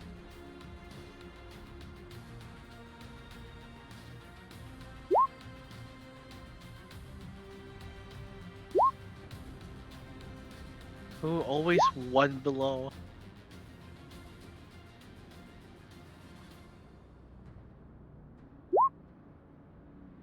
No damage. Nomad takes 5 damage. Twirl effortlessly away from the lightning. Excellent. That does bring us over to Nordo. Terrific. As Vasu twirls effortlessly away from the lightning, Nordo just kind of like momentarily dips into his shell and lets the lightning arc over him. And then he kind of springs out onto his feet and just leaps out of the water to avoid having to run through all this difficult terrain. Excellent. And the copper wires. Yes, I tried to avoid these copper wires. I will kind of jump over these ones here, or even just tiptoe. I don't even have to jump, just to get to right here. And then I will fuck this guy. Axe? Nordo, yeah, brings his axe up to axe fuck this guy. Yeah, title. Axe fuck this guy. I think probably, yeah. 19 hits for 10. Still up.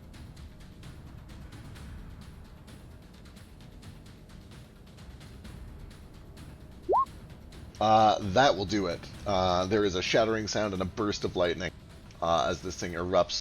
And for a moment, all that is left behind are these two beady black eyes that are kind of dripping this awful smoke. But eventually they too blink out. And everything goes quiet. How did that creature end up down there? Lightning arcs over Nordo and gives him sweet.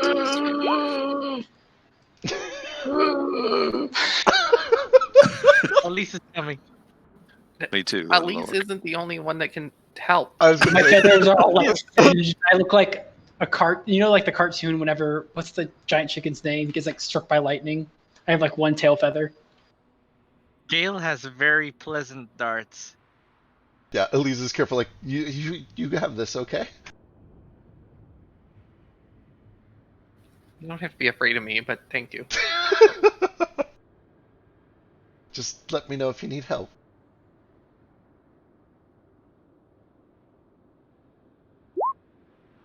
Oh, fuck.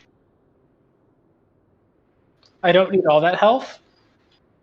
I could use all I of say them. I'm still down by 32, so I'll take as much. as I'm I can down by 48. Ace can have 40. Nordo can have 30. get. Appreciate. Elise can have 2. Oh, thank you. And then Elise can get Nomad and me and herself. And Thanks, Gale. while she does that, I will get Toto. Also help get Toto. I'm missing 44. All I'll right. help mend. He gets like what 1 HP per mending. He gets 2d6 per mending, so like it Uh, did like several minutes, but like I I can don't help know, mend do we too. have Yeah, all do we three have of 10 us. minutes? That's 6d6 if each of us do it. Okay, do we have 3 minutes that we can fix Sure, Toto? Man, I'm we not do, even yeah. winded. Yeah, we can do that. I was asking back if anything is going to happen crazy. No, nothing happens in the next like 3 minutes. Okay, I'm just going to give Toto full health. Excellent. Who's she? What are these? These are patient heals. So there is. Oh, shoot, this is from our first one. So 24, 28, 38 more points to go around. I guess Nomad take all that and see where we're left. 38, you say? Yeah, 38 so far. Much better. I'm still missing. Not much. I'm fine. I should be okay. All right, and then let's do some for Gale. I'm missing like. I'll actually use I'll use 2 of my darts. I'll take my little dart injection gun and just stick myself twice. All right, excellent. A little adrenaline gun. 2 shots of adrenaline and then a swig of wine from your nasty fetid heart on your back. Yep. Let's roll. God, Let's it's roll, so bitches. gross. So, Let's do this. Actually, I'm gonna stick myself one more time. it might be an addiction. I didn't want to be the one to say it, but you're starting to worry me a little bit, Gale. It's Go better than check those cupcakes, at least. on the coal. I appreciate the concern. Insight check.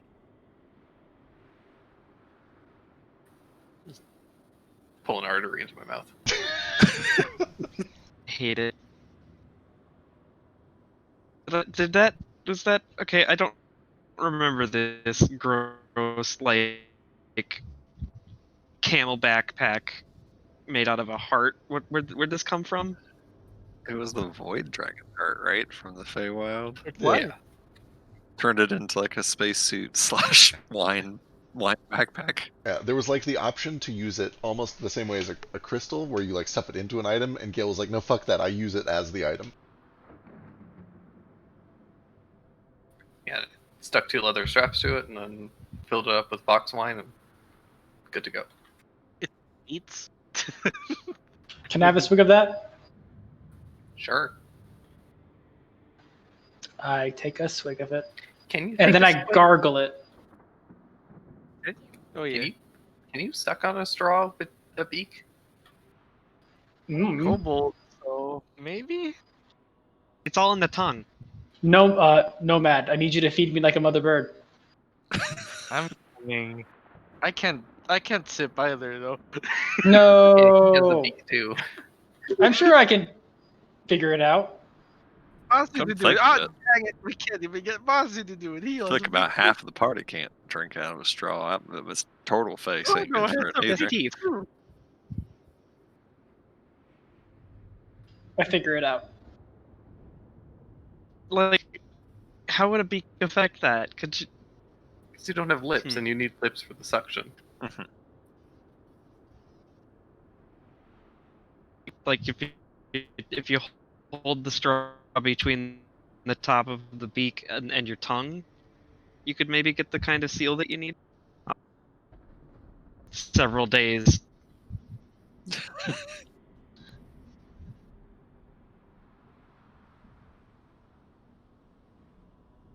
You're rogue. Okay, you know what? Ace, just put it in your mouth, and then I'll just squeeze the heart. Thank you. Just... Okay. So this Cole over here. This is our equivalent of trying to drink a potion underwater. It's just like, fuck you, DM. I am going to prove this point.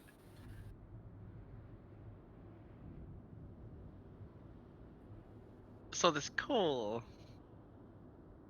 Is it magic? Yeah, so you go over to the coal. Looking it over, at first it looks mundane, but with the use of Detect Magic and Identify, you're able to determine that there is some transmutation and some abjuration over it. Does Identify say what it does?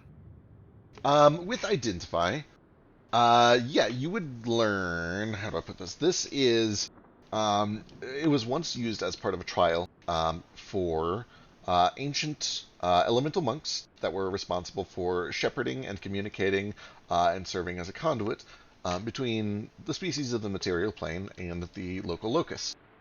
And this was meant to be used as kind of a trial or a test for them. Specifically, this torch activates the creation of an elemental mentor who would guide the monks through several exercises and some teaching and training. Notably, with an Identify, that elemental is not meant to be hostile. Yeah, it was hella hostile. Yeah, you do definitely get the sense that there is some corruption that has happened here. Poisoning. I tell everyone what was the reasoning for that, and it's very likely we don't need to light these, since it'll just produce things that we will fight for no reason. Well, then we have Well, to. the We got to locust said purge we the had poison to. out of him. Yeah, he said we Yeah. had to get rid of all the poisoned elementals. We have to kill them. Yeah, that's true. So, well, then I'll just take this charcoal out. Then we dump them all. They're bad charcoal now. Suppose that's probably wise. You do also learn that while it is active, it essentially forms a connection between two of the power node statues upstairs, specifically the water one and the fire one. And This one? yes.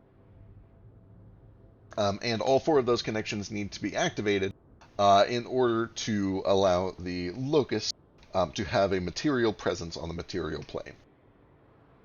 So, what? This has to be lit? Or at least it being lit is going to be very closely tied to the locust having real power on the material plane. Gotcha. Kind of already here and tied, so I don't see. I'm going to tell everyone, like, oh, we have to light it again and summon more of these. I kind of assumed that we had like 4 of them, right? So 3 more. Yeah. You've been So here's trying a lot of voices lately, friend Nomad. Sorry, I like the it. voices in my head are going a little crazy. Here, bend down, bend over, He's on vacation. He's not sleeping, right? and I massage his head to help with the voices. With a good feel, yes. No, they're still coming out. It takes time. Is this thing still lit, by the way? I assume that you got the full identification off before you snuffed it out, so it's probably still lit, yeah. Okay, cool. Right, so we need to light 3 more. I could use a nap, but you know what? We can do this. Yeah, he just while getting a soft head massage. It's like touching the soft part of a baby's head. Don't do it a lot, but it's okay. He's got Christ. but all over. He explains like, yeah, hey, these things summon elemental mentors, and it's likely going to keep doing that, and this is what we must do in order to finish this. An ordeal. They are normally not hostile, but the corruption is a thing. So 1 down, 3 to go. How is this everyone feeling? Is it always a boss rush? Watson grumbles as he stomps back up. I feel pretty good. So I'm still feeling fine. I wouldn't Still a after boss after Gale patched us all up, but I feel great Yeah. now. Thank you, Gale. And Elise. I'm down to keep this up. I'm not even winded. Come on, guys. Should we go for the next one then? A quick question: can we move the brazier? Yeah, Or it is moves it if you want. okay? So can we move it? Like I suggest to my friends, can we move it somewhere not in a cramped space so we can all surround and fight? Since we know what's going to I mean, happen. we also could just have Vasu light it from afar, and then wait. Maybe let's just see what this next stream looks like. They might not all be the same anyway. This one. Also, Go ahead. also, I'm pretty sure it's brazier, not brazier. Yeah, Brazier brazier is is a very different different. Oh, I have been thinking of a different thing. I assumed brazier is for, and Oh, I man, just get your hold my minds out of hands the to my gutter. chest. I've never been in the gutter. I would be dead. Insight check. You guys do notice as you walk up here that as you pass by this statue of the Raiju, its right eye is now black and kind of trickling. Left eye is still okay. Like black and trickling, as in it looks like the corruption. It does. Did we fuck it up? Was it like that before? I think it's just spreading. I think we need to hurry. Oh, we have to go to the Raiju now then and do that, I guess.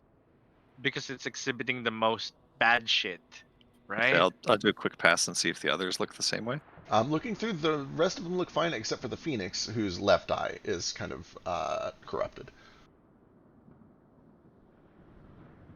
Well, the Phoenix is also currently dead.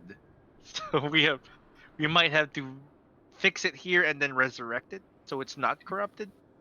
Raju ain't dead though. We just seen him not too long ago. Do you Yeah. think we'll only be able to save 3 of them, and then one will die, and the world will be shaped differently depending on which we choose?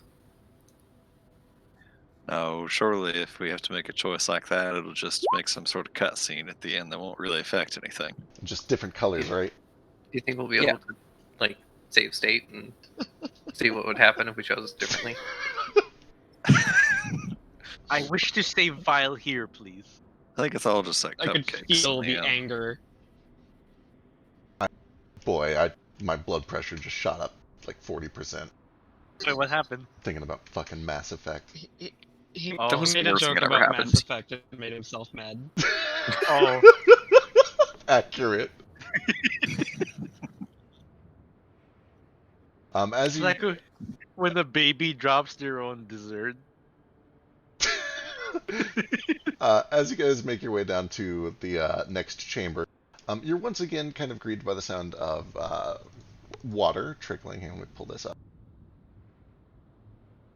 I say trickling. You're surrounded by the sound of waterfalls.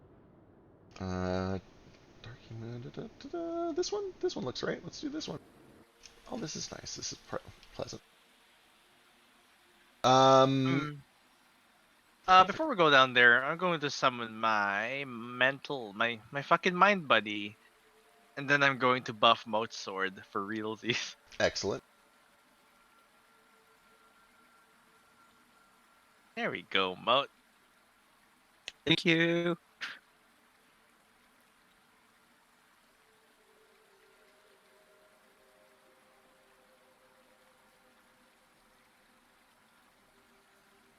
Damn it, it's a different test. As you walk out, it appears to be kind of this long, narrow walkway that is only maybe like 5 or 6 inches off of the surface of the water. The water, once again, it only looks to be about maybe a foot deep or so. However, it's kind of this unusual sensation like going through one of those weird aquarium walkways at a zoo. There's like this tunnel that you're walking through, and on either side of you is just free-flowing water, like a waterfall, that seems to be pouring from slits in the ceiling that perfectly match the edges of this platform that you're walking along.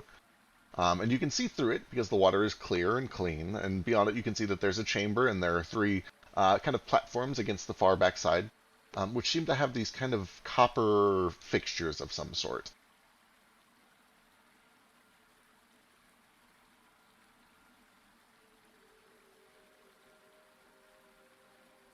So lightning was the first one,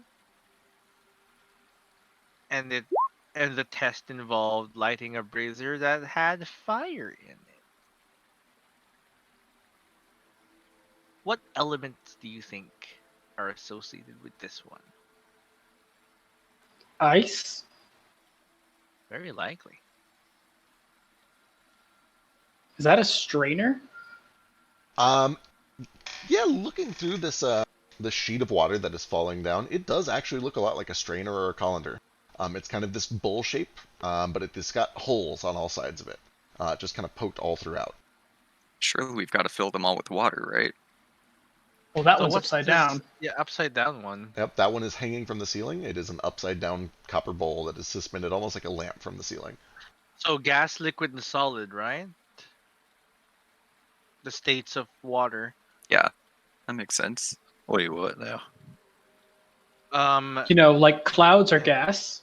Yeah. Clouds ain't gas. They're like, They're liquid. water.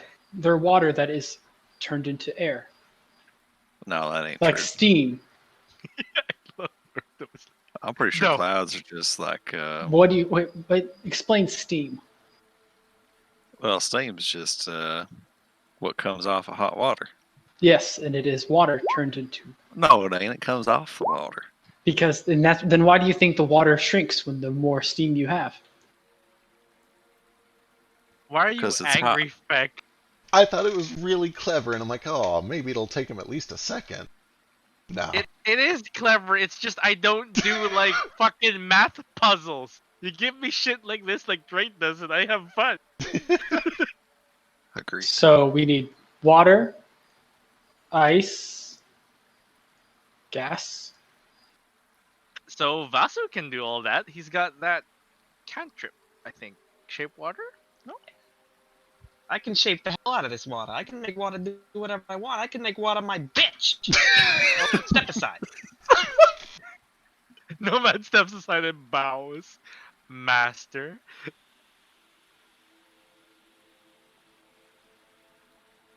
I'll start by just like shaping some of the water up into that center bowl, leaving it as water.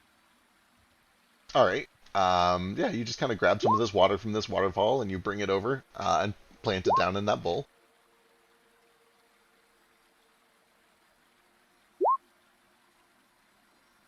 And I'll shape some of the water up and then freeze it and put it in the right bowl. All right. Yeah, you make like a big chunk of ice and you set it down inside of that strainer.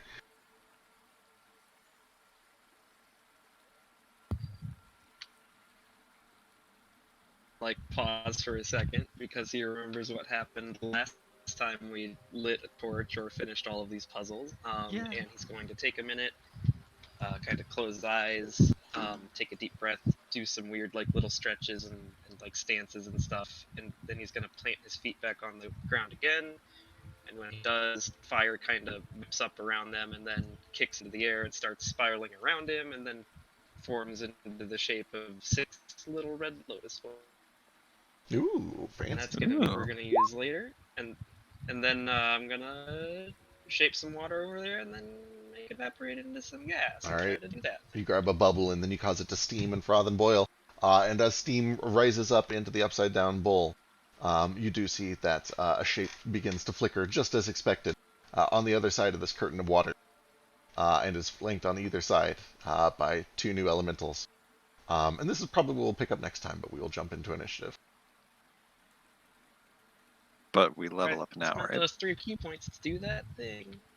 You don't level up, but I actually did forget a very important thing. Give me just a second. Avatar of Ayas. What if we do level up? Unlock team attack.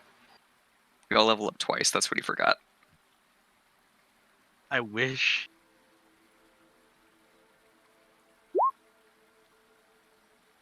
Do Gale and I unlock our level 2 because I found out who my dad is? Is Joker related to Gale so they can be blood relatives? I'm your brother.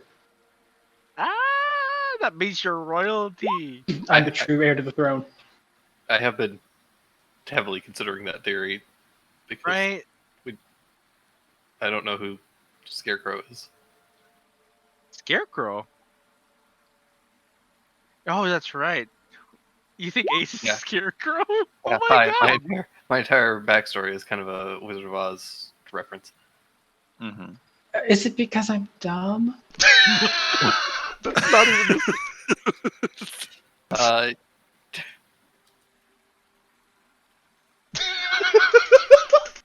It's okay, Gil. You don't have to answer that. I don't even know how to answer. It's okay. That's- I accept my that's- fate. There's just so many layers to that statement. He's so excited about it too. It was partial excitement, partial sadness. The whole point of the scarecrow is that he wasn't dumb, first of all.